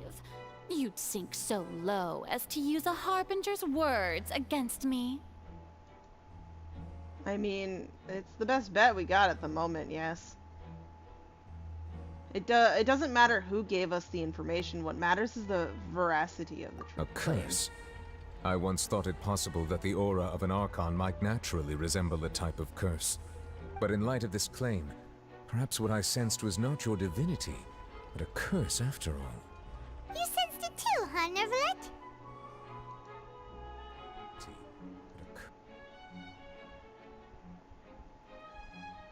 I imagine he would, yeah. Instead of an Archon, could he just be a cursed human? Lady Farina is actually a human? Or something, well, but you know. It is true that it's extremely difficult to tell humans and gods apart just by looking at them. It's not impossible. Oh, opinion's been swayed a little bit. Well, don't start celebrating too early now. Even if I have been carrying a curse like you said, how does that prove that I am merely a human being? Besides, everyone knows that the main difference between a human and a god is the possession of authority. Gods can do what humans cannot. That's why they're worshipped as gods. For centuries, manifestations of my authority have served the nation of Fontaine. One need only to turn their eyes towards the Oratrice Mécanique d'Analyse Cardinal in this very opera house, or consider the endemitium that is used in every aspect of life. Wait, the one trial proved the opposite. Farina actually has no control over the Oratrice. Yeah, it's with, Child. You tried to reference the Oratrice. But weren't you as confused as all the rest of us when the Oratrice declared Child to be guilty without any proof? Otherwise, you should have come up with a good explanation for that by now. Didn't I make myself clear at the time? The decisions of the gods are naturally difficult for humans to comprehend. There is no need to provide an explanation. Lady Farina, I believe a reminder of your current circumstances is in order. You're on trial. While the court is in session, the principles of justice and the law must come before all else. While you are an Archon, you are also first and foremost the defendant in this trial. You will prove yourself unable to defend against the prosecution's charges if you continue to withhold vital information against the rules of the court. I never thought you'd use that kind of rhetoric against me. That was no trick of rhetoric, Lady Farina. I've merely reiterated the rules of the court.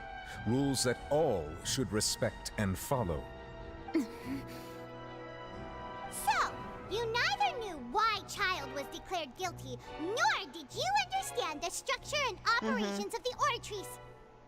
Instead of having been created by you, the manifestations of authority you mentioned have been made by the real Hydro Archon, haven't they? The real Hydro Archon? Well, now you're really losing me. It is true that I did not know why the Oratrice gave out a guilty verdict that day. But the Oratrice handed out that verdict unilaterally, and it has been operating independently ever since it was first created. You can't argue that just because a divine creation is flawed, that the god behind it must also be no god at all. Her tone at the beginning she's still there. throwing out all kinds of excuses. Seems like she's confident that we won't be able to produce proof that she has no power over the Oratrice. Yeah, we can put the Oratrice aside for now, but then, Farina, could you give us a brief, a show of your power? My power as an Archon. There are many ordinary citizens in the audience. How can I just carelessly demonstrate the formidable power of an Archon? If that poses a concern, I'm prepared to extend my protection to the audience. You don't need to go that far. A brief demonstration of your power over Hydro should be quite harmless. Surely an Archon could at least match the capacities of a human with a vision. Aren't you the Hydro Archon? Or is it that you can't even wield the power of Hydro, much less the authority of a god? Indemnitium! Yes! It's all because of Indemnitium! All Archons derive their power from the faith of the people, and I've converted the people's faith in justice into Indemnitium! Thus did I give up all of my divine power to provide everyone with energy for their daily lives. Have you ever seen a more magnanimous god? Isn't that a huge stretch? Yeah, she was on your no side, matter how but generous you know. an Archon can be, how could they give up all their power? Can That a can god happen. with no power even still be called a god? Technically, yes. Ooh, that worked against you. It seems like nobody's buying Farina's excuse. Hey, come now, everyone. Please don't stare at me as if I was a liar. I'm still the same Farina you knew, right? The one that you loved. Shouldn't you want to believe in me? Oh, this is sad. Please? You've got to believe me. If what I the don't like prosecutor that. said is true, she really has committed a grave offense. No, no, no, no, no. Did she deceive all of us? And all of our parents and grandparents too? And then all of our ancestors? Ever since they were born? Guys, you have to think about it though, then where's the real one? That's enough. Tell me then, if I'm not the real Hydro Archon, then who is? If you have no evidence of another Hydro Archon's existence, nor can you find anyone who can back up their claim to be such, then what grounds have you to say that I'm not actually the real deal? Wow, she came up with yet another argument. How can we refute her now? Seems like she really doesn't want to give up. If we can't prove that she isn't the Archon, we can try to prove that she is just a human. And if she's only human... What evidence can prove Farina is human? I don't know, can we go back to...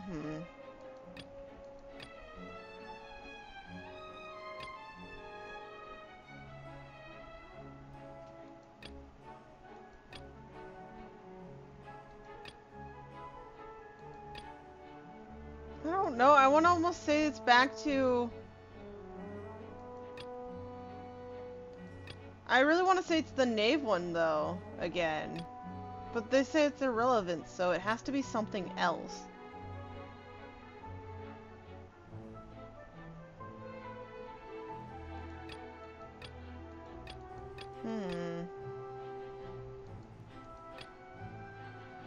I wish we also had the, other thing to go about. But I don't...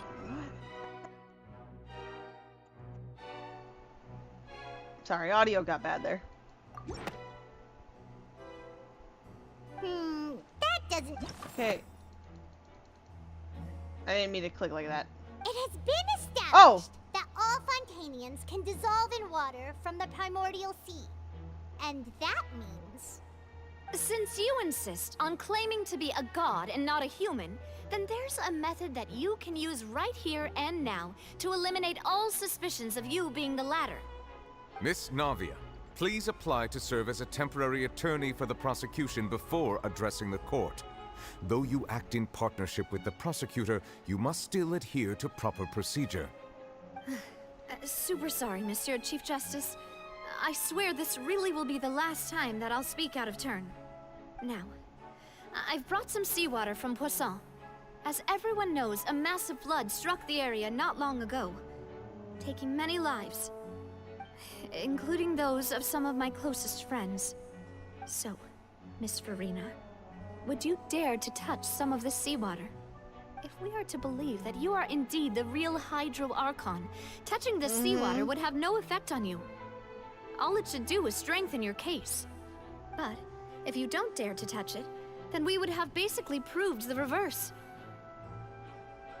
Oh, and I must remind you that after the disaster at Poisson, nobody wants to see any more people dissolve. I do hope you'll act prudently and choose the simpler path of admitting guilt. Navia from the Spina di Rasula. The Spina has governed Poisson for many years. I guess her suggestion is valid. I guess. If Lady Farina is indeed just a human, she's probably Fontainian like all the rest of us. Would she really dare to try?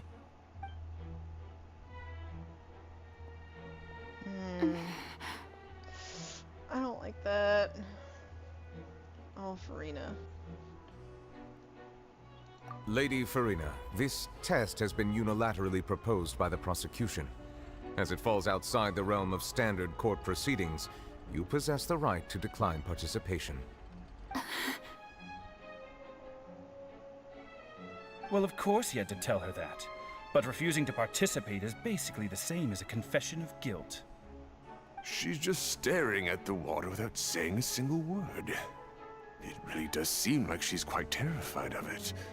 That could only mean... What's going on? Is she really planning to... that's not what we thought she would... What did you think she would? Due to the inherent risk of the test, Lady Farina, you may... Is she about to do it? Hey!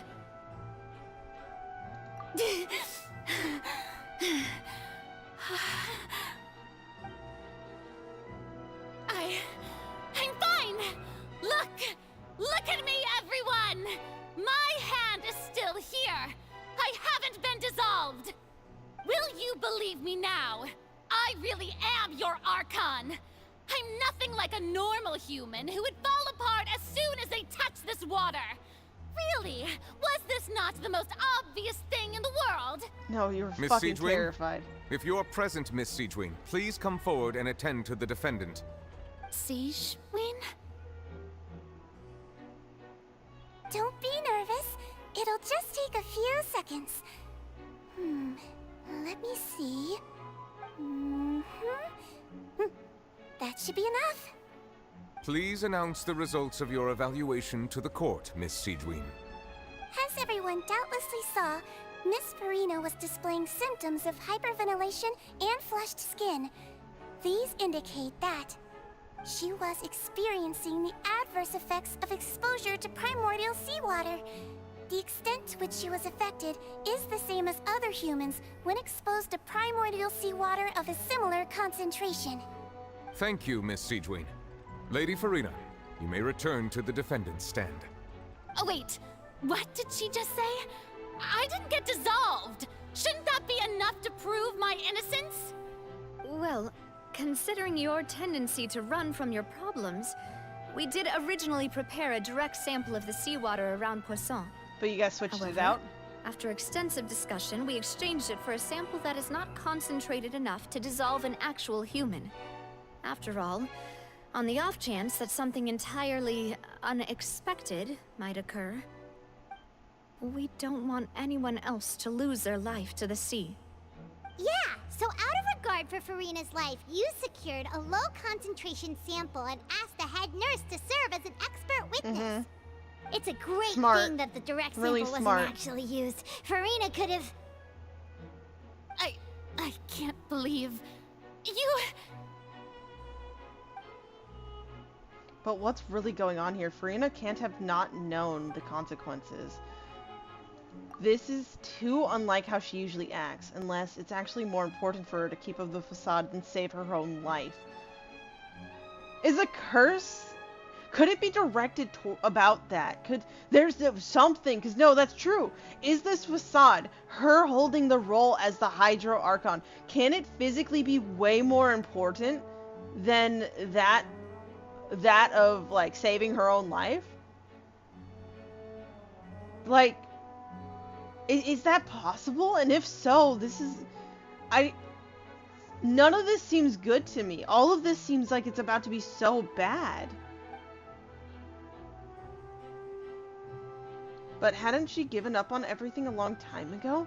That's why I'm saying there's something else. Listen to me, everyone. Please don't give me such cold and disdainful looks. What happened just now didn't prove a single thing. That's technically true. I shouldn't be on her side defending this. But technically it's true, though. the water could still, we don't know, well, maybe we will find out its origins at this point, but we don't know its origins, and like, okay, they're gods, but they're also, you know, possibly prone to dying, so they're not fucking immortal. Well, they are, yet aren't, okay? So, I don't know. Think about it! How can you conclusively prove that an Archon can't also be affected by the primordial seawater? That's true.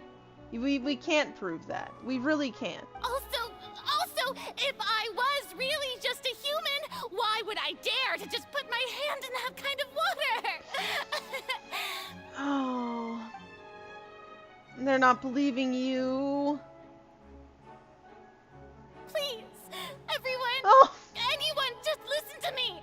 I swear, I really am your Archon. I hate this.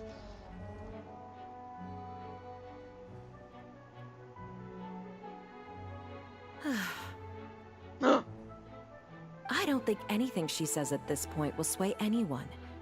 The odds are just too stacked against her now.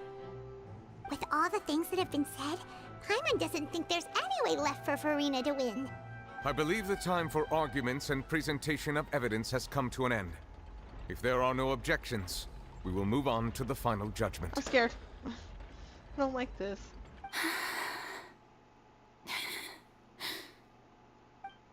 Oh, Furina! I don't think anything she says. No! Oh, I don't want anyone to go through this. This is awful.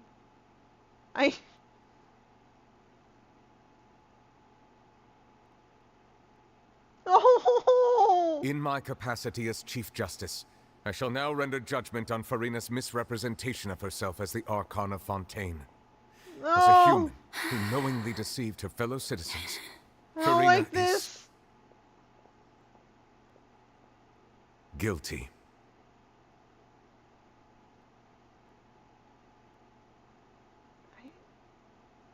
You know, this truly does feel like a Danganronpa case. I'm not happy with the outcome at the end. I don't like this. Furina! No! We shall now turn to the Oratrice Mécanique d'Analyse Cardinale to render the final verdict on the charges. I don't trust this piece of machinery with my life.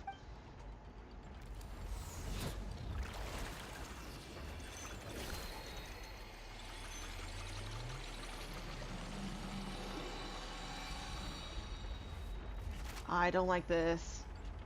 According to the judgment of the Oratrice Mécanique d'Analyse Cardinale, Furina is...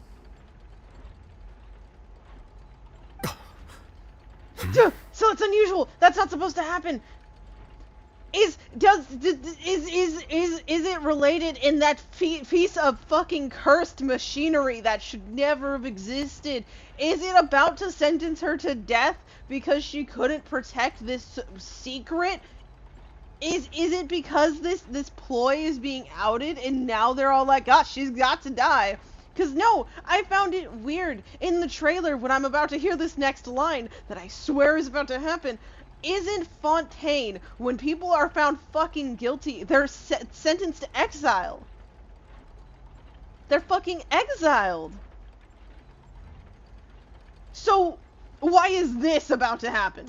Well, what's wrong? What's the Oratrice's verdict? No, I don't think it declared her innocent. I don't think it did. The Oratrice also displays a guilty verdict. It's something else. It's bullshit. There's bullshit.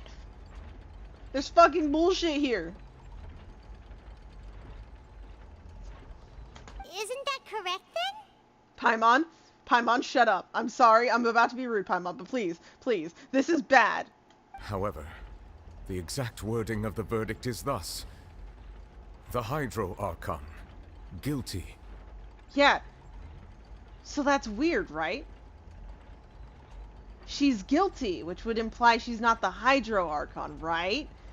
Then why does it say the Hydro Archon guilty? To be punished via the death sentence. But that's contradiction! It would say Farina's right? Like, it could be just wording since that's what she's played herself to be, right? But why would it say the Hydro Archon then? Why would it say that? And why the death sentence? The fuck is this bullshit? I called bullshit on it when Child was made guilty. But, like, this is worse. This is worse because it's saying guilty, but it's also not just saying guilty, and so it's like, okay, off to fucking Meropede you go. This is saying die. This is a direct say, kill them. Just eliminate them, death. Is what she did, if she's actually not the Archon, bad? Because it's fraud on a whole scale? Yes. Death? Death. That makes no sense. That is just so beyond cruel and extreme, and I don't have any reason to believe it. I don't. I have issues with Farina, I fucking do, but death?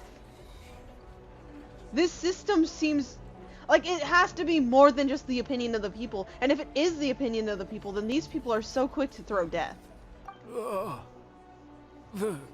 The death sentence? See, they're confused too. That's actually one of the available sentences?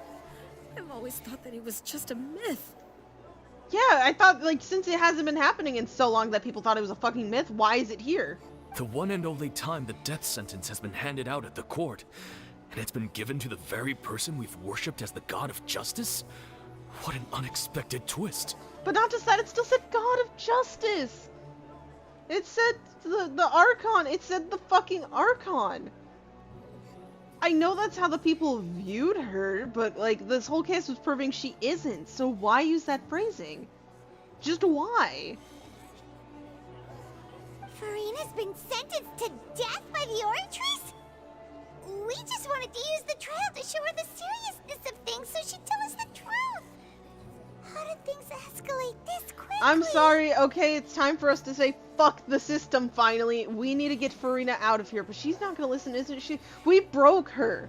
No one believes her. She feels so fucking alone. That's a good depiction of the scene we just witnessed from her. All the people that she trusted, you know, Nouvellette, and then even us for a moment. She was gonna tell us something. She was.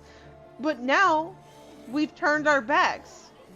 We've, you know, brought to light this thing in this way, and she feels like she's now alone and no one's gonna, she has no one on her side. No one trusts her, no one believes her, and so she's done.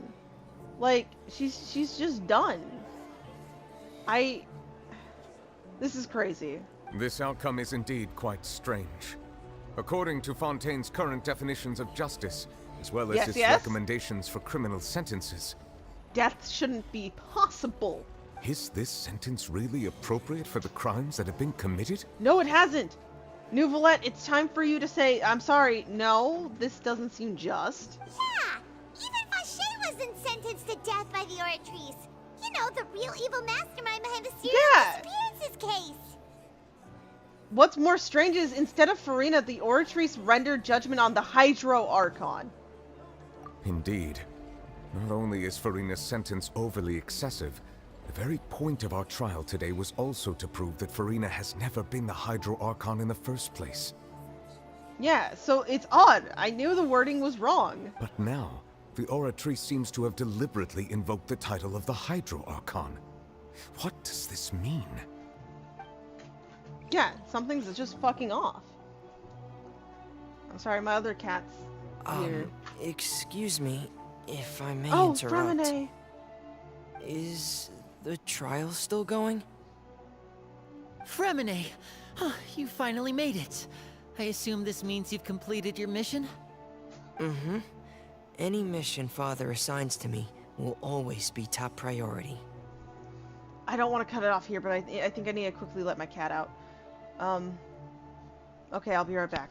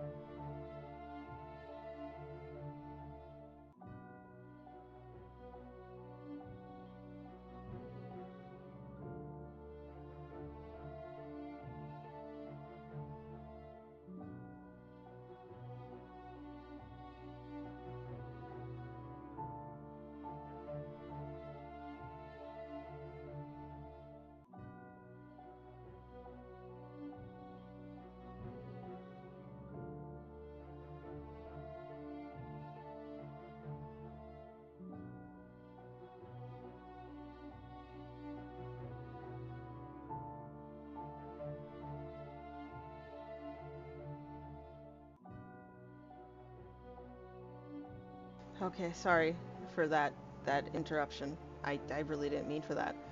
But she's not usually in here. I need to let her out. With some help from the other Fatui, Fremine brings a stone slate. Is the first one. that the first prophecy Yeah, slate? the first one. The one that was missing. But what's up? Huh. So the knave privately arranged for Fremine to try and find the missing slate.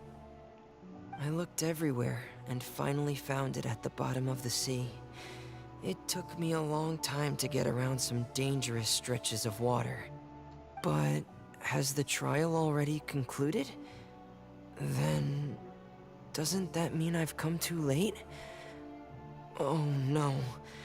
Father will be disappointed in me. Don't worry, the mystery still hasn't been resolved yet. It's still not too late for you to shine. Thank you for your hard work, Mr. Fremine. Please allow me to review the record left on the slate.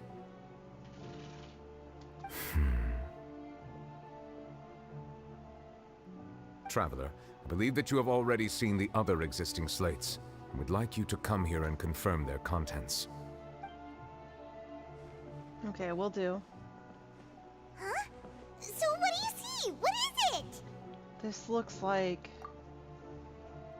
the previous Hydro Archon releasing her divine power, turning the Oceanids into human beings. Wait. I believe I've now made sense of the Hydro Archon's crime.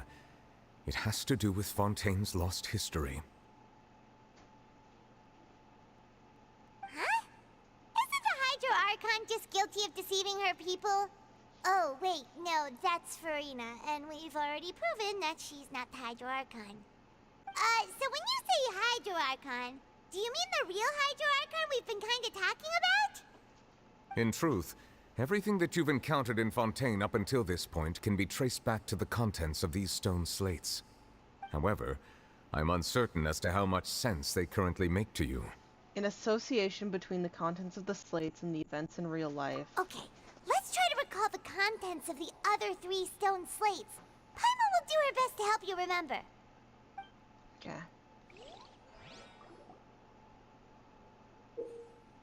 Select to check the description on the stone slates to extract key information on them. Okay. You can find scenarios related to the stone slate's contents in the incidents recorded in the interview notebook. There you can verify said content.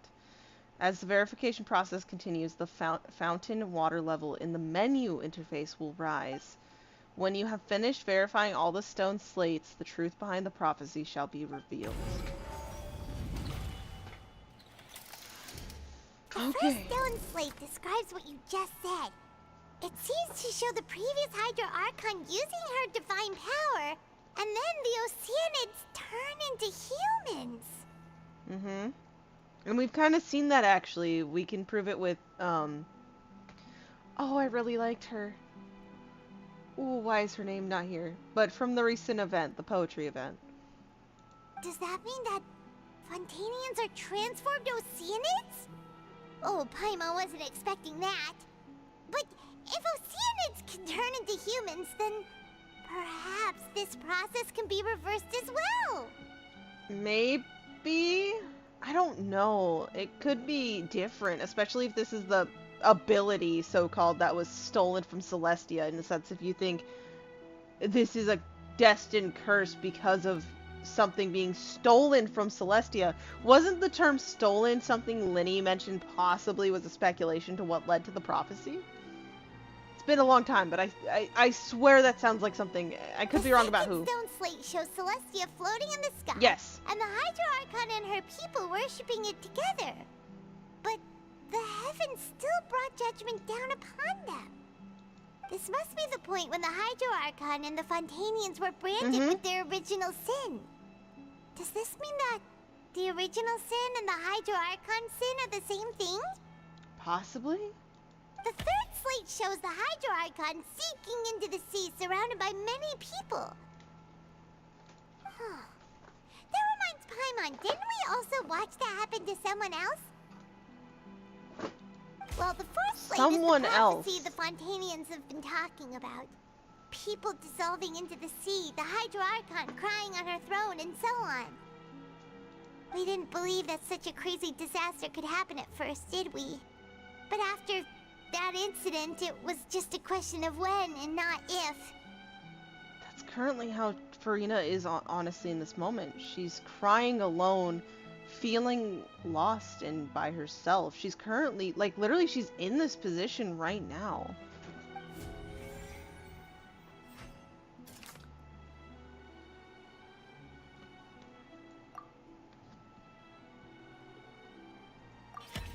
We know from the case of the serial disappearances of young women that Fontainians can be dissolved in primordial seawater, and the first stone slate tells us that long ago, the Hydro Archon used her power to turn Oceanids into humans. This might be the reason that Fontainians can dissolve.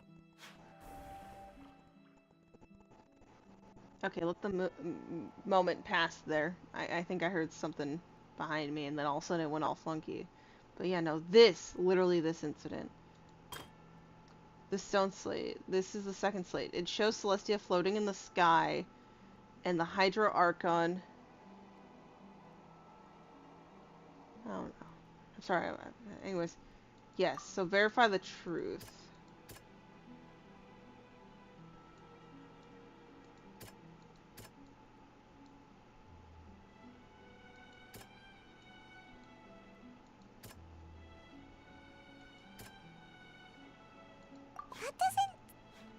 I don't... Yeah. Perhaps what is about to take place has all happened before. The Possibly. true sin of the Hydro Archon that Nervalette mentioned, and the original sin cast down on the people of Fontaine by Celestia, has recorded on the stone slates. Okay. Wait, oh, okay, uh-huh. It shows the Hydro Archon sinking into the sea surrounded by many people.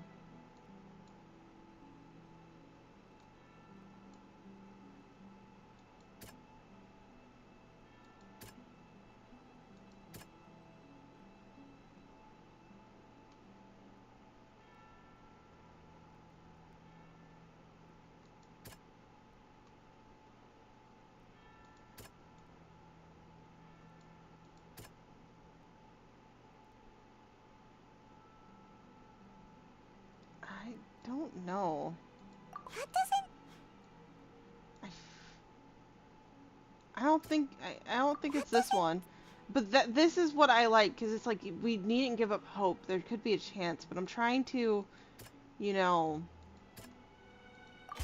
Yeah, it's okay. not as simple as falling into the sea. When Navia fell into the sea, her consciousness was subjected to judgment. The stone slates show the people gathered around the Hydro Archon in the sea.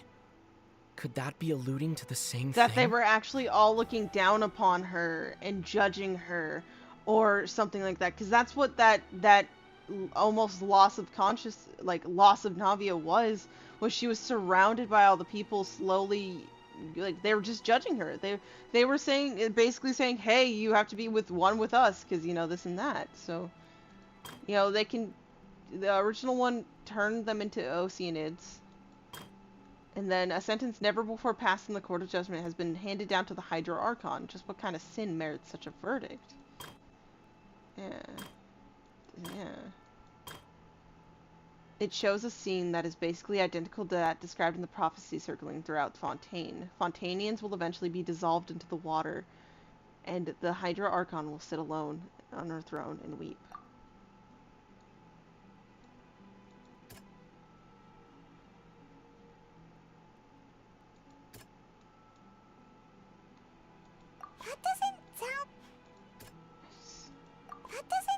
So it has to be Neuvillette.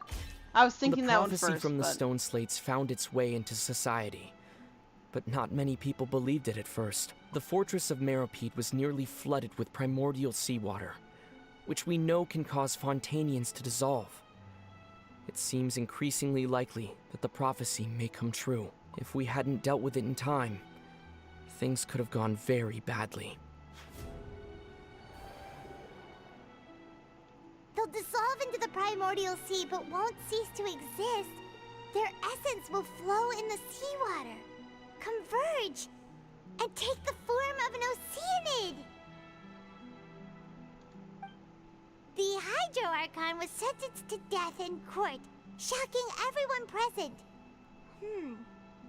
Perhaps this means that her sin was actually Fontaine's original sin. Navia fell into the water inside those ruins, and she nearly dissolved. She was surrounded by the people of Poisson in a court within her consciousness, and was forced to take part in a trial meant to make her stay. The eruption of the primordial sea at the fortress of Meripede was the surest sign that the prophecy was about to come to pass no matter what. The prophecy's contents can all be verified by recent events. If we combine what we know together, loads of truths should come to light. Verification complete.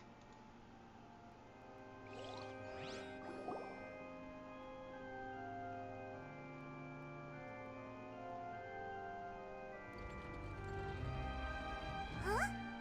Oh, Paimon gets it now! So that's how you can make sense of it. But then it feels like we're going to have to share some truly shocking revelations. Probably, yes. I believe so. Let's hear them. Oh! Okay, my brain didn't think quite that. But... Incredible. Linny, did you hear that? We're not real humans. All Fontainians were originally created by the late previous Hydro Archon, with Oceanids as their basis. The evidence for that can be found in how only Fontainians could dissolve in primordial seawater, and how all the girls Vacher dissolved were also turned into Oceanids. Oh, and according to Navia, when she was about to get dissolved, she also saw everyone gathered around for a trial, all of them in the shape of Oceanids. Indeed. The crime of the Hydro Archon was her creation of Fontainians from Oceanids. Yeah, and it follows from the content of the first slate that she probably angered Celestia by creating humans without prior permission. That could also explain why the Oratries judged the Hydro Archon to be guilty. It's to account for that ancient sin. Probably, yes. I still don't agree with the death, though. The Hydro Archon's true sin was creating us? And yet, after many hundreds of years, the Hydro Archon's creations have turned around to try to judge the Archon within the Opera Epiclese. The twists of history are often the most unexpected of all. As for the third slate, I'm still convinced that it should come after the fourth slate. Yeah, isn't the image here just like when Navia fell into the sea? So wouldn't it be trying to show the image of the Hydro Archon also falling into the sea once the prophecy has been fulfilled in the fourth slate? The fourth slate depicts the fulfillment of the prophecy, as it's already widely known. In the end, the people will all be dissolved into the waters, and only the Hydro Archon will remain weeping on her throne. Only then will the sins of the people of Fontaine be washed away. Did Paimon get all that right? You've made some keen deductions. I must say, given how much you still don't know, it is impressive that you've already managed to connect so many pieces of the truth. However, while you were able to decode all the information on the slates, they've also been etched with an additional layer of hidden information using a different power source. When we were at the ruins, I tried to decipher the hidden information recorded in the slates. But since we only had 3 slates at the time, I was unable to come to a full conclusion. Now that the slate collection is complete, I shall make another attempt to decipher the narrative recorded within. If everything goes well, we should finally be informed of the unadulterated truth. If all this is said and true, though, it's just... I don't know. Well? Did you get it? I believe I should share this truth not only with you, but with all the people of Fontaine as well. I will try to briefly summarize it for you. Your hypotheses regarding the origin of Fontainians and the sin of the Hydro Archon were both correct. In the Fontaine of old, The previous Hydro Archon sensed the yearning of her Oceanid familiars for life on land. The Oceanids were enamored with the beauty and romanticism of human beings, and wishing to have those experiences for themselves, expressed to the Hydro Archon their desire to become of a similar kind. However, even though water as an element is intricately linked with the power of life, the Hydro Archon, as one of the seven, did not possess the authority to create a new form of human life. Not one to give in, she eventually found a way to create permanent humanoid bodies for her familiars by appropriating the power of this planet's primordial sea. She poured primordial seawater into the Oceanids' blood vessels, creating humanoid mimics in the process. But if Fontainians were to ever come into direct contact with water from the primordial sea, the power within their bodies would escape these artificial restraints and return to the sea. As a result, their forms would collapse, and they would be reverted to their original forms as Oceanids. That's so crazy, though. I'm sorry I wasn't reacting. I feel like that's a big reveal I should have been, like, shouting about. I'm sorry. No. It is much too early in the morning. 5:41, to be exact. Of course, the Hydro Archon never received permission from the heavenly principles to create a new human race. And thus, the Hydro Archon and all of her creations came to shoulder the original sin of appropriating the power of the primordial sea. That is the true history of how the people of Fontaine first came into being. So we were all Oceanids before we turned into human beings? That's way too much information for me. I think I'm just going to pretend that I never heard a single thing. Wait, but if that's the truth, we can't let the Hydro Archon be sentenced to death. After all, her only sin was creating us. Yeah, so effectively, if, you guys let her be sentenced to death, then you just sentence the reason why you guys are around to death.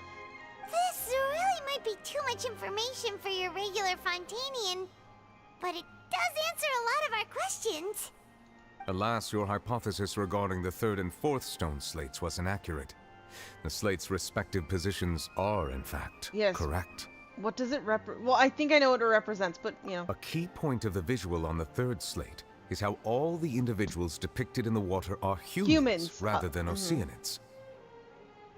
They have not been dissolved, which implies that the water depicted in this slate is not water from the primordial sea. The nation of Fontaine is the nation of Hydro, as well as the nation of trials and justice. Instead of being the literal element, the water in the scene symbolizes judgment and justice. You may also recall Navia's experience. When she fell into the sea, her consciousness was surrounded by that of many others who intended to hold a trial to determine her fate. Therefore, the meaning of the third slate is that the people of Fontaine shall try the Hydro Archon at the court of justice. Yes, it refers to our present situation. I think I'm following now. So, what you're saying is, even though we decided to put on this trial to avoid fulfilling the prophecy, we ended up doing it. Fuck, if only we had more time. If we had more time, Furina would have said something. She was going to say something. But if we're already at stage 3, then stage 4 is coming if we don't, right? Like, if we don't figure something out, then stage 4 is fucking coming. in truth, everything we've done has happened exactly as the prophecy foretold. So now, it seems, we're the ones making sure it comes true. What should we do?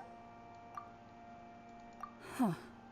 No matter what, the prophecy will be fulfilled. Is this what it feels like to be a prisoner of fate? If that's the case, does that mean the scene in the fourth slate will also be fulfilled soon? I mean, to me, it already is, other than, like, everyone being dissolved. Traveler, I would like to point out another small fallacy in your deductions. About the fourth slate, you probably thought that the eruption of primordial seawater beneath the fortress of Meripede served as the surest sign that the prophecy was about to come to pass, yes? However, I believe that rather than being a sure sign, that eruption could in fact only be a small warning of something far worse to come. As for the root cause of the catastrophe, I believe you've already encountered it once before. Wait, could it be... Okay, we're back here. The ultimate proof. Just what was the true source of the catastrophe? This eruption was just a small warning of the things to come. We must find the root cause of the disaster.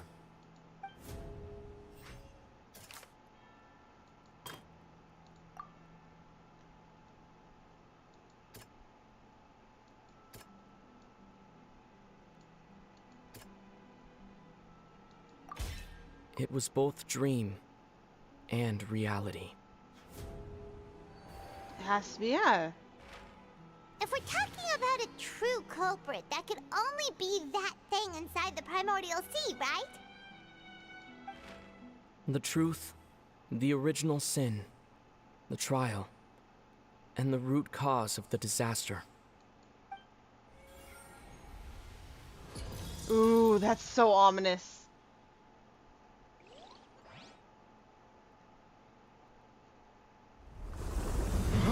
Oh, no, no, no, no, no, no, no, I was not ready for a cutscene.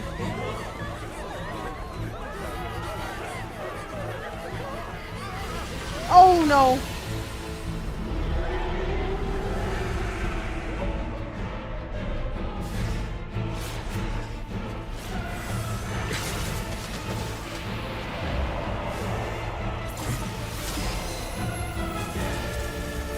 Oh, no.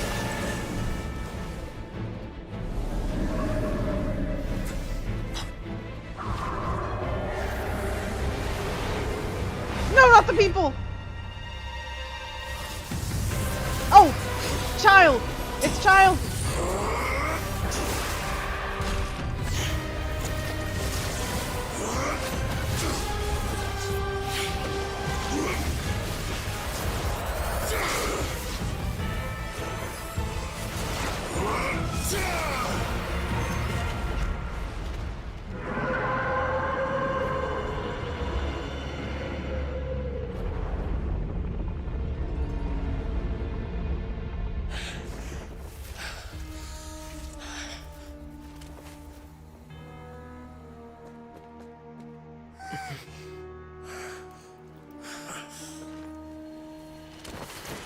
Oh no.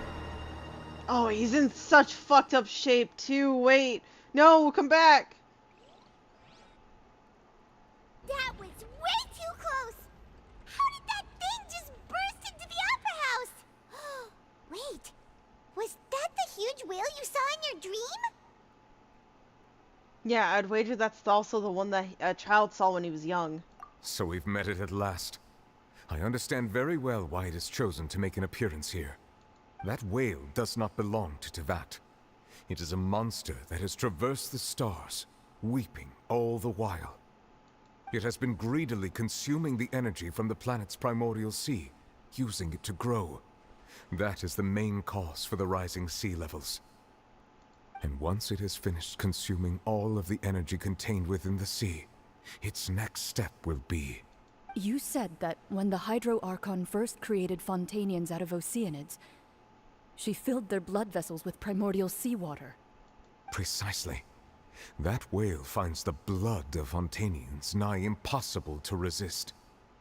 Therefore, when it left the primordial sea, it decided to make its next stop a packed opera house full of food. Food in the form of Fontainians. We just barely managed to push it back, right? In that case, won't it come back to target the people again once it's managed to recover its strength? That is correct. Indeed, it is more accurate to say that we should thank that Harbinger for buying us some time. Without him, the whale would have likely come onto land far sooner. From the way he looked, he must have been fighting the creature for quite a long time. That battle maniac. We've always known that he had a special connection with that whale, but we definitely didn't expect it to help us out like this.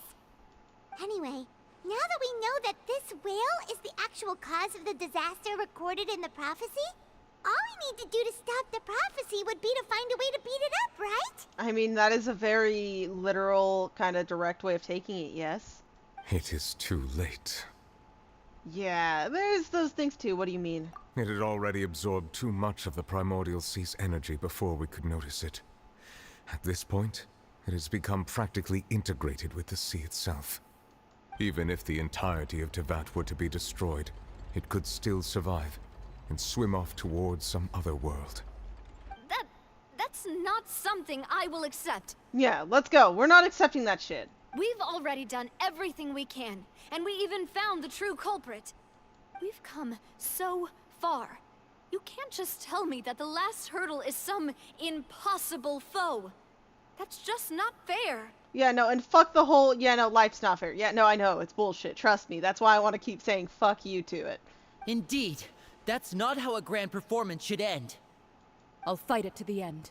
No matter what. Exactly. Let's go. I'm with you. So the prophecy will be fulfilled no matter what, huh? Paimon, we're not spouting this. We are going to fucking fuck that shit up.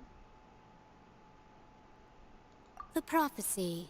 Yes, what has been prophesied will be fulfilled. You may view such things as the history of the future.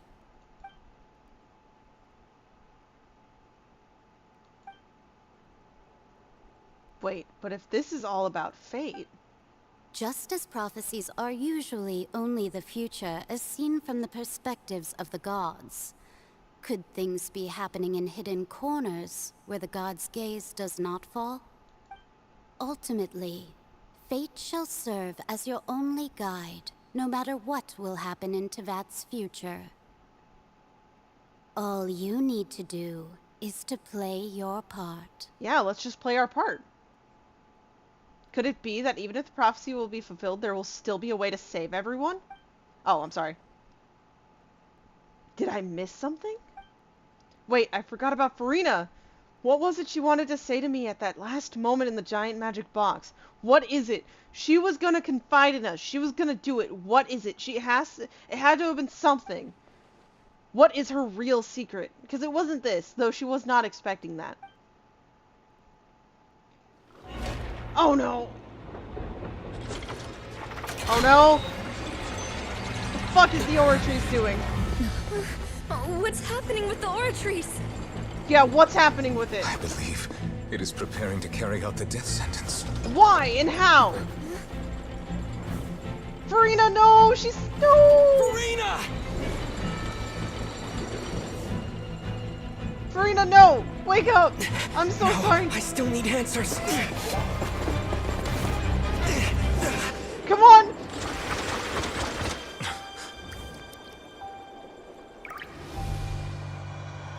Oh, come on!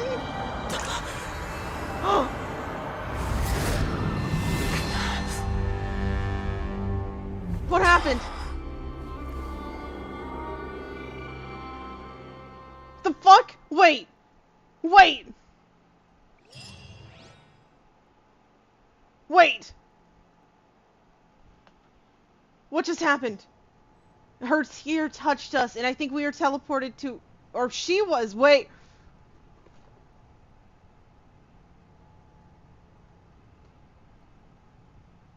Are you... Wait. You...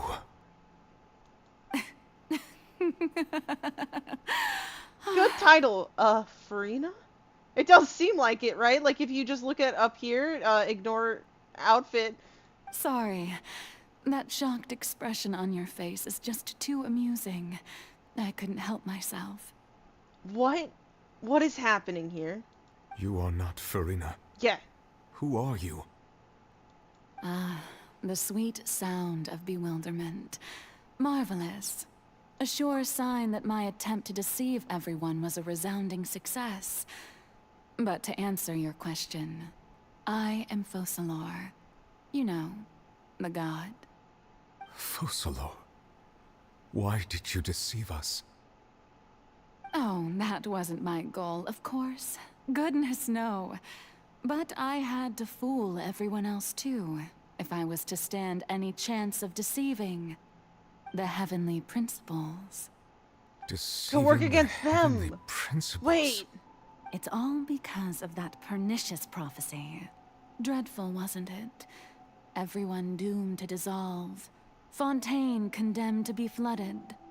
One was not amused. In fact, one was positively bemused when that problem was thrust upon me by my dearest predecessor. That's the former Hydro Archon Egeria for the uninitiated. It hardly gets more disastrous than a preordained national catastrophe, now does it? She knew full well that the prophecy would surely come to pass. And as one of the seven, she also knew full well that one defies the heavenly principles at one's peril. So yes, as you have no doubt surmised, it was a rather impossible situation that I found myself in. I'm sorry, I'm listening to the music and this. I spent a terribly long time mulling it over, alone on the ocean floor. And I was almost growing barnacles by the time I finally realized there was only one possible solution to this confounding conundrum. I had to outwit the heavenly principles, allow the prophecy to be fulfilled, ostensibly at least, while saving everyone at the same time. I'm a genius, I know. I can only assume that's why Egeria chose me as her successor. Although, looking back now, it was hardly the inheritance one dreams of. Between the task of saving the nation, the quotidian duties of the Hydro Archon, and not to mention the original sin of creating a new race of humans, I dare say she left me quite a colossal mess to clean up. No kidding. But one can only play the hand one is dealt. I did not choose this, any more than I chose to be one of her Oceanid familiars. So you are, yeah. So you were also once one of the Oceanids, transformed into a human by Egeria's hand. Yes, I was.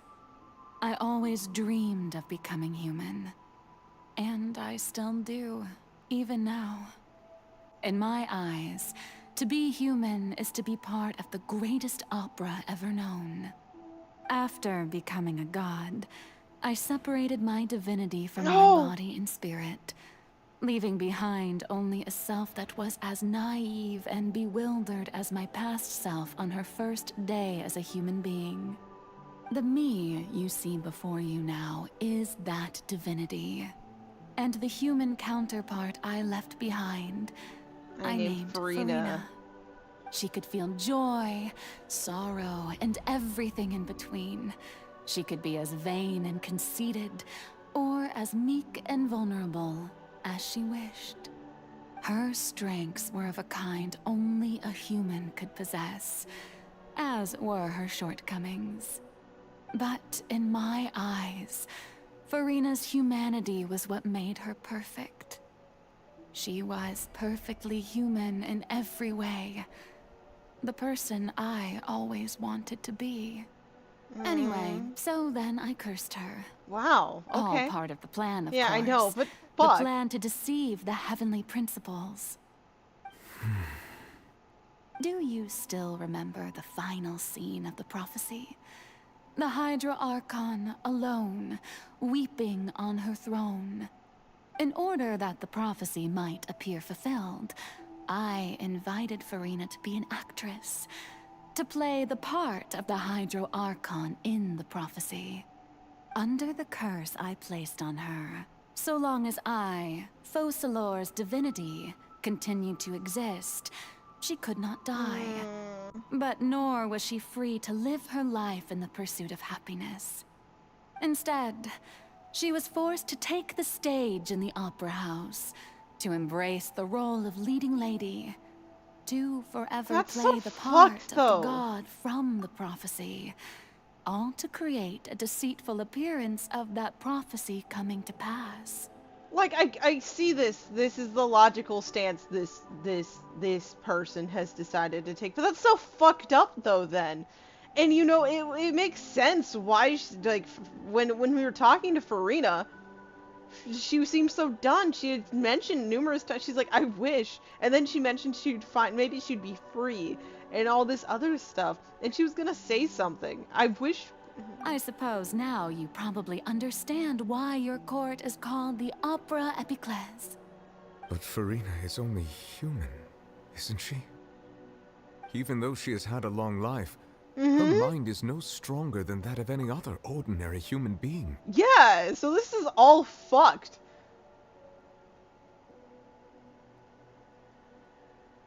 This is just fucked.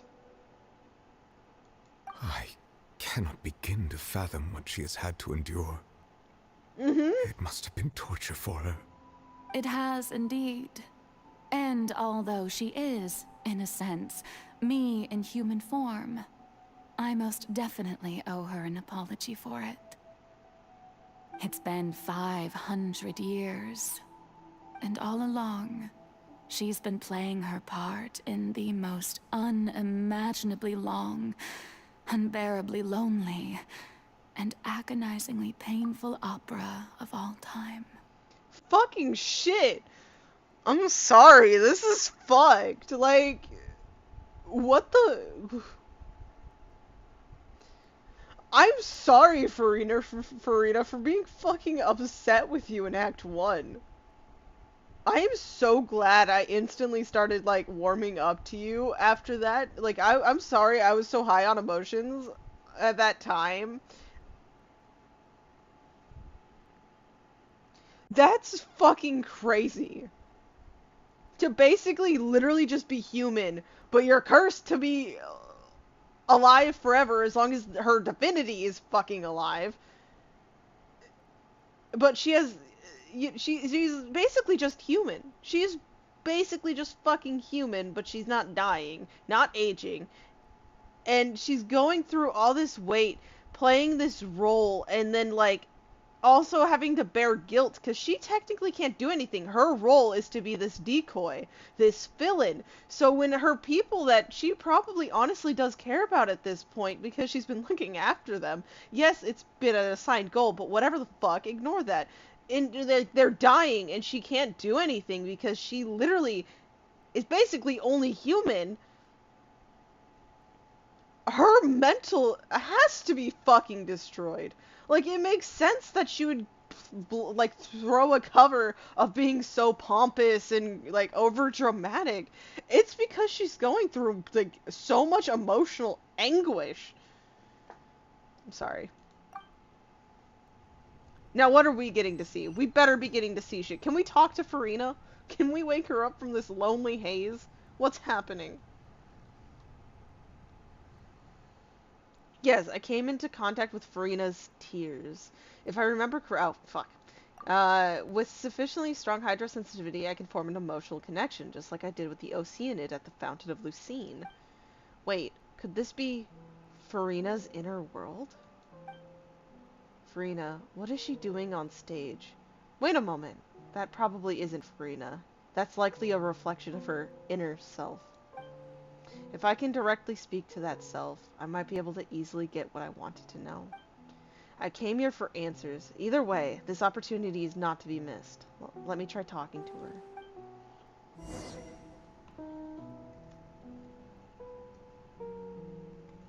Baby girl.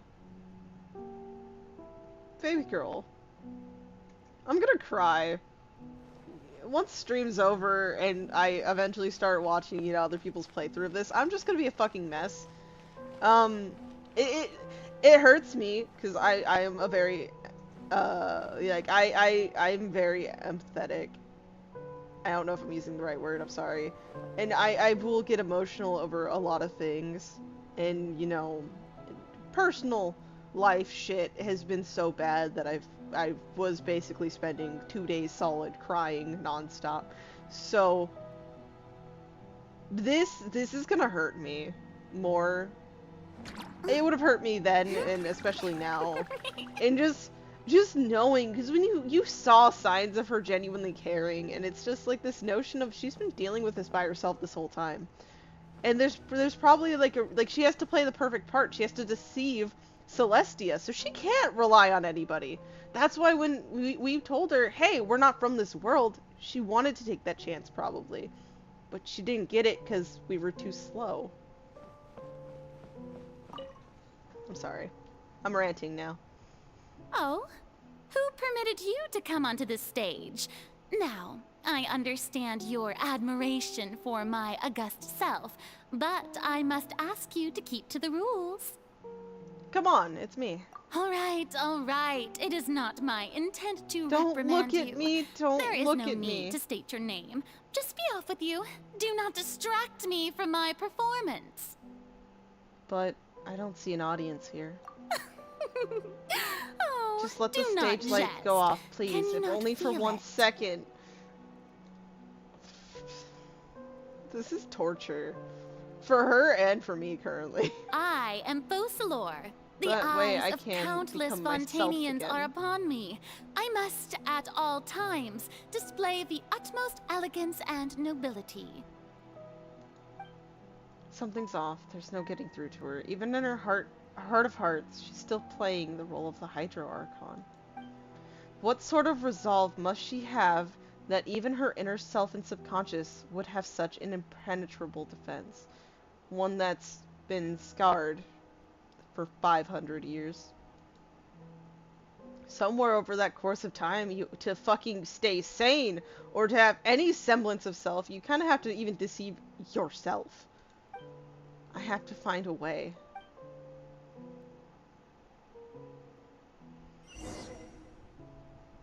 Turn off all the spotlights. Fuck yeah, let's do this. No, Farina. Farina. Dear audience, the performance is experiencing a technical difficulty, but worry not. The guards shall resolve it soon enough. Sorry, I'm not a good PC player.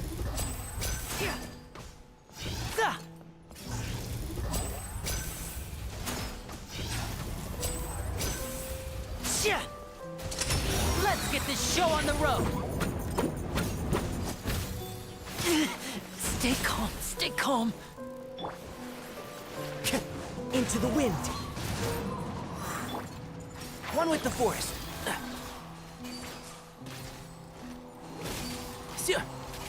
Yeah, I hear everything. Okay, it's dead. It's dead. No, you guys aren't stopping me from trying to talk to Farina. What gives? The audience is still watching me, you know.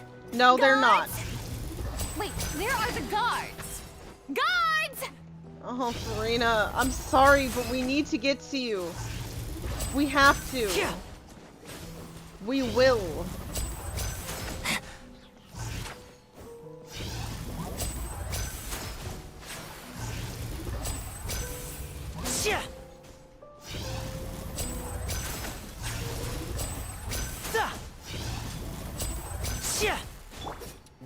And shroud.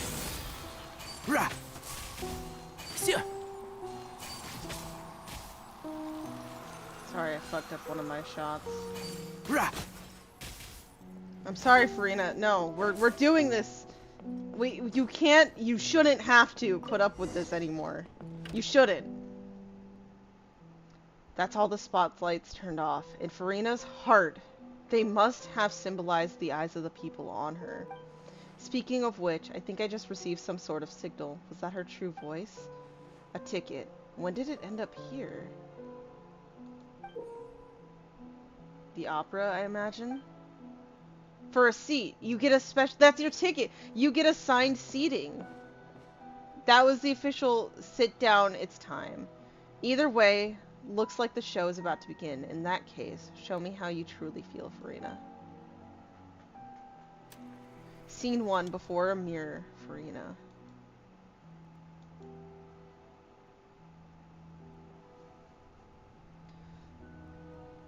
Oh, okay. Okay.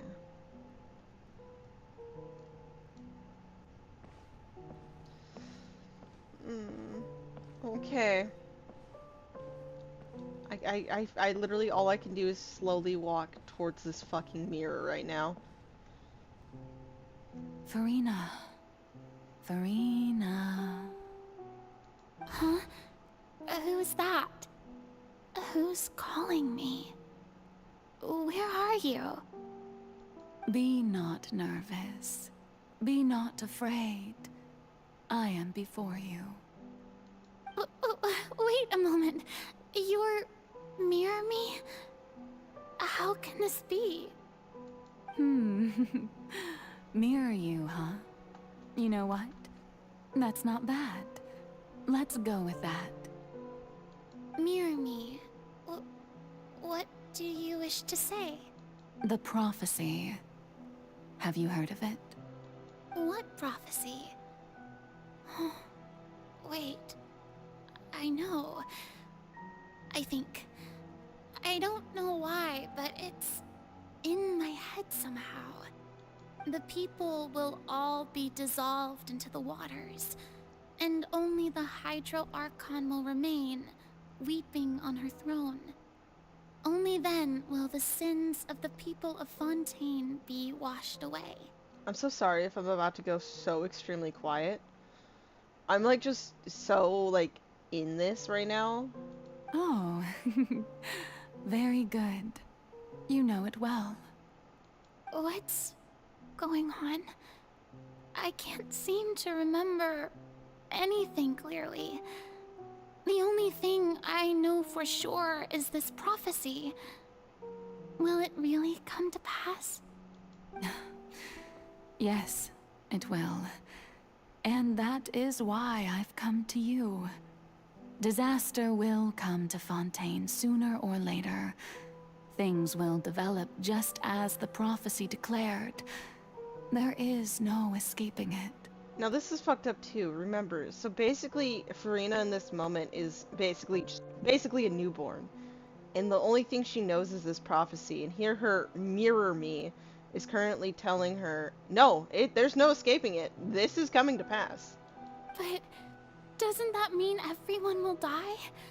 I'm a Fontainian just like them. Will I dissolve too? Oh, don't worry. Magical meetings exist in this world precisely to give people a chance to turn things around. It is the reason why you met me today. I will tell you how to save everyone, but you may have to suffer somewhat. Somewhat is a light word, okay? Again, I get it, I'm sorry, but I'm being offensive, because no one deserves that type of mental anguish.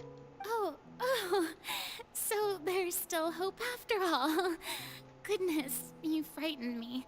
You spoke so much and with so much certainty.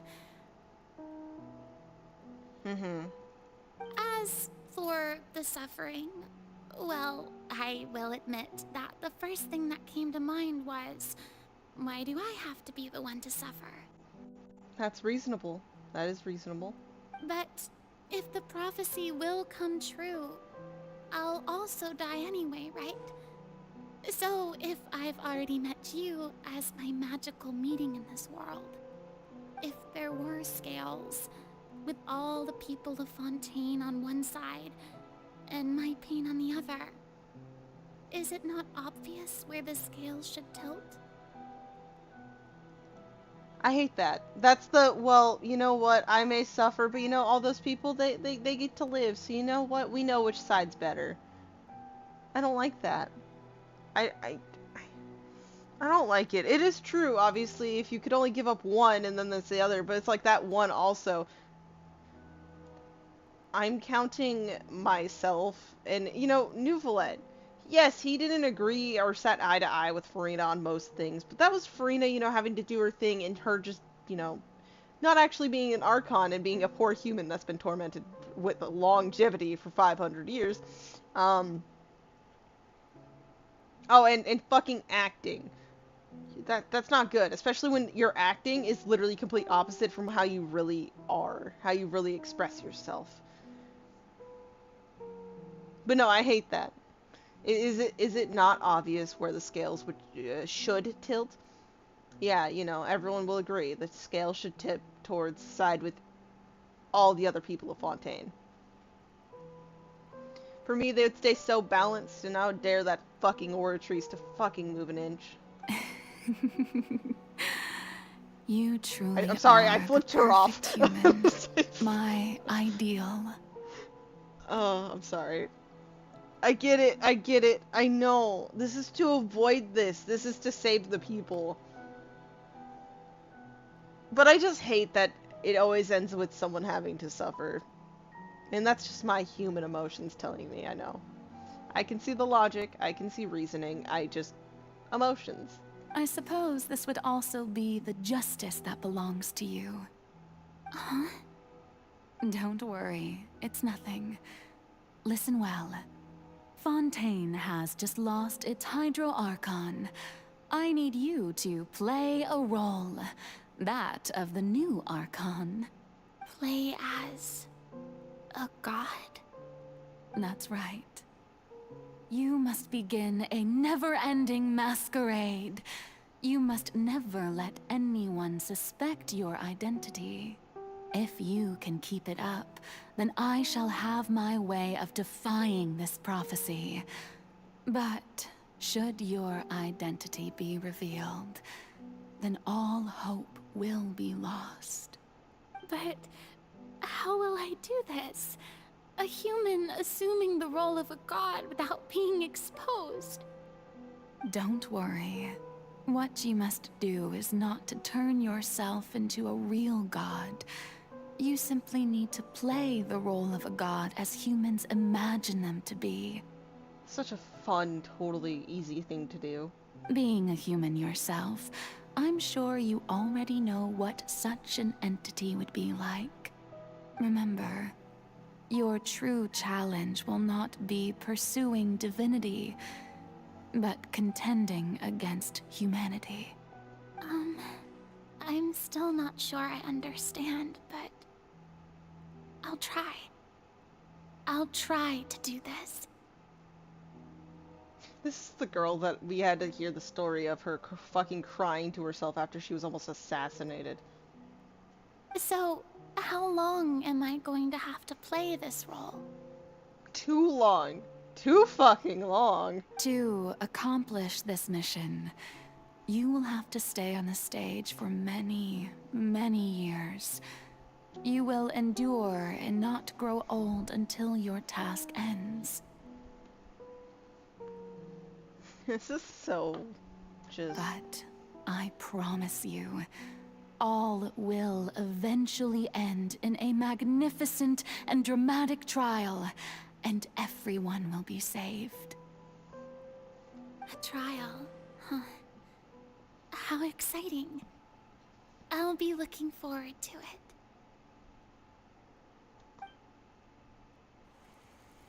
Act 2, or Scene 2, whatever speech Farina. I can't read.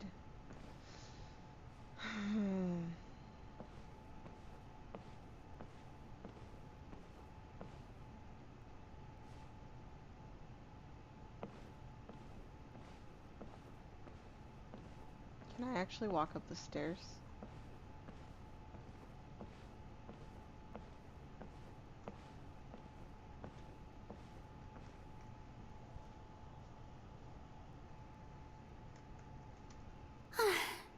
The Maison Cardinalise has announced my accession, but this is my first time facing the people. What should I say to most appear like a god? To be honest, I still don't know. Perhaps I should first try to act natural. Summon courage. Ladies and gentlemen, good evening, and welcome to the Opera Epiclese. I'm sure you've all heard about how I have taken on the role of Hydro Archon. Indeed, I am Farina de Fontaine, your new Archon. Having to coach herself for this. Appear earnest. In truth, I know little about becoming a nation's new god, but it will be my honor to guide you all. As the god Focalor, the god of justice, I shall do all within my power to lead you into an age of fairness and justice. Close politely. Once again, thank you all for coming. If you should have any questions or suggestions, please send them to the Maison Cardinalise. The future of Fontaine will require us to work together, after all. This should do it. I thought I might stammer, but thankfully, I was able to convey my thoughts just fine. Okay, and next. That's the new Hydro Archon. Is this some kind of joke by the Maison? I would have thought that a being that surpasses humanity would be a bit more assertive. Shut the fuck up, bitch. Hey, did you hear that? She even told us to send her suggestions there at the end. Okay, you don't want your fucking supposed ruler, your Archon, to, like, want to know what your guys' thoughts and opinions are? Shouldn't gods be all-powerful? She's being so modest. What's the difference between her and an ordinary person, then? You want a tyrant? I'm sorry, an Osmo wouldn't agree with you. They lived with A in a very bad state for a long, decent bit. You don't want that. Now shut the fuck up. Sorry. If you ask me, perhaps the succession didn't actually happen. She might just be a Maison-back puppet. Wait, what's going on? Why is everyone suspecting me of being a fake? Oh, this is bad. If I get exposed here, there'll be no saving the people from the prophecy. Literally day one of going through this, and people put her through fucking mental strain and tarnish. Like, her emotions, her feelings, frayed. She's scared for these people, and they're sitting there judging the fuck out of her because they're not, like, she's not acting the role of what they would assume is God. Like, you guys are, what the fuck? So, you know, they're all like, oh, this isn't what I expected an Archon to be. Oh, so you expect an Archon to follow your law? Like, this is the thing. It's like, Archons can be what the fuck they want. We've seen a variety of Archons. We've seen our different colors of Archon, okay? We have Venti, we have Zhongli, we have A, we have Nahida. Do any of them really, in a sense, match what us in real life would be like? Oh, that's our Archon. And I bet if, like, you know, like, in each place, like, if we took a survey, all the ways they expect an Archon to be is very different. So this is just stupid. Right. Mirmi said that I just need to play the role of a god as humans imagine them to be. Yep, and the humans here imagine you to be assertive as fuck and, you know, not actually rely on the suggestions of the people. Calm down, Farina. Think. What do the people want? How would they imagine a god to speak and act? Assertive, with a strong sense of presence. One who can dispel all doubt. That is the character I'm fated to play.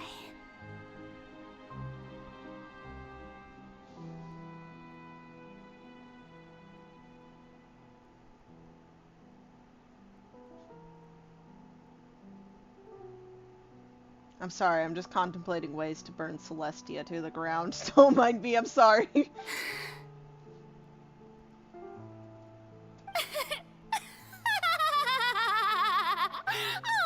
Oh, very good, my people. Only ones such as you are deserving of my rule. Now, I was wondering, if some weak puppet were to one day come onto the stage and claim ownership of this opera house, would the children of Fontaine follow them? Well, it seems that you would all see right through them. Having passed my test, you are qualified to witness wondrous trials alongside my august self, here in this opera house. You may consider my previous act a door gift of sorts. I thought it was a debut that suited the atmosphere. Now then, let us be reintroduced. Ah, so that was just a performance. How could I have forgotten that we were inside an opera house? Her personality? It's quite shocking, to be honest, but I suppose it's a better look than before. They would rather a very overconfident, like, I don't know, there's a word for that, the act they like more than her being honest, genuine, and seem to care. I don't know. It's bullshit. Such a fascinating and bold deity. How wonderful. Our future may yet be bright after all. It seems I've turned them around. Best follow this flow and restart my accession speech. I want to summon courage, like, resolutely with conviction. Oh, I can't follow the same. It's gonna give me a different option for each one, whereas she's actually summoning courage. This time I have to fucking play a part and say resolutely with conviction. My dear people, whether you acknowledge me or not, whether you trust me or nay, I say to you, keep faith in your ardor for justice. We have heard it said that this nation's sins can no longer be washed away. Well, I say that justice is most fragrant when it blooms amid sin. This girl, day one, had to fucking act the complete opposite of herself. The scales of justice should not weigh heavy in the hands of its God. On one side, it must carry fairness and justice. And on the other, praise and applause. May law be the prayer on our lips. May judgment be our worship. Let us light the fires and drink to the future of Fontaine. Close politely, end the speech emphatically. There is no trouble in this world that justice cannot solve. All that is needed is for you, my people, to believe in it, heart and soul. So long as I, the Archon Focalor, stand within the Opera Epiclese, so long as I stand before the Oratrice, I shall even judge the gods of this world! Yes!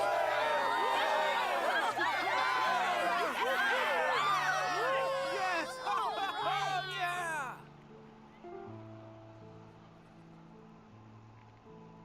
I'm sorry. Scene 3.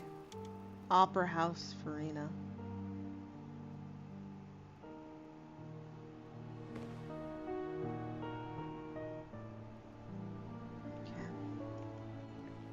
Oh, I can actually run up to it.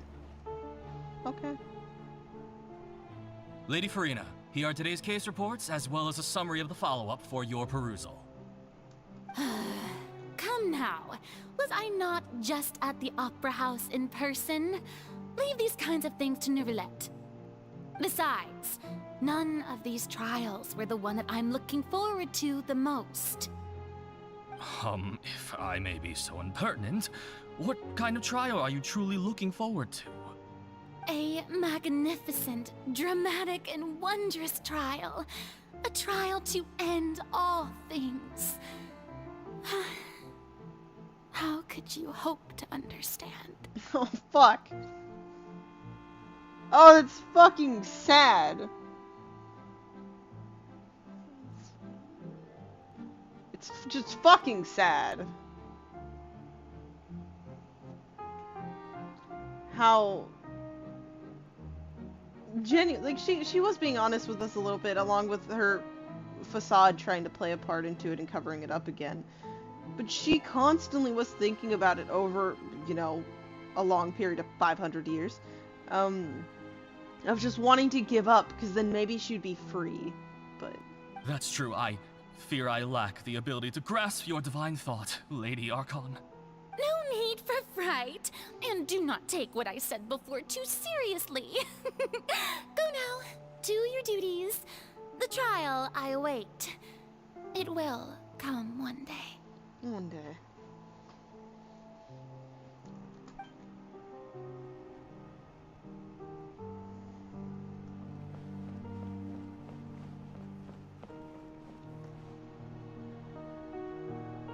Lady Farina, I don't know what to say.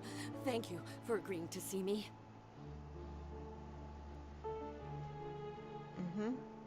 No need to thank me. Or rather, thank your own sense of perseverance instead. Long have you stood in line to meet me, have you not? Oh, I'm afraid that's just an inevitable consequence of my divine charm. Your divine charm. All right. Deoteria, is it? How is your son's illness? You remembered me, and you knew of my family, too. He is doing much better now. In fact, he is far more of an ardent believer than I. He was the one who forced me to seek an audience with you, and to bring your words back to him. Oh, good. Very good. If this should happen again in the future, please do not hesitate to come and tell me. Going down to citizens' homes every so often, while not usual practice, should serve as a fine change of pace. You're such a gentle and wise God. Thank you once again, on behalf of my son. See, the real her really just wanted people to be good. Because here, you know, you wouldn't think the more showy Farina would, like, just willingly go to someone's house because, you know, they're not doing great. Like, you know, their ill child is like, hey, can I have the words of the Hydra Archon? And she's like, if that happens again, you know, just let me know and I'll stop by.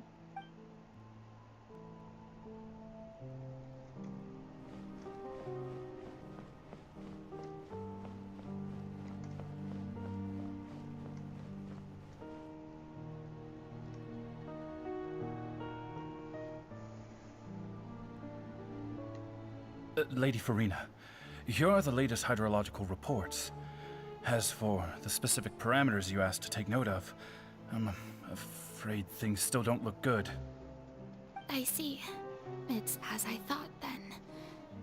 As your god, I did already expect this, but I wanted to see how far your human wisdom would allow you to analyze it. All manner of signs indicate that the prophecy will still come to pass. Forget it. That's not something you need to worry about right now. Well, as I understand it, the Fontaine Research Institute is also trying to find a way to counter the rising water levels. Really? Have they found anything? Genuine curiosity. I'm afraid that they haven't found any effective solution thus far. Is that so? Well, no wonder. This issue has reached the realm of the gods, after all. Still, their spirit is praiseworthy.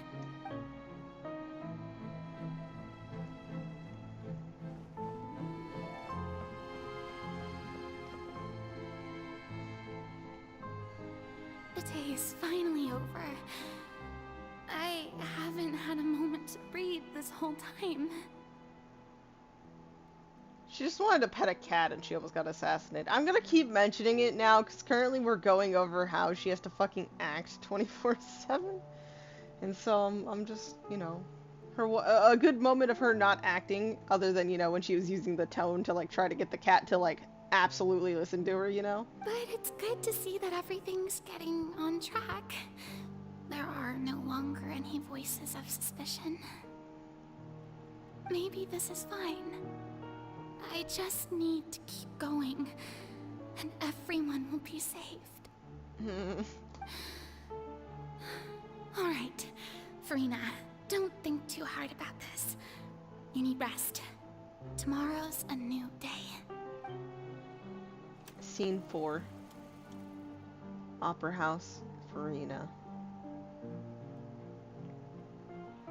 Lady Farina, here are the new trial reports for the latest cases, as well as a summary of the follow-up. There'll be no need for that. I've seen them already. There's no need to go back over scenes I've witnessed in person before. Lady Farina, I've waited so long for this chance to see you in this manner. Indeed, my dear, loyal citizen. This joyous moment is an honor for us both. Lady Farina, we're detecting significant hydrological anomalies near Poisson. Understood. Keep monitoring. Keep me informed should anything come up at the Institute.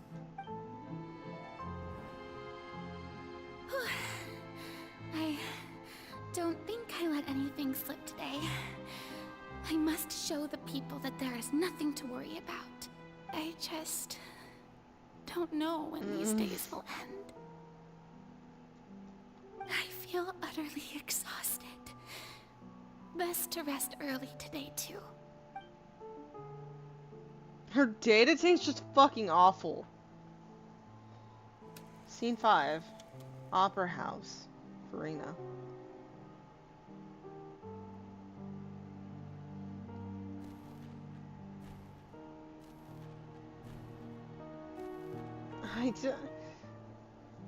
Just never ending. Just on and on.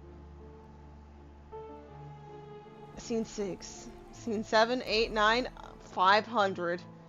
Or scene 182K. Lady Farina, it's like a dream being able to speak with you up close like this. Broken records too, all of them. Seriously, oh my god. I've heard that the first member of our family who was honored to receive an audience with you was Madame Dioteria. Oh. Almost 20 generations 20 ago. generations ago.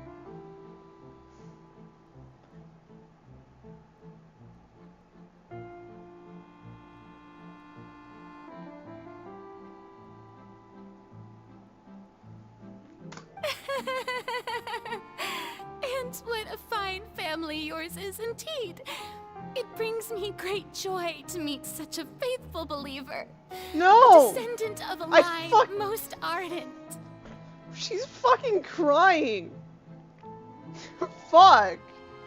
That was done so fucking well in this fucking, like, what, pencil, I would think, or something sticking up just to cover her face. And the VA is doing an amazing job of just delivering this gut-wrenching feeling of just desperation. Like, where this person's like, wow, you know, 20 generations ago, that's the first one in my family who ever, like, got to speak with you like this in person. Whereas Farina, who's just wanted this to end, she just wants to save the people. And so she's just like, I just have to keep going. It's okay. This is to save the people. And it's just right, like, it's just this reminder, too, of time going on. It's like, yeah, but 20 generations ago. It's just so, this is awful. It's just never-ending torment. Surely you exaggerate, Lady Farina. My lady? What is it, good citizen? You gonna keep not showing me her crying, upset face? There we go. Are you crying?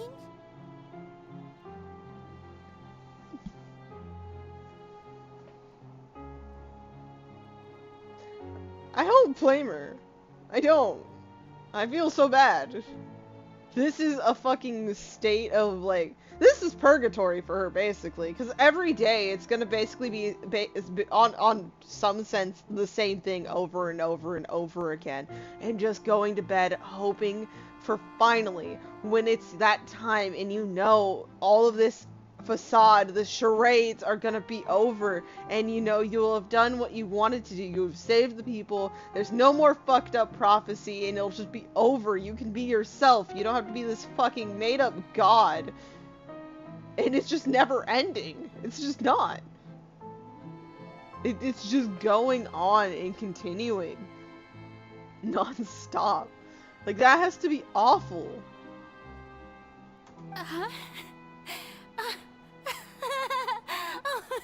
Really now? I didn't even notice.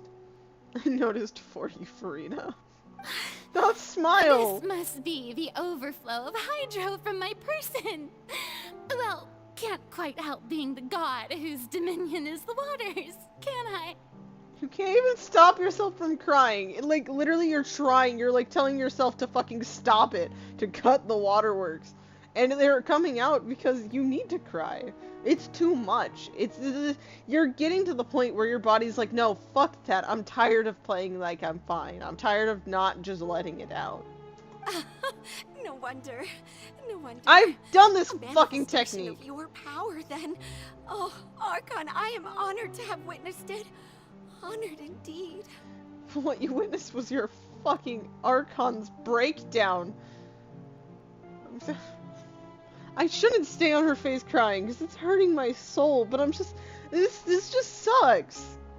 Like, I'm mad at Focalor, but I'm mad at Celestia, because if Celestia just like, I get the whole, you know, you can't just create life, like, human life like that, but also, just fuck you, Celestia. Just fuck you.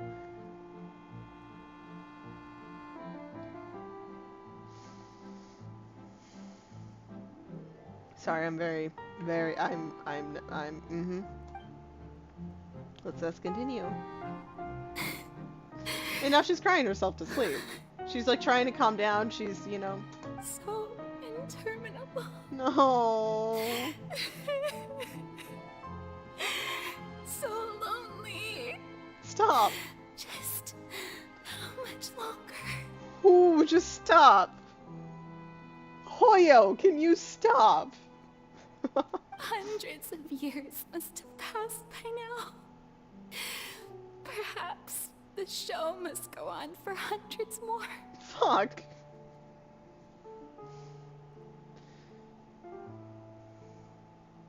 I'm petting my cat whenever I'm going silent. I just, you know, I'm disclosing this information because I'm like staring up at the fucking ceiling. I don't know. I don't like seeing characters or people cry or, you know, be in just so much obvious anguish. I don't like seeing them upset even. So this just hurts, okay? Like, I just want to honestly shut the brain off and just fucking cry. I never imagined that it would hurt so much.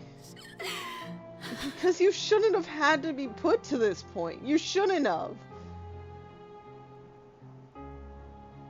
No one can imagine this because this is fucking just wrong, fucked. It shouldn't be happening. You shouldn't be forced to go through this. You shouldn't have had to be put in this position. Have I reached my limit? No. Perhaps I reached it long ago. Today I didn't even notice my own tears. I want to tell someone, anyone, about this. But would that not destroy all I've done so far? Fucking shit. I'm sorry, no, that just made me feel guilty now, too, because again, the timing. If only we had a little more time in that fucking magic box before it opened. Just a little bit longer. Just a little bit. Just a little bit. I've conducted so many investigations across the centuries, but there's not even a sliver of hope that we might break the prophecy. All I can do is keep heart. I must maintain this act. It is the only way to save Fontaine. Please, mirror me. You have to succeed.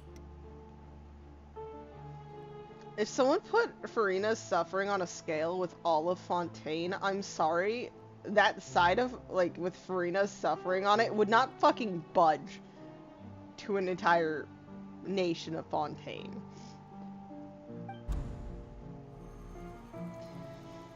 Some ungodly scene later. 182k, yeah. Opera House, Farina, and... No. Farina, you don't have to shoulder this burden No! alone. Don't! I said I felt guilty about this, and we're... I'm about to hear what I was thinking. Why? Farina's going through this, she has it hard. Although I don't know what you might be keeping from everyone, your people are more than willing to share your burden with you. They are. That's my voice. Is this scene from when we were within the giant magic box? Yeah, it is. It meant something to her, but then, you know, sadly, unfortunately, I hate our plan. Anyways. You didn't think? Okay, I'm sorry. Okay, I'm being a little harsh here real quick, but I'm just saying, so me and like, we're witnessing the same things as Traveler right now, right? By this point, I would have a good picture of what she could be thinking once I started hearing this replay again in my mind. I feel like in my mind, once, especially after that last scene we saw, I would go, she felt so lonely, she had no one to talk to, she just wanted somebody, anybody. And what was the thing we said to her? It's okay, you know, they would like to shoulder the burden. Hey, I'm not from here. I'm a spectator. You know how much that probably meant to her? We're gonna find out. I'm gonna stop talking. My burden. That's impossible. It was fated right from the start that this would be my duty alone. But even if your burden doesn't need to be shared, you can still choose to confide in someone. Yeah, here's what engraved it into an important memory. Just share it with me. I'm what you'd call a witness. A witness? Yes, I've heard that you came to Tevat from beyond the stars, yes? In other words, you never belonged here. Yep. And if Tevat is, in its entirety, a show on a stage, then you're just a spectator, aren't you? If that's the case... Look at her face! He's right. I could confide in him, couldn't I? And we get interrupted. I don't want to see what happened in her mind when that shit was uncovered. But if things don't play out as expected, the people of Fontaine will be the ones to pay the price. No, Farina. You shouldn't be You selfish. should! You fucking should! You deserve anything! Like, you deserve this sense of, like, selfishness now, okay? You can't always 100% be selfless, okay? You can't. It's just torment towards yourself. You need to know that it's okay. Like, you know, like, again, I get what we're trying to do. We're trying to save the people. I get that. I get it. I truly do. But this is fucked up.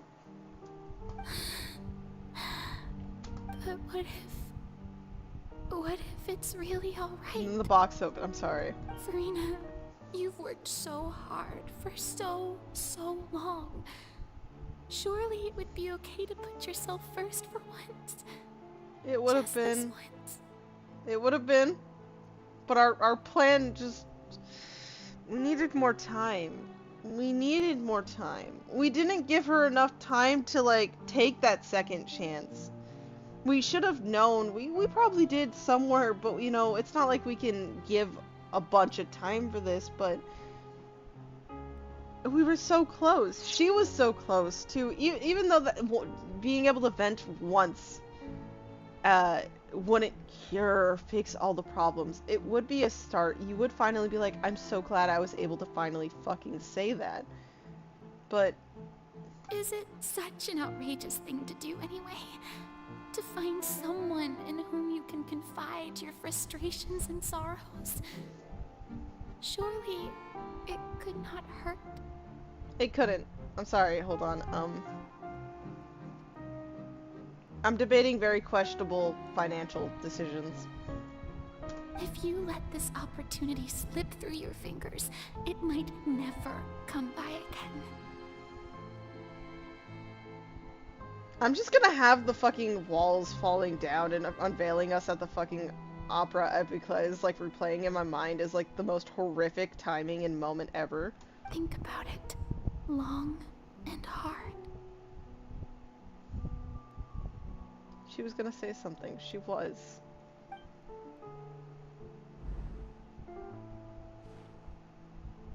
I don't want to see this. I don't.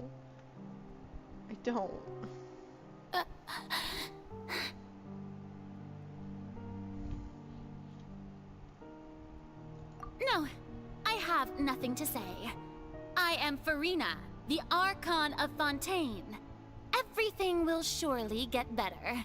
Even though she wants to say something too, her mind could be like, let's do it. Like, her heart could be screaming to just take one moment to do something selfless for herself.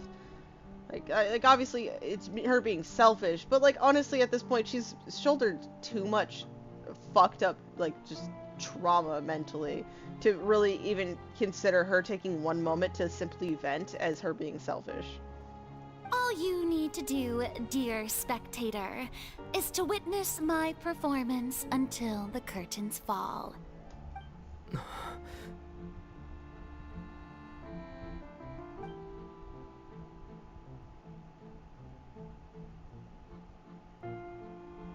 Fine.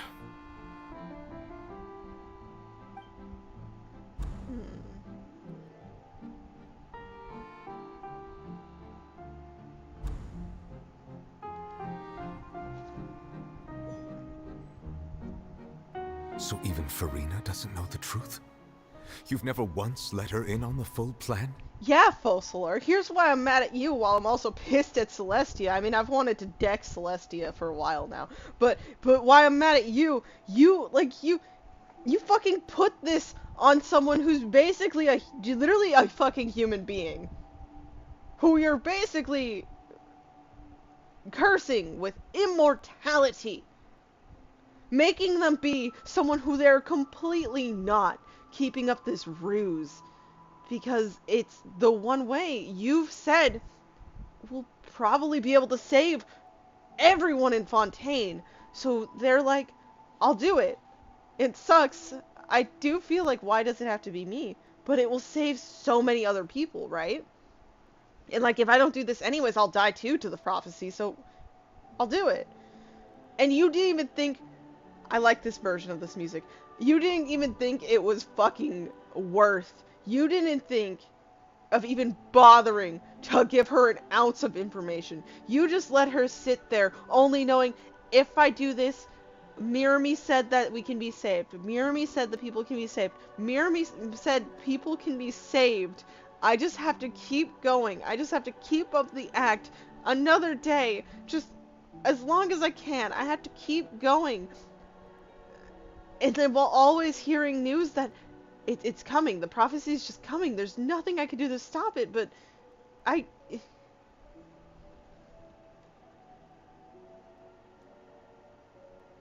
Yes, it had to be done. To deceive the heavenly principles, you must first deceive yourself. Yeah, can I, I'm not violent, I swear. I get upset and I say things, but I've had situations prove that I'm actually not a violent person. She did very well. If she had let her resolve falter even once in these 5 centuries, Fontaine would have been doomed to the most tragic fate. Yeah, no, she kept torturing herself for the last 5 centuries, you're right. And, you know, she's seeing the effects of the prophecy that has killed a decent amount of people now, and so she feels fucking guilty. It seems that trusting humanity was the right decision after all. I trust my humanity to, like... I believe that I understand how your deception works, but that is only half the truth, is it not? How would you build on this foundation to save the people of Fontaine? That is the most important thing. Ah, good. Of course, the Iudex of Fontaine has pinpointed the crux of the issue. I'm sure you've long sensed that the Oratrice is no simple machine, yes? I've always suspected that it had its own consciousness. And Lenny did mention that he heard a human voice within the core chamber.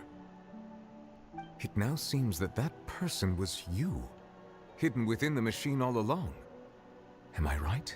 That would make a lot of sense, and he said, you know, it's like they seemed familiar with me, but there shouldn't have been anyone there. And then I became one with the Oratrice, taking Fontaine's gnosis with me.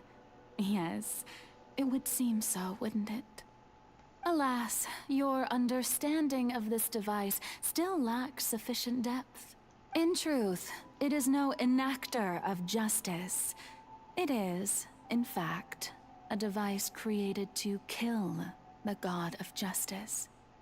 The fuck? Excuse me? Its whole main goal was to kill the god of justice? I beg your pardon? Same! What? Oh, you have it. And to be more precise, not only will the Oratrice take down the god of justice, it will also take down the divine throne upon which she has been placed. What? I mean, did you think I would be the sort to enjoy peaceful repose while Farina suffered? My work over these last 500 years has been to constantly accumulate indemnitium within the Oratrice. But really, some have already discovered that only a small fraction of the energy generated by the device was ever used to provide power to Fontaine. The vast majority had to be, accumulated to enact this death sentence. It was all a part of your plan, then? Both the trial and the sentence? Indeed. This power, accrued over 5 centuries, could have sustained Fontainians for millennia, had it only been used for that purpose. Almost all of it has now been stored within the Oratrice. But only power of this magnitude could hope to destroy the Hydro Archon's divine throne, shaking the rules established by Celestia, and breaking through the institution that is the Seven.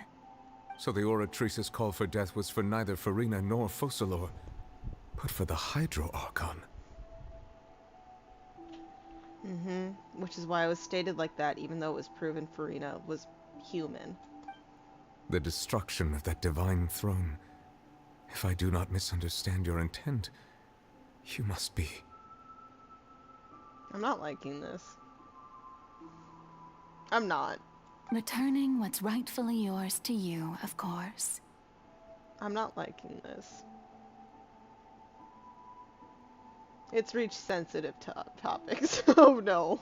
In other words, this was all done to return the authority of the Hydro Archon to the Hydro Dragon of this planet. But... No.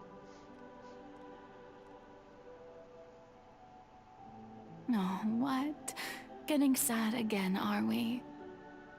The authority of the ancient dragons shall soon be yours once more, O Hydro Dragon Sovereign. And this is the face you make. What other face would he be making? all you've done throughout the years is just so you can sacrifice yourself at the very end. I've never quite seen it that way, you know. Even now, I'm quite pleased at how well my deception worked. I'm with him. This sucks. This does.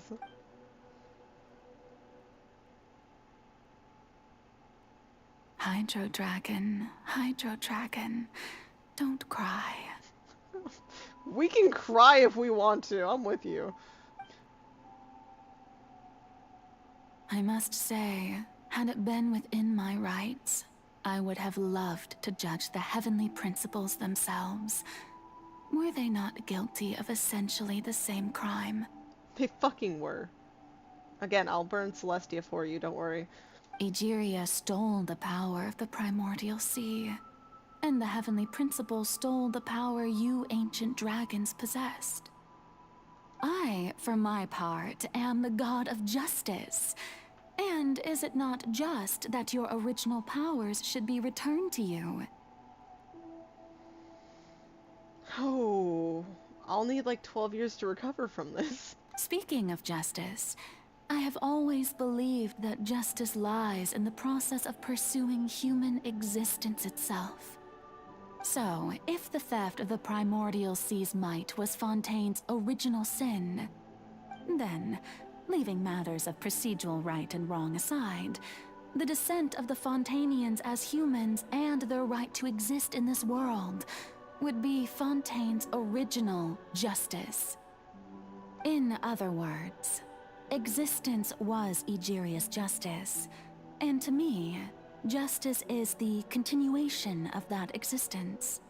Okay, I'm sorry for being so harsh on you. I still feel really bad for Farina, and like that's just a bit terrible. But you, I get it, and I'm sad because of what I know has to happen. This is literally back to Sumeru with the scene with Nahida and the previous. Defying the prophecy and ensuring that Fontaine's people shall live on. That should be the justice enthroned over all others. At this point, we, whether it be myself or all other Fontainians, have shouldered the burden of this sin for far too long. Iudex Nervillet, the highest judge in our land, when you regain your full power as an elemental sovereign, what verdict shall you pass upon us? So when I was invited to the court of Fontaine to serve as Iudex, I see now that that was your idea too. Yep. At last, I now understand the true purpose behind this position. In the beginning, I was uninterested in human existence. But these 5 centuries of living alongside them have gradually brought about mutual understanding between us. And I have even attempted to feel as they feel. You are a devious one, Focalors. Things being as they are, surely you know that I could never declare them to be guilty.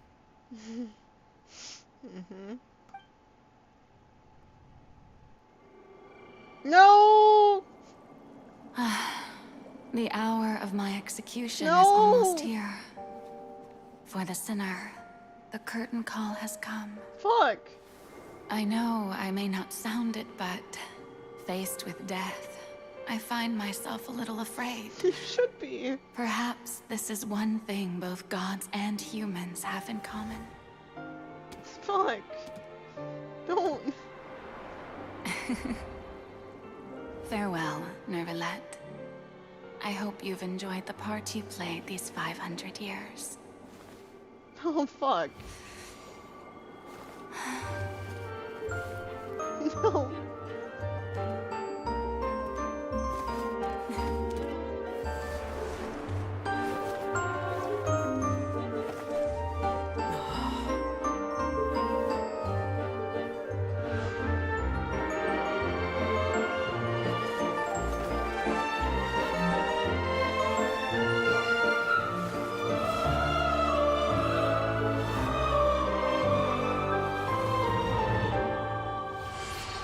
Fuck! No!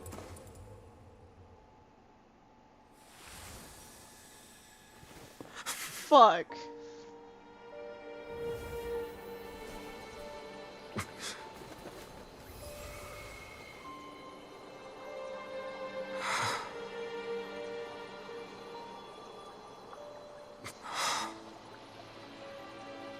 God, if I was Neuvillette right now, I no that fucking whale has shit coming to him.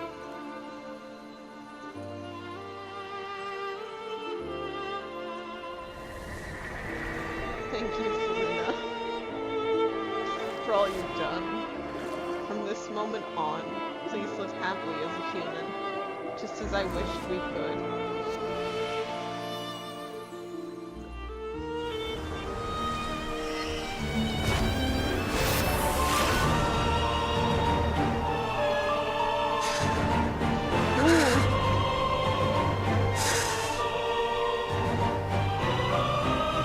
I, Iudex Nervillet, hereby declare, people of Fontaine, your sins are forgiven.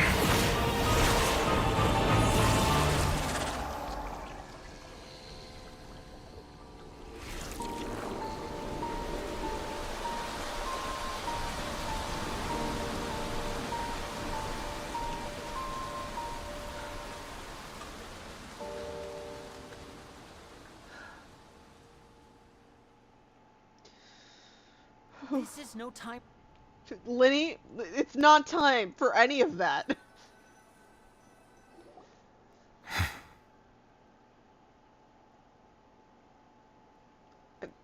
I'm not gonna take a moment. I should. I was I was not breathing correctly during that. I may be crying again. Woo, go me. Whew. I want to see that whale try. I'm kidding. What just happened? Has the death sentence been carried out? It was.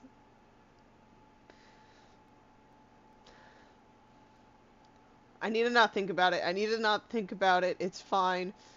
It's not fine, but it's fine. You know what I mean? You know, gotta. Was that bright light some sort of misdirection? I have a feeling that something huge just happened. And you'd be right.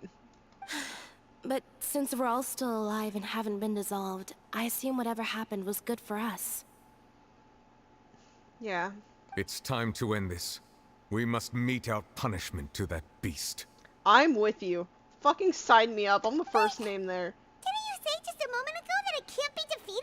Oh, Paimon, things have changed. Fuck that shit. We're going. I have gained the strength sufficient to deal with it. Through certain means, I now have the ability to separate the power of the Primordial Sea from that creature. We should seize the opportunity to pursue our quarry. Just now? I'm trying to click it. I'm sorry. I'm working with the cat and just... Traveler, now that the oratories can no longer function, I require an executor to help me mete out justice. You mean me? The root of the calamities befalling Fontaine. The beast that enacts the prophecy. Its name is the all-devouring Narwhal. Come with me, traveler. The hour of execution has come. And I'm ready. I am so ready. I'm ready to be done with this fucking monstrosity. This thing has caused too much pain. We've lost too much, okay? I only knew the actual, like, fossil or the actual Hydra Archon for, I don't know, not even an hour. And she's gone, and I'm taking this bitch out. I'm taking this fucking narwhal whale thing out. I think it's safe for me to go and plug in my controller so I can end this swiftly and hopefully, I don't know. Oh no? No, we're just going in. I may not have the chance then, but I'm gonna say it's gonna get something. Sorry, Art. You should go lay down somewhere else, okay? We have business. But how are we going to do that? It's huge! I have already done my best to separate the power of the Primordial Sea from the whale. But considering the size of the beast, I cannot reach the power source.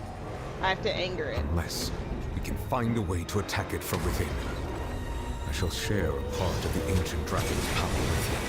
We shall look for an opening together. Okay, hold on.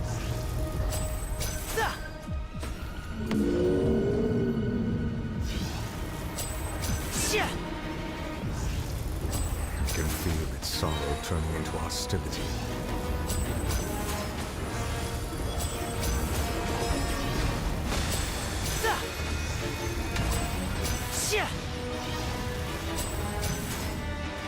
Ouch. We're doing a good job. The all-devouring narwhal cannot resist its instinct to devour. Continue to trigger its hostility. Chance will present itself. It's one off. It's one off. Yeah, we got it. We got it. Oh. Oh, yikes. I don't like this. I don't like that look. Oh! Oh shit! Why is there a The music! thingy over there? It looks really scary. Ouch! Oh shit!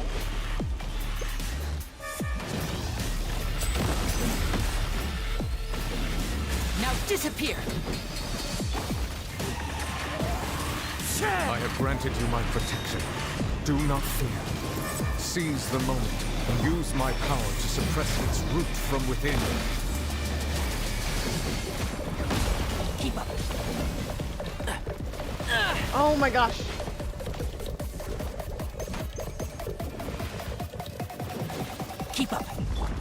my name echo in song. Strike a pose. And voila!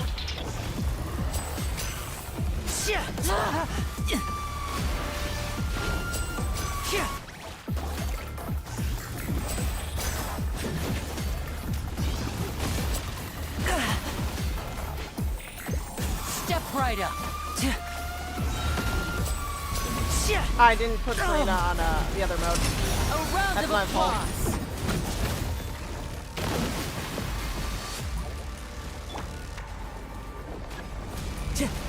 The wind knows me.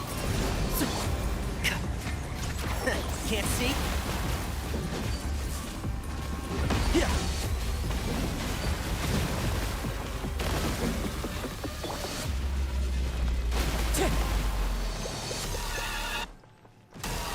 Time to go.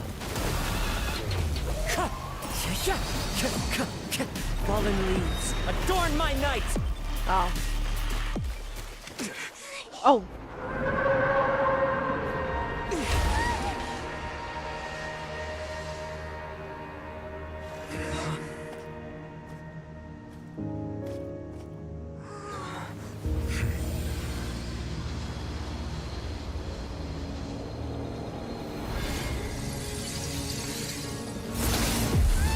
Oh.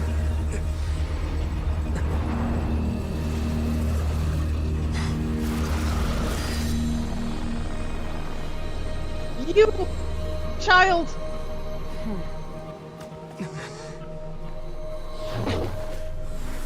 What? No. Why'd you throw him in too? Thanks for helping with the cleanup. It should have been my job, but oh well. It was just supposed to be a short private training session for me. I didn't think that my disciple and my master's pet would start brawling in the meantime. Well, actually, I had a feeling that it would happen at some point, but they bumped into one another earlier than I thought. What a blunder. I suppose I'll have to swing my sword 3 million times as penance. I mean, that's one way to go and repent. Anyways, are you? That power. Who are you exactly? Paimon has an idea. From what she said earlier, she must be Child's master. Skirk. Skirk, right? Mm-hmm. It's just that he gave us the impression that she was the less talkative person. I simply did not have anything to say to the weak. But you, on the other hand, managed to defeat the all-devouring narwhal without using power from beyond this world. So you may speak to me as equals. What sort of person would take the all-devouring narwhal as a pet? I have to agree. It's a strange use of a planet's primordial waters just to raise an all-devouring narwhal. That kind of power is wasted on it. It's not cooperative. It eats too much. And I have more important things to do with my time than pet sitting. The only thing that creature has going for it is its looks. All in all, it fails as a pet. Miss Skirk? I think you might have missed the point. She might have, but who are we to question it? The point being? Well, being that this pet almost destroyed an entire nation. So what sort of person is your master? Well, Child's master's master. Wait, is that right? Oh, right. So you don't know him. Sorry, I assumed you did. His name is Sertologi. Sertologi? Who? I am unfamiliar with that name. Huh. So Master isn't sufficiently famous. How should I describe him then? Have you heard of the name The Fowl? The Fowl? No, I don't think I have. Still nothing? Well, Visionary! How about the Visionary? Vetterfalnir then? Or Gold Rhindaughter? Ooh, that one we've heard. Rhindaughter's part of the Hexen Circle. She's Albedo's mom, right? Oh, so you do know that name. To be honest, I also heard all of those names and titles from my master. I don't actually know them either. But I suppose you understand now, yes? My master is likely a similar sort to Rhindaughter.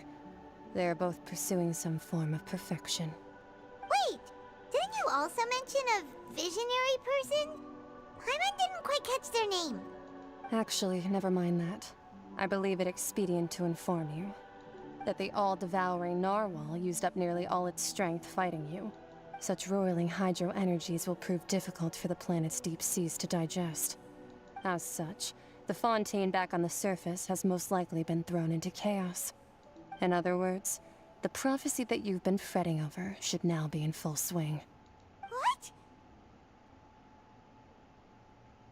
No, there's little to be surprised about, Paimon. It is natural after all, the prophecy will surely come true. We knew this and accepted it. However... Not to worry.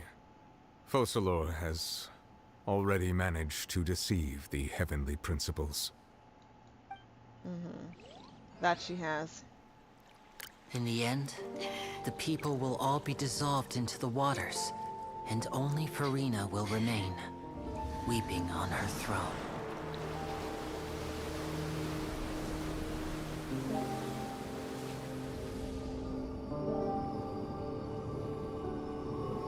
Only then will the sins of the people of Fontaine be washed away.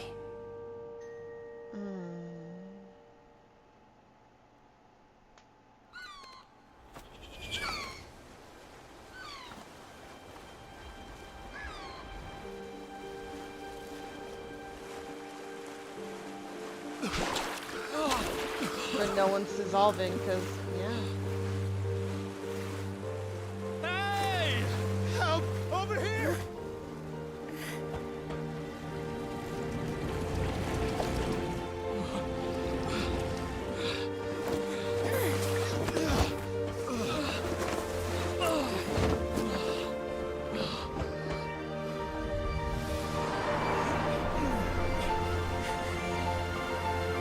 She fucking did it. She did it. And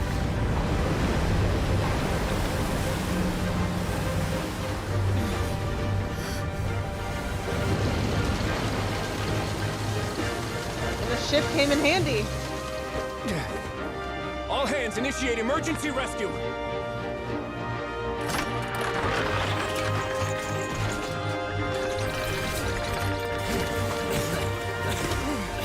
Hurry!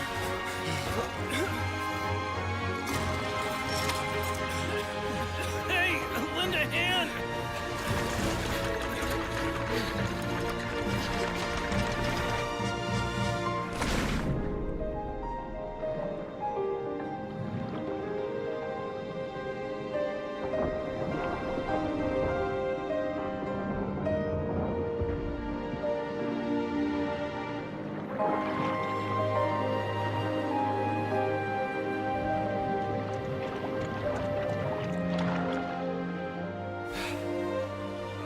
Look! The water's receding!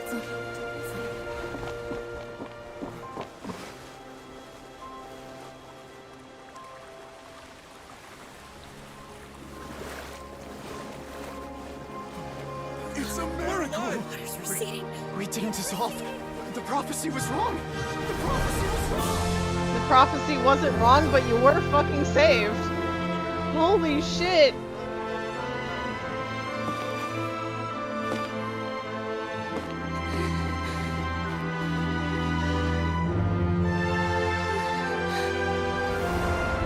Furina, look. Right. No, they're saved. We're saved. You did it. The prophecy. You helped trick the fuck out of... Yeah.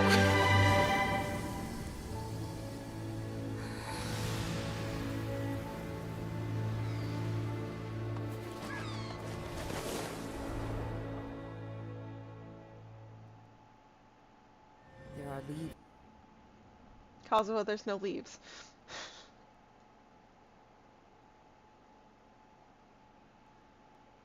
That was beautiful. I'm very tired, B, emotional, and just C, that was just so wonderful, and it just... Oh! Charlotte. Renewed. The Suite de Rasula talks post-disaster rebuilding. I recently visited Poisson to meet with Miss Navia, spokesperson of the Suite de Rasula, and we spoke about Poisson's present and future. Mm-hmm. Old soil can still give birth to new bloom, Miss Navia stated. Hope is like seeing a small cookie when you're starving late at night. You just need a little of it.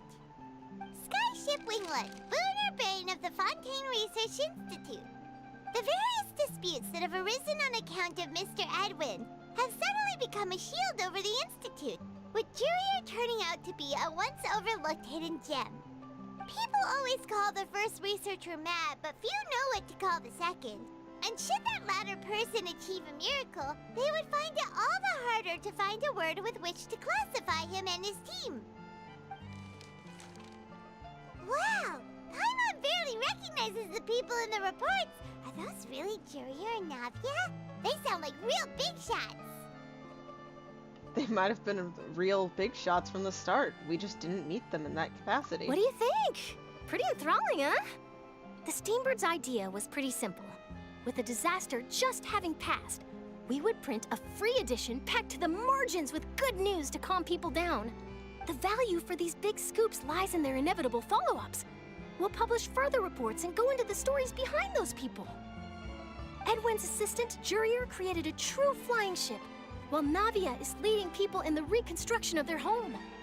I'm sure that these stories could draw even your well-traveled eye. Paimon's curious too! Wait a minute. Didn't we watch everything happen from start to finish? What's there to be curious about? Hey! And that's exactly why I'd like you to come conduct interviews with me. You're the best incubators of news, if you haven't noticed. And also, with you around, I'm sure I'll get to see that Duke. Still hoping for that one, huh? Sure? Hasn't he turned you down several times already? Maybe this time will be be different. This time will be the time. Let's head to Poisson first, and then make a trip to the fortress. There are some things you'll only know when you get there. Okay, whatever you say. For a better tomorrow. Finale. Oh my god. I've been put through a fucking roller coaster of mostly upset emotions, but holy fuck, has Fontaine just been spectacular, like amazing. I would not, okay, I would trade for a happier outcome, but I would not trade it for you know, in the end I wouldn't trade it for anything else. And yes, I'm deciding I think I want to make terrible financial decisions, so we'll see at the end. I'm sorry, Farina deserves it a little bit. And if things go well, I'll have savings, and I'll just tell myself genuinely, stop it. I was a fucking free-to-play person for a long time. I was in my gacha recovery period, and then they just had to go and, I don't know, keep drawing me back in. With Fontaine people. I'm glad I'm finally able to laugh a little bit.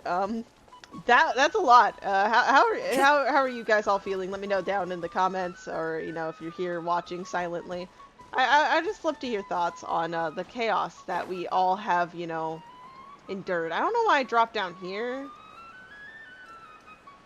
And because I don't know why I dropped down here, I'll just re-go here. Hang on, I'll actually just go to the teleporter. There we go. Problem solved. It's, I think, V? Was it V? Let me actually, queue up for this. There, let's navigate it. Okay, X, let's go. Let's, be back down in Poisson. And see Navia. Navia! Oh, it's you. What brings you all here?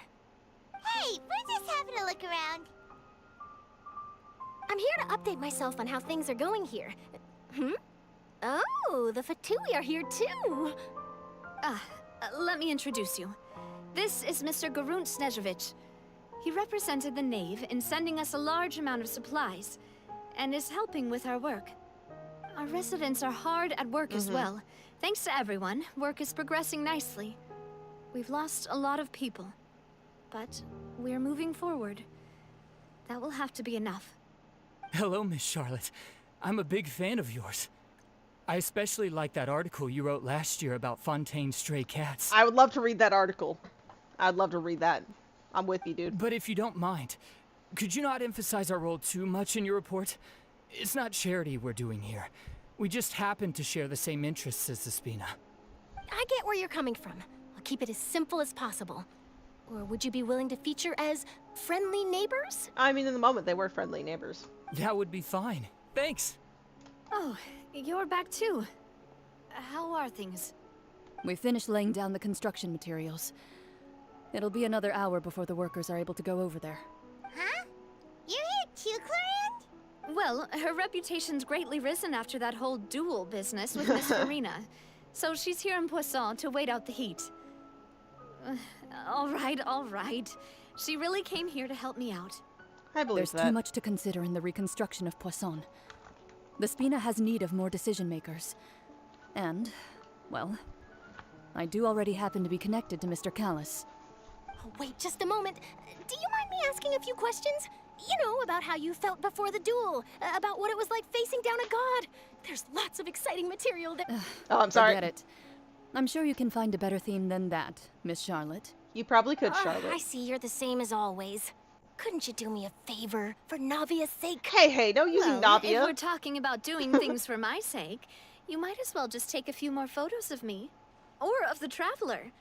It's better than wasting time persuading Clorinde, at any rate. Of course I will. I'm not gonna let him off that easy. All right, then everyone who wants to be in the photo, gather up. And smile. I want a framed photo of this. That's lovely. Can I have it? How did it go? Was it a good shot? Did Paimon look cute in it? You look adorable, Paimon. Not bad. Your addition really helped the composition of the picture. Oh, hang on a moment. Let me snap a few more shots. Charlotte takes more pictures of Poisson than clicking the All right, surface, that should do it. I'll be back here later anyway, so let's call it a day.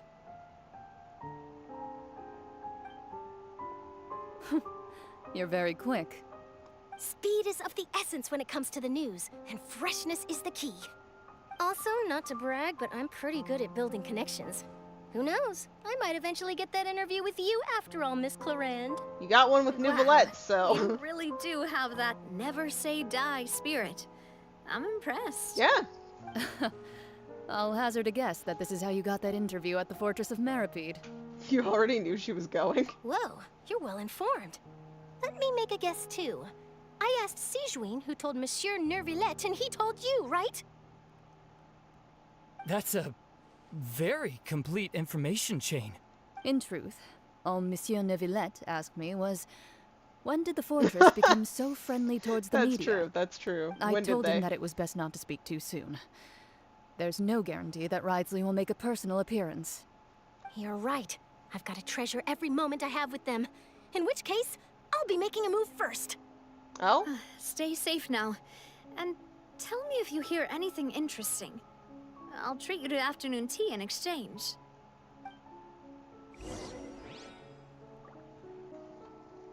You seem curious about the fortress. Of course. That Ridesley. I still remember going down to the fortress to grill him for information on my father's case. Boy, did he take me for a ride. Without telling me anything, of course. Yeah, that's Ridesley for you. But he did invite you to tea, didn't he? As always. 2 large pots of it, in fact. It was good tea, though. Yeah. I have to agree. The tea there is very good. Speaking of that, would you like to have some today? I mean, you've got time, right? Down in the Fortress of Maripede right now, Ridesley is sitting there thinking he needs to now make a shit ton of tea and just drink it. All because of them. Well, I'd be partial to some shortbread. Wow, it's like we've got a menu or something. Sure. Good. What flavor of biscuits would you like, Mr. Snezhevich? Me? I'm fine with anything. But I would prefer chocolate, should you have it. All right. Leave it to me. I'll go over the newly arrived supplies with you later, Mr. Snezhevich. We should be able to finish the preparatory work today. That works great for me. Huh. Is it just me, or did you get a new lipstick? Did she? I did. Oh. It was a gift from Oh, Season. yeah! Want to give it a try? I'm sorry, my brain I forgot. think the color would suit you, too. That's adorable. I'm sorry. Okay, now we're going back to the fortress. Hey, you know, we're going back to where we started this quest. All the way back to the fortress. Can I just click this and teleport? I can! Let's go! I've been going for almost 6 hours. How can you guys put up with me? Wow, guess we're here again, huh? There's a real nostalgic feeling to this place. Looks like you've been missing us. Duke! Did you come all the way to the entrance to greet us? Of course. I'm here to welcome you and our dear Miss Charlotte, whom our good head nurse recommended to me. It's an honor to finally meet the much-rumored Duke. Thank you for consenting to my visit to the fortress, sir. No need to thank me. But that said, I shouldn't be the focus of your interview. I trust you recall our agreement? Of course, of course. All right then, this way. Let's go. Hey. Yep, dude, you have to accept it. Take it. Hey, no need to be so nervous. I've already taken all the photos we need.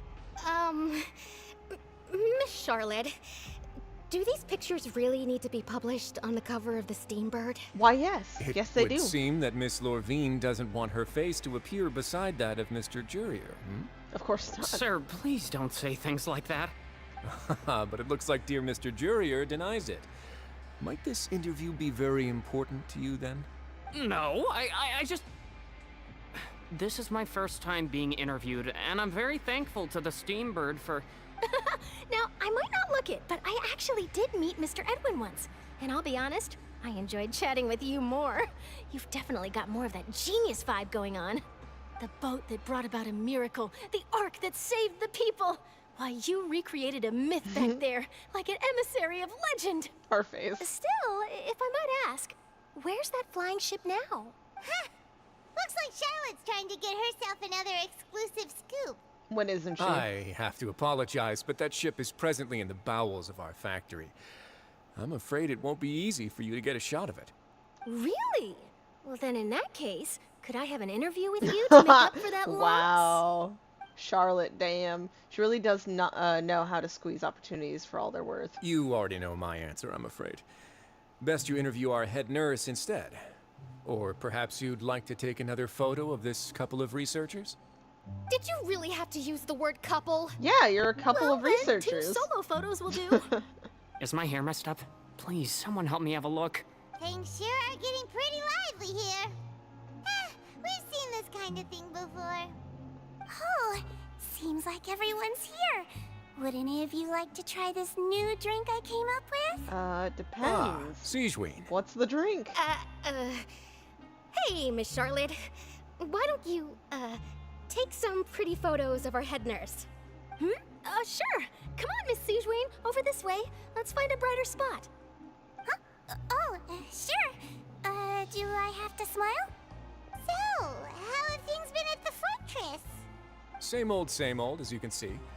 Fontaine's undergone some changes, in the background but over this place here. is still more or less the same.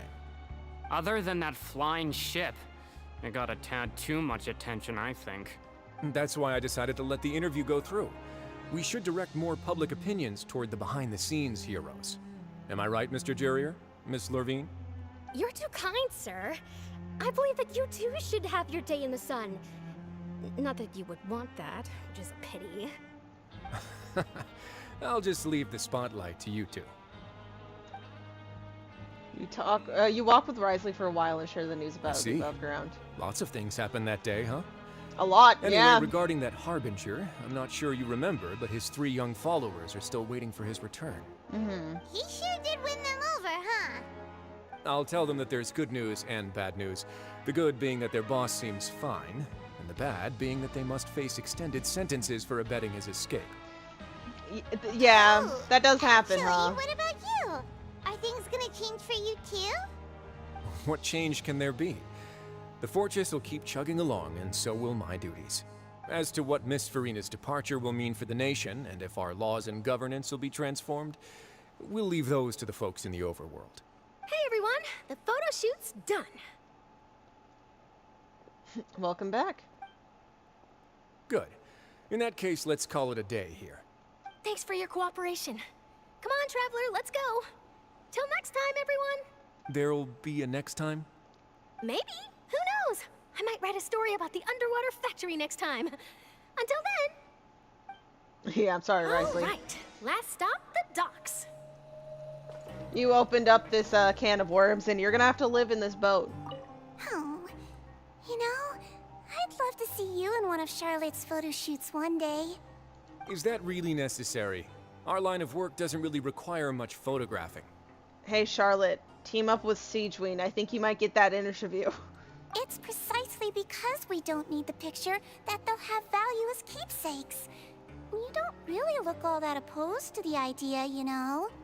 Maybe I'm just happy that I managed to once again avoid the spotlight. I think this interview went well either way. Yes, you successfully kept prying eyes away by using Mr. Jurier and Miss Lorvine as shields. Very good. You should be happy for them. They have a bright future ahead of them. She'll get you to do a photo shoot. You watch your back. She'll get you when you least expect it. I need a story break. Hold on. Hold on. Oh, I physically can't buy anything else. That's sad. I have so much coupons. Oh, there's a fucking story quest somewhere here. I need to, okay. It's time to make, like, a leaf and fly away. There's so many layers here. Okay. All the way back to Romaritime Harbor. This is where we met Linny and Lynette. This is where it all started, you know, and we even met Farina and Clorant here, technically.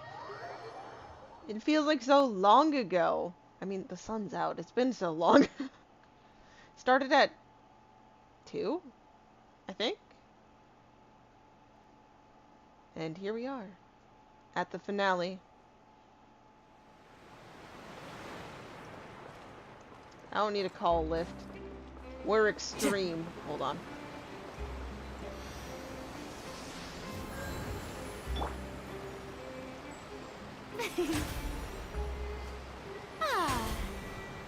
Yep. Oh wait, I really don't want to like land it, like into the story and then it like you know, kill Farina. Yeah. We don't need any. Oh, that spin she did, that little twirl. That was great. But anyways, isn't this? Yeah, no, it's them. It's them and the people we spoke to on the first day. Holy hell.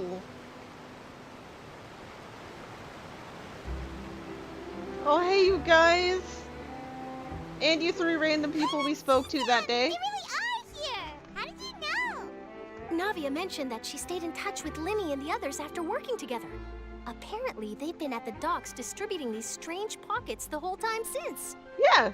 Traveler, Paimon. Ah, and Miss Charlotte, too.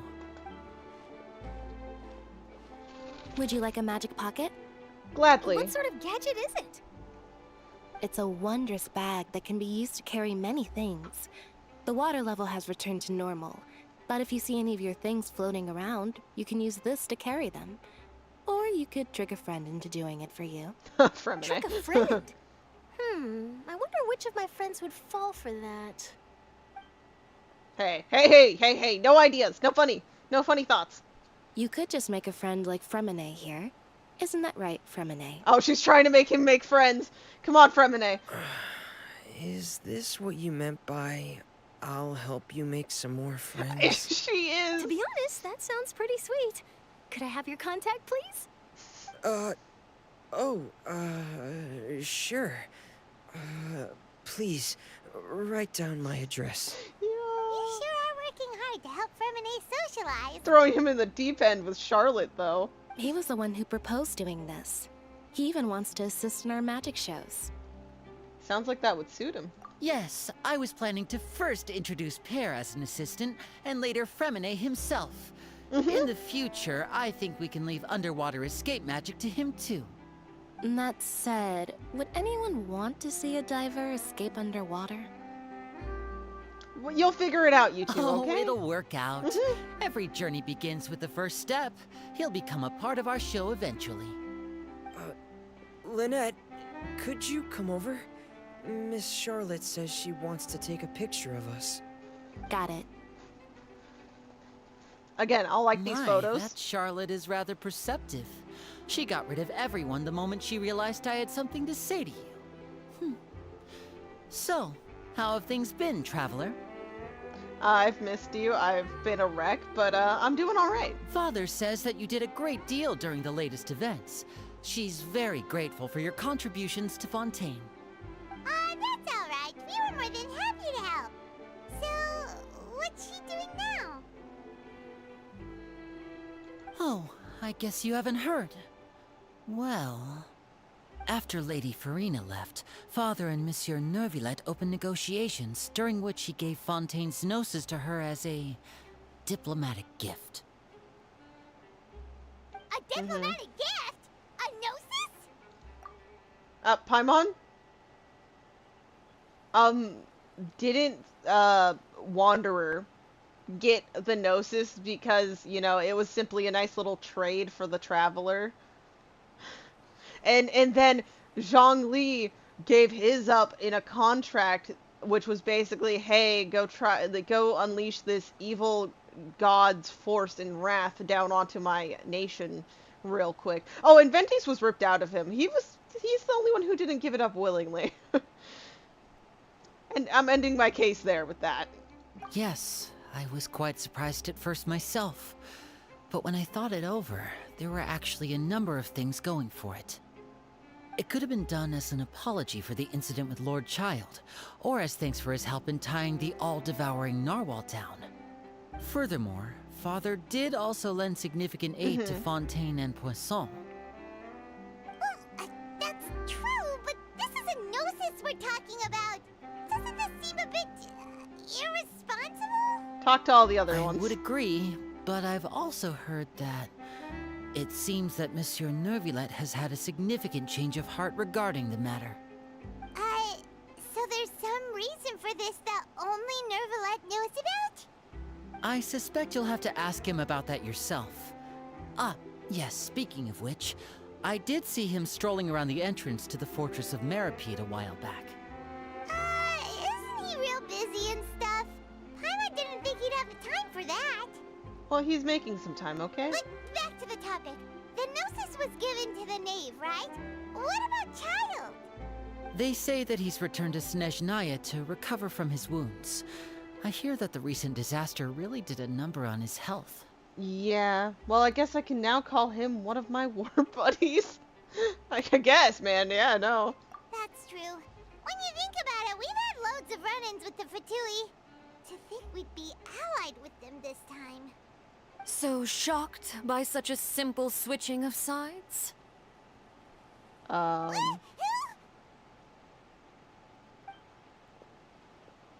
I knew it was her voice. I was just confused. I was like, wait, where is it coming from? Well, what do you know? Come to the docks to see how my children are doing and meet the Traveler by chance. Please do not pay my accomplishments in Fontaine too much mind. I would have done them regardless. Are you going to take the gnosis back to Snezhnaya? That is the thing That is been our ordered. duty Yeah. as harbingers, yes. Don't be too preoccupied with sides. The goal of the Fatui concerns not a single place or person, but the entire world. With such a grand goal in mind, it is inevitable that we must wear many masks. Switching my masks is something I've always done. Well, that depends on many things. No one truly knows what the future holds. What good is honesty if you can't rely on it forever? As for you, I very much look forward to our next collaboration. Good things cannot be achieved alone, and you've proved yourselves to be great partners. Actually, I just remembered something. Please help us deliver this. A vision? All right. I'll remember to return it. Thank you for keeping it safe for him this entire time. And that's a wrap for me. Huh? Charlotte, I wouldn't try it. I don't know, she's intimidating. Greetings, Miss Journalist. Her tone. Hello. If I'm not mistaken, there are diplomatic channels I'll need to report to take a photo of you. That is correct.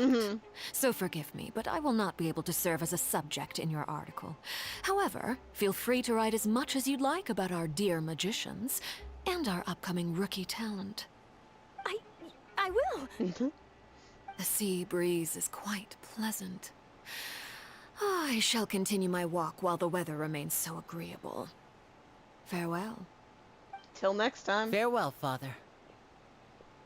Oh, she has such an intimidating presence. She does. I didn't even dare to take a picture. Thankfully, I've already wrapped up all my pre-scheduled interviews. Thank you all.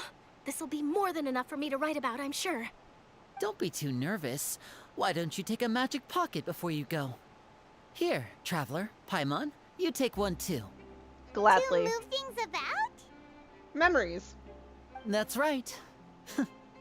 Funny. I was giving out magic pockets when we first met too. And what do you know? I'm doing the exact same thing right now. So many things have happened, but the pockets are still the pockets. I guess this must be life. We will all follow our own paths, and serendipity will lead you to your fated friends. All right then. We'll be handing out pockets in some other districts later, so we'll get going now. Have a good day, you two. You all have a good day as well. I need to visit you more often. Charlotte, huh? Shall we go see how Neverlette's doing? As long as he's not so busy that he Can doesn't I have can time I to talk chat to them? anyway. No. You need to let me talk to them. You can't let my family walk off like. Okay, fine. You let my family walk off like that. That's weird. Off to Nouvellette. Who's actually at the Opera House. Okay.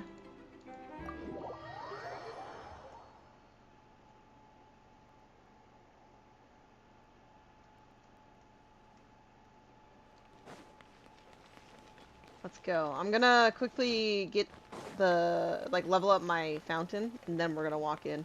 I have a feeling we're actually really close to the end. I'm waiting. We were probably gonna run into Farina too, right? Even if it's just getting to hear from her a little bit. Or we're gonna offer this up.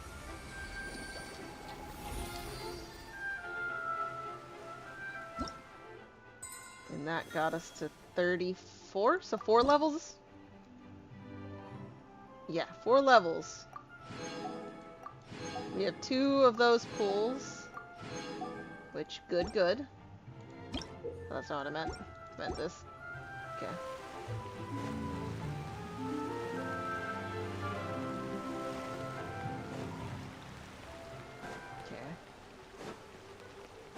Oh, is he? No, he was waiting around the entrance of the Fortress of Meripede, so he's around the back. The entrance to the fortress! Yeah, there he is. Ooh, he really is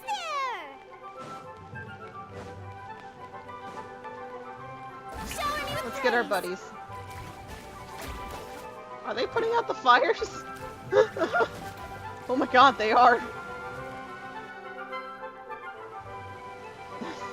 Look at them go. So, you really are here, Neverlet. You hear them in the background. You were going to have free time this hour of the day. Really? Oh, I suppose you must have met Mr. Linney. He took the time to greet me earlier when he passed this way. In any case, you came at a good time. I was just considering reaching out to you to set up a meeting, so I may explain some things that I haven't had the time to before. Oh, is this how we end? I want to talk to Farina. That you remembered. Where is she? I just want to your mind, what check with on you her. being busy and all. Alright, let's have it then. How was Fontaine actually saved? The whole business is still quite the mystery to us. It's not a pleasant story. It is strange how words can often leave a bitter taste in the mouth when it finally comes time to say them out loud. Neuvillette sighed softly before telling you the truth concerning what he saw that day. Fosler has deceived the heavenly principles and used Farina's endless performance to save Fontaine. So that's what happened? I only saw Farina's part myself. Fossilor destroyed the divine throne of the Hydro Archon and restored your power to you, transforming you into a fully fledged elemental dragon sovereign. But Paimon still doesn't quite get what you did to save the Fontainians from dissolving. For me, the authority of the ancient dragons refers to absolute control over the hydro element. Fontainians were incomplete humans born of Egeria's use of the power of the primordial sea, with constitutions similar to that of mimics. But so long as those primordial energies remain within them, I could use the ancient dragon's authority to grant them true blood, after the fashion in which life was first brought into being on this planet. In other words, when I gave my verdict, Fontainians became true humans, and thus would naturally no longer be dissolved by water from the primordial sea. Fossilor must have counted on you to make that decision as well. Your verdict was the key to making the prophecy appear to have come true while saving everyone. You could say that it was at that moment that Fontainians were finally truly born. Yeah, and in a manner of speaking, Fossilor finally managed to fulfill the original Hydro Archon's wish to turn Oceanids into real people too! It seems from your expressions that you still have more things you wish to ask. Ask away. I will tell you the truth as I know it. Oh yeah, no, it's doing its final thing. We're gonna talk to Nouvelette, and I think it's gonna be over. About the initial verdict that was passed on I have Child. investigated his case along many avenues, and I have learned that he once fell into an unknown chasm when he was young. There, by chance, he awakened the all-devouring narwhal. Oh! But whether it be by sentiment or reason, that should not have been enough to consider him the root cause of the disaster. At most, he would have had tangential liability.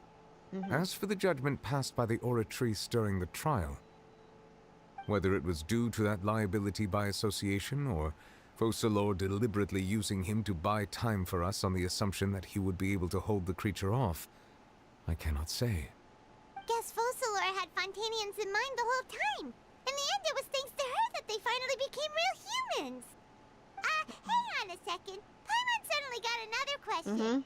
Back when Fontainians hadn't yet become real humans, were the children they had also transformed Oceanids? Life has always flowed like water. Do you recall how Fontainians would often come to the Fountain of Lucine to pray for children? Yeah! Lynette said the fountain is where all the waters in Fontaine converge. In truth, even those couples did not know that such prayers were no mere custom, but instead a form of ritual. Oh. Those Oceanids who were blessed within the spring water would later descend as new humans in the coming months. Paimon sorta gets it now. Either way, it Okay. seems like this ritual won't be of any further use, but it'll probably live on as a local custom. Ask away. I will tell you the truth as I know it. About Fontaine's future. Yeah, about that. Risley said Farina has already left. What's that all about? Ah, Lady Farina. The people are only aware that her death sentence has not been carried out. She abdicated the post of Hydro Archon and left affairs related to that title to me, before leaving the Opera House. I related Fossilor's words to her faithfully and completely. After hearing them, she seemed neither saddened nor comforted. She simply said that she was tired and needed to rest. As she Having should. said that, she then packed her things and moved out of the Opera House, not unlike how an ordinary person might. But she's still got a place to stay, right? You need not worry. I will make arrangements to ensure that she will not want for food, clothing, board, or travel. Good, good. In She truth, deserves I it. am somewhat happy for her. The wear and tear on her spirit will, of course, take time to heal. But now that she no longer has to play the role of Fossilor the Hydro Archon, she can finally lay down her burdens and lead a normal life. What about you then? What are your plans now that you've regained your full powers as the Hydro Dragon? After Fossilor passed on, the Oratrice also ceased to function. This matter will directly affect our trials. After much careful consideration, I've decided to take over its role in our courts. From now on, I shall hear cases and pass verdicts by myself. Looks like you're still considering stuff from the perspective of the Udex, huh? Hey, he As played an that role elemental well. dragon, there are indeed many things that I must do. But this power and this duty, in a manner of speaking, you could say that both were granted to me. As such, before I attend to my other responsibilities, I must first and foremost continue to serve Fontaine as its highest judge. The duty of the Hydro Sovereign and the duty of the Udex shall coexist within my person. Additionally, the Hydro Archon's departure has brought about another problem, which is that the Opera House shall no longer produce indemnitium. That's true. That power was derived from the people's faith in the Hydro Archon, wasn't it? Wait, but the various mechs and machines in the city are all still okay. Where are they getting their energy from? As I am now, I have full command over New Musia, Okay. and it can serve as a complete substitute. Another reason why I cannot quite leave Fontaine immediately. Wow. This ancient dragon's authority stuff is really quite useful, huh? Seems like it, Ask for away. sure. I will tell you the truth as I know it. About Fontaine's Gnosis. Oh, that's right! They say you've given it to the knave as a diplomatic gift or something! That is what happened. Leaving Yes. aside their intentionality, the two Fatui Harbingers have indeed done much for us during this crisis. Their sole remaining goal in Fontaine, at least at this point, would seem to be the Gnosis. The Oratrice has ceased to function. The Hydro Archon's divine throne is now no more, and I do not need the Gnosis's power. As such, it has lost all meaning for Fontaine. If the Fatui have impure designs, then we might as well accede to their request now, and avoid unnecessary conflict. True. What complicated considerations! Paimon thought you were just giving it to them out of gratitude to the knave and as an apology to Child. Ask away. I will tell you the truth as I know it. About the next stop on my journey. I'm curious. You will soon be heading to Natlan, I presume. Yes! Oh! It's the first I'm time afraid it's that been I have spoken little in a talent as minute. a travel guide, so all I can do is tell you what I know about that land. Mm-hmm. As far as I'm aware, Natlan can be said to be a nation of dragons. A nation of dragons? Wow, You okay. mean like you? No, I suspect that I would not find myself welcome there. Unlike ancient dragons such as myself, the dragons of Natlan have undergone long years of development and evolution. Oh, Large okay. numbers of them have entered a form of coexistence with humanity. Natlan is also the nation of war. War ravages those lands like an undying flame. There is one other piece of information I got incidentally from my negotiations with the Knave that I believe may be useful to you. The Harbinger known as the Captain has thrown his hat Captain. into the endless ring of war. The captain. Sounds like a real tough customer. Seriously, everywhere you look, there's a Fatui Harbinger doing their thing. That's just how it I is. suggest that you I fully mean- prepare yourself before going to Natlan. In the meantime, Fontaine's doors will always be open to you. And I'll always want to visit y'all. Ask away. I will tell you the truth as I know it. I hate that we have no more questions. Hang on a sec. Paimon's still got a question about the Gnosis. Paimon, what's When up? we spoke to Linny earlier, he mentioned that your attitude towards giving away the Gnosis had clearly changed. Yeah, he did say that, We yes. guessed that there might be some reason for it that only you were aware of. No wonder the House of the Hearth is the Fatui's intelligence division. They are certainly sharp. Very. So regarding this specific issue, I was just getting ready to share something with you. What is it? In truth, I exchanged some further words with that lady named Skirk after sending you two back to the surface. It went something like okay. this.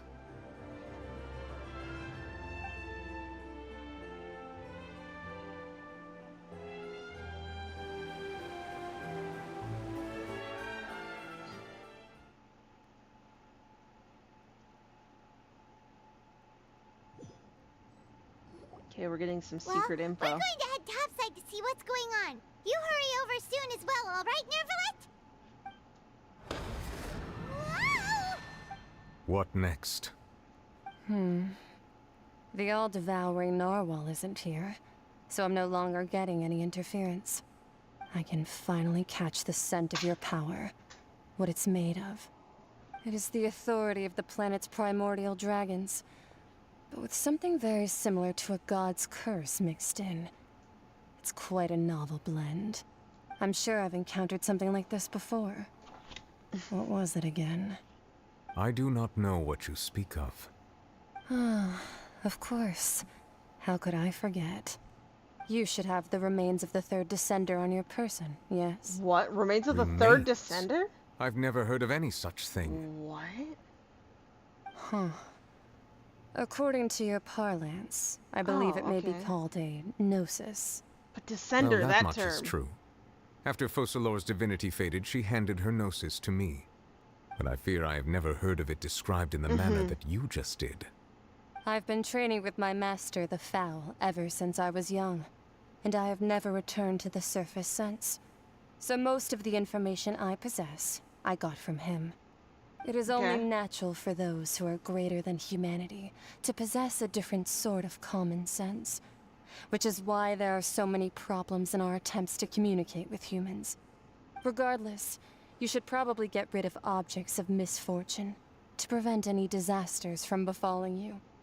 To live in itself is a blessing. But once a person dies, the bonds he once had with this world shall all turn to curses. What do you mean by that? Okay. No need to fret. These are just my personal thoughts. And my reason for no longer wishing to return to the surface. This third descender you refer to, who are they? And when did they die? Master never mentioned them to me. Perhaps it just wasn't that important for me to know. If you're interested, though, I could ask him. I'll be sure to pass the answer on to you next time. Next time? You believe we will meet again? I do. Wait. I have a disciple of my own, don't I? He can be the messenger then. Okay. Okay, who's the descender? Because we learned from Sumeru that that's kind of what us as the traveler would be referred That's to what as. she told me. Not from Whether Tibet. it will prove useful or not, I wanted to pass that information on to you. The remains of the third descender? So that's what the Gnosis actually are. Paimon just thought they looked like chess dark. pieces. How could they be a person's remains? All the same, assuming that there was no misunderstanding or special metaphor at play, that is what she meant to say. And she said that it would bring misfortune and that you should check it, which is why you gave it to the Fatui. If she speaks the truth, then I would simply be putting Fontaine at unnecessary risk by keeping it here. Mm-hmm. That's true. That's very true. A descender, she mentioned one of them. I am the fourth descender. For me, this information means two things. One, that the Gnosis are related to descenders, and two, that the one who came before me has already died. I had guessed that you might already be familiar with this concept, but I did not expect you to be one of them. That means that the Gnosis, which are exceedingly element compatible and can even enhance elemental abilities, do indeed come from the third descender.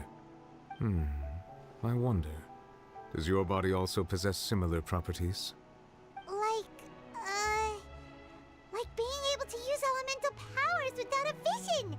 That does sort of count as special compatibility, right? So, okay, No, whoa. let's not think about this stuff Yeah. right now. It just feels No, that's scary. That knowledge is comparing horrifying. the traveler to the dead third descender and all. Don't worry, I won't die so easily. That's what you say, but this topic still feels like bad luck. It is, okay? We remember Silver and Child Maloose. recovers. Let's get some more answers out of him. Or go look for his master and get the answers that way. I too believe it unwise to make too many blind guesses when information is lacking. The same is true of being at court. All right. Whatever the case, it seems like the crisis here in Fontaine's over for now. Yes.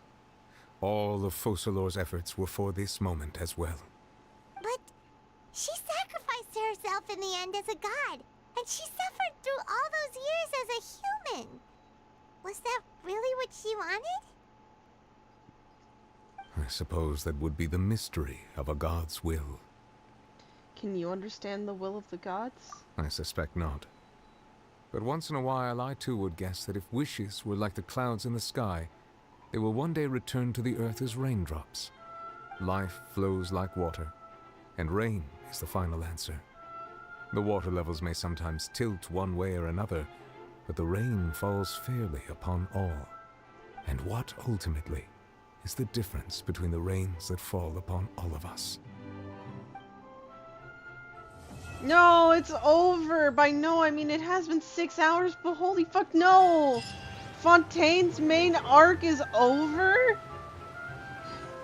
Hey, Nouvelette, buddy. 1 second. No, this feels so wrong to have it be over. It feels like Fontaine just started. It's always crazy how fast, like, it feels like it's been eons, yet at the same time, not. It seems from your expressions that you still have more things you wish. Ask away. I will tell you the truth as I know it. No. I was suggest wondering. that you fully prepare yourself. Okay, I was wondering if we can get more dialogue, but we can't. I don't think I can,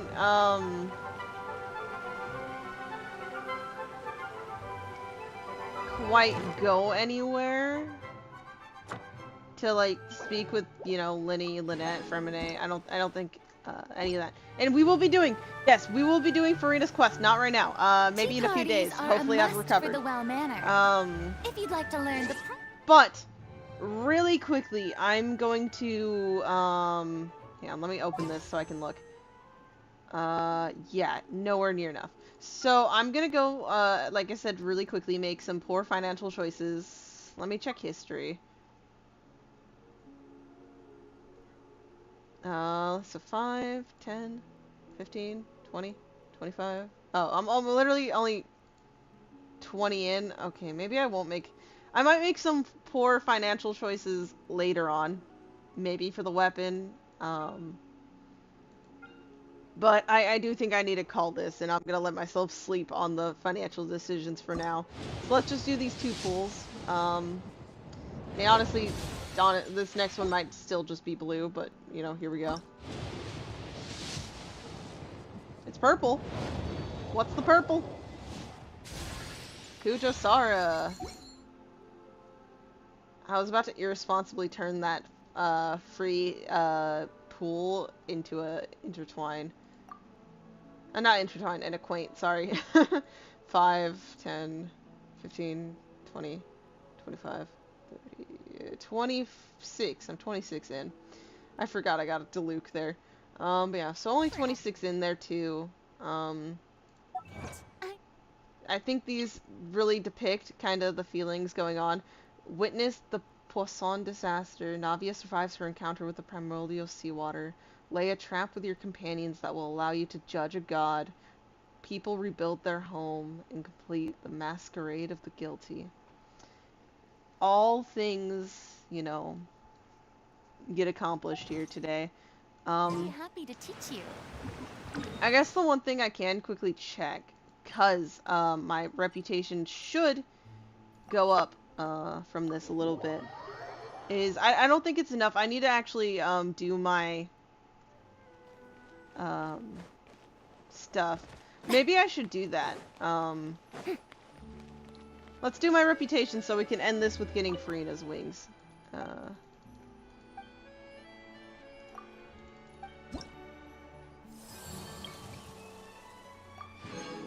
Right, let's see, 300, 400, so right, because then it's gonna be 5, 6, 7.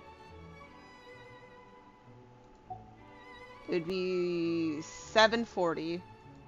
I've already done these. It's no in progress. So 740, and then however many. How much do these get you each? 40. It might not be enough. Fuck. We're gonna give it a shot. Okay, so, excuse some switch-ups I'm gonna have to do, because I'm gonna do these with the, controller. A good newspaper should be a lighthouse of truth. Ooh. My cat's just chilling here. Hold on. Popular can be such a hassle. Who knew the people would adore me so much? The kitty's very tired. I agree, I am too. But, no, I want to do this. I don't want to just end a 6 hours storyline of chaos on this note. We're gonna end it on the note of... trying to fight these enemies, okay? Which does mean I'm gonna talk to you again. I'm sorry I backed out. I need to change my controls. But, so for the bounties, I think they changed because yeah, they changed. So it's going to be invulnerable to Dendro, but it can take other shit. So, we're coming for you. Let's go. Let's go.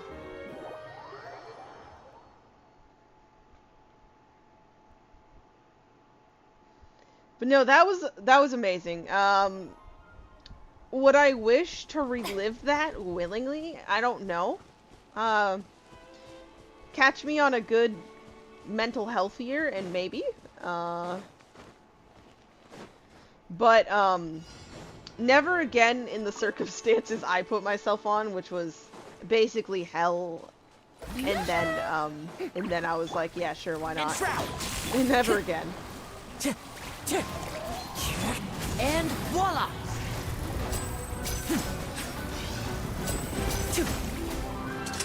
Let's get this show on the road!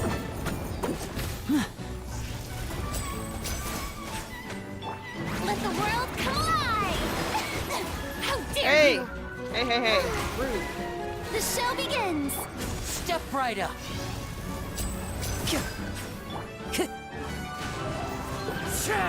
Time to get...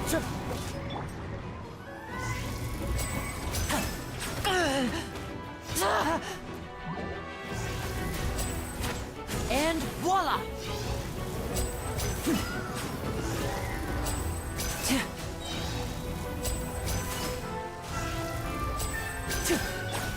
Into the wind. Here comes the finale.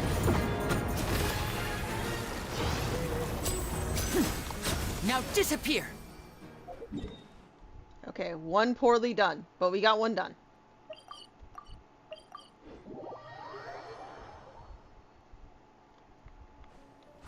We got this.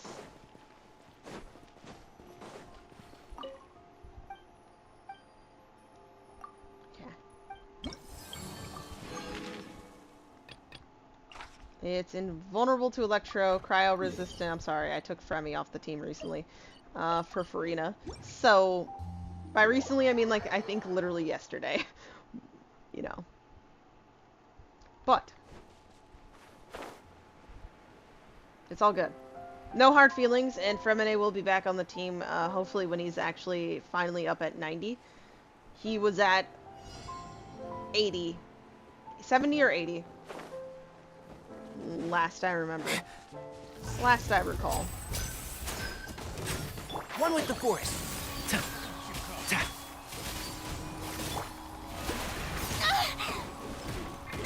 Ouch!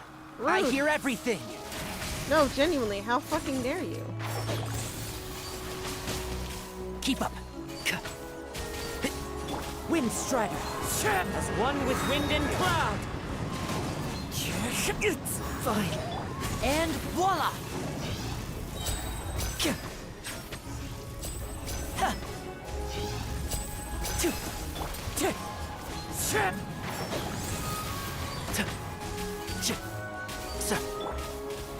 How brilliant! Let my name echo in song! Step right up. Wind Strider. And Shroud. Let's nip that in the bud. One thing after him. Let's get this show on the road. Clouds high. Got this. Birds call. One with nature.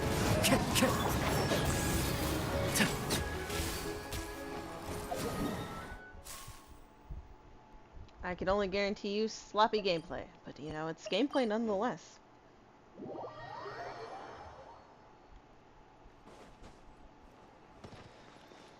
Whew.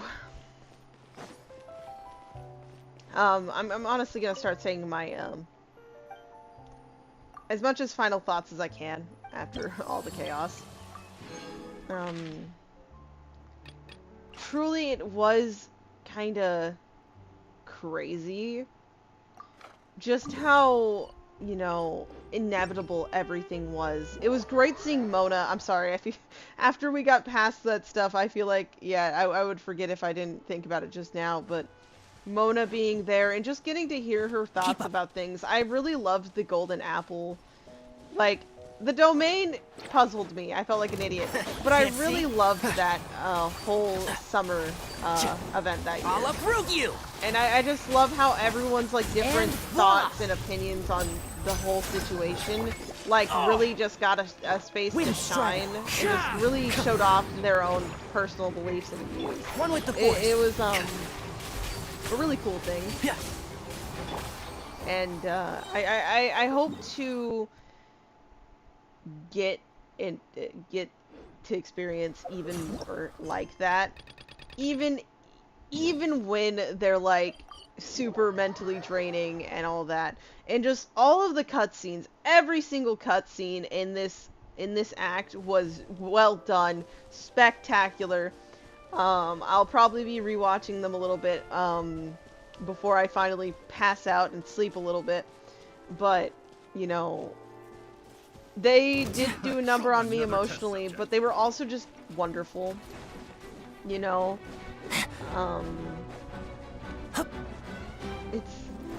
It's lovely, and I love all we get whenever a new update comes out. Adorn my Like, night whenever into the there's an wind. update, you know you're gonna be experiencing a really nice, wonderful story. Even if it hurts the soul. And, I think, I say mod, but, you know, the comment early on, which was the joke, you know, spoiler thing, I think it was deleted. But I know, you know, it was, like, just blatantly there on screen for a minute. I think I might need to, at least, when streaming story, stuff like that, it's genuinely going to be a little bit more of a stricter rule on spoilers in faking them, you know? Like, it's not fun to go and give a fake spoiler, because even if it's, like, the funny thought of, like, scaring them, like, no, that can't be what happens, and it doesn't happen, you're like, oh, thank God, but it's still, like, just don't do it.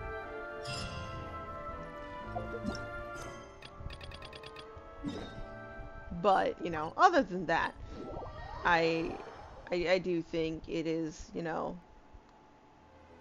been a wonderful, fun time. Fun. Wow, I can't believe I used that word. But I wish I could, I literally wish I got to have another scene with, you know, since the siblings were there, I was able to hear their conversation real quick. Or, you know, actually see Farina, but I understand that after all of that, it would make sense we wouldn't run into her or be able to speak with her, because she'd just been free. The one thing she had been working for the last 500 years, the thing that she's been being tortured over, like, she finally did it. Her dream, everyone's safe. No one else is dying, no one is dissolving and leaving only, you know, the Fossil behind. It's everyone's safe. And, that's a lot. She's both fucked because of all of those years, but then she's also finally just been relieved of this long, never-ending duty. I can understand not wanting to see any of us either.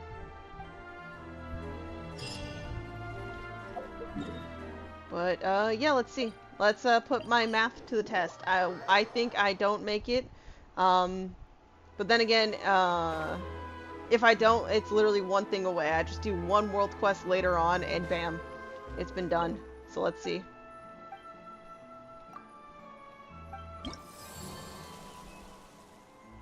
I did it! I did it! I did it!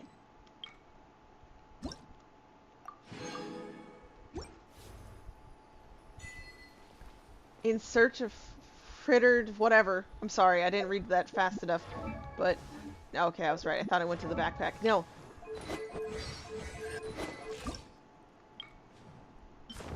I really like these. I might put them on somebody else.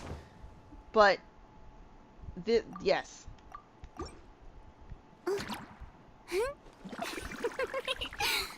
I wish I could level you up more, but I can't.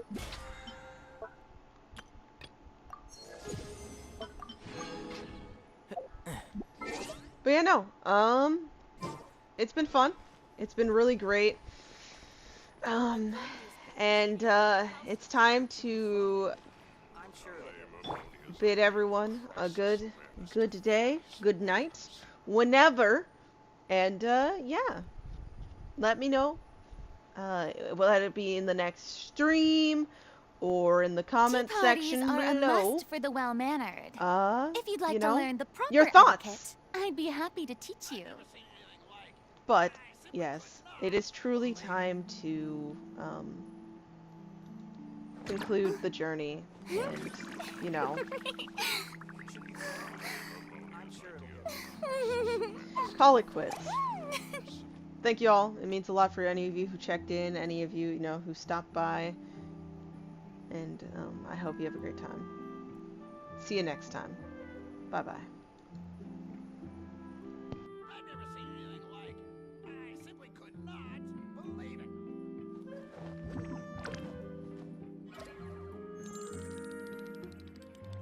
should be fine. I'm sure it'll get resolved. Look how they everybody has idea of racism.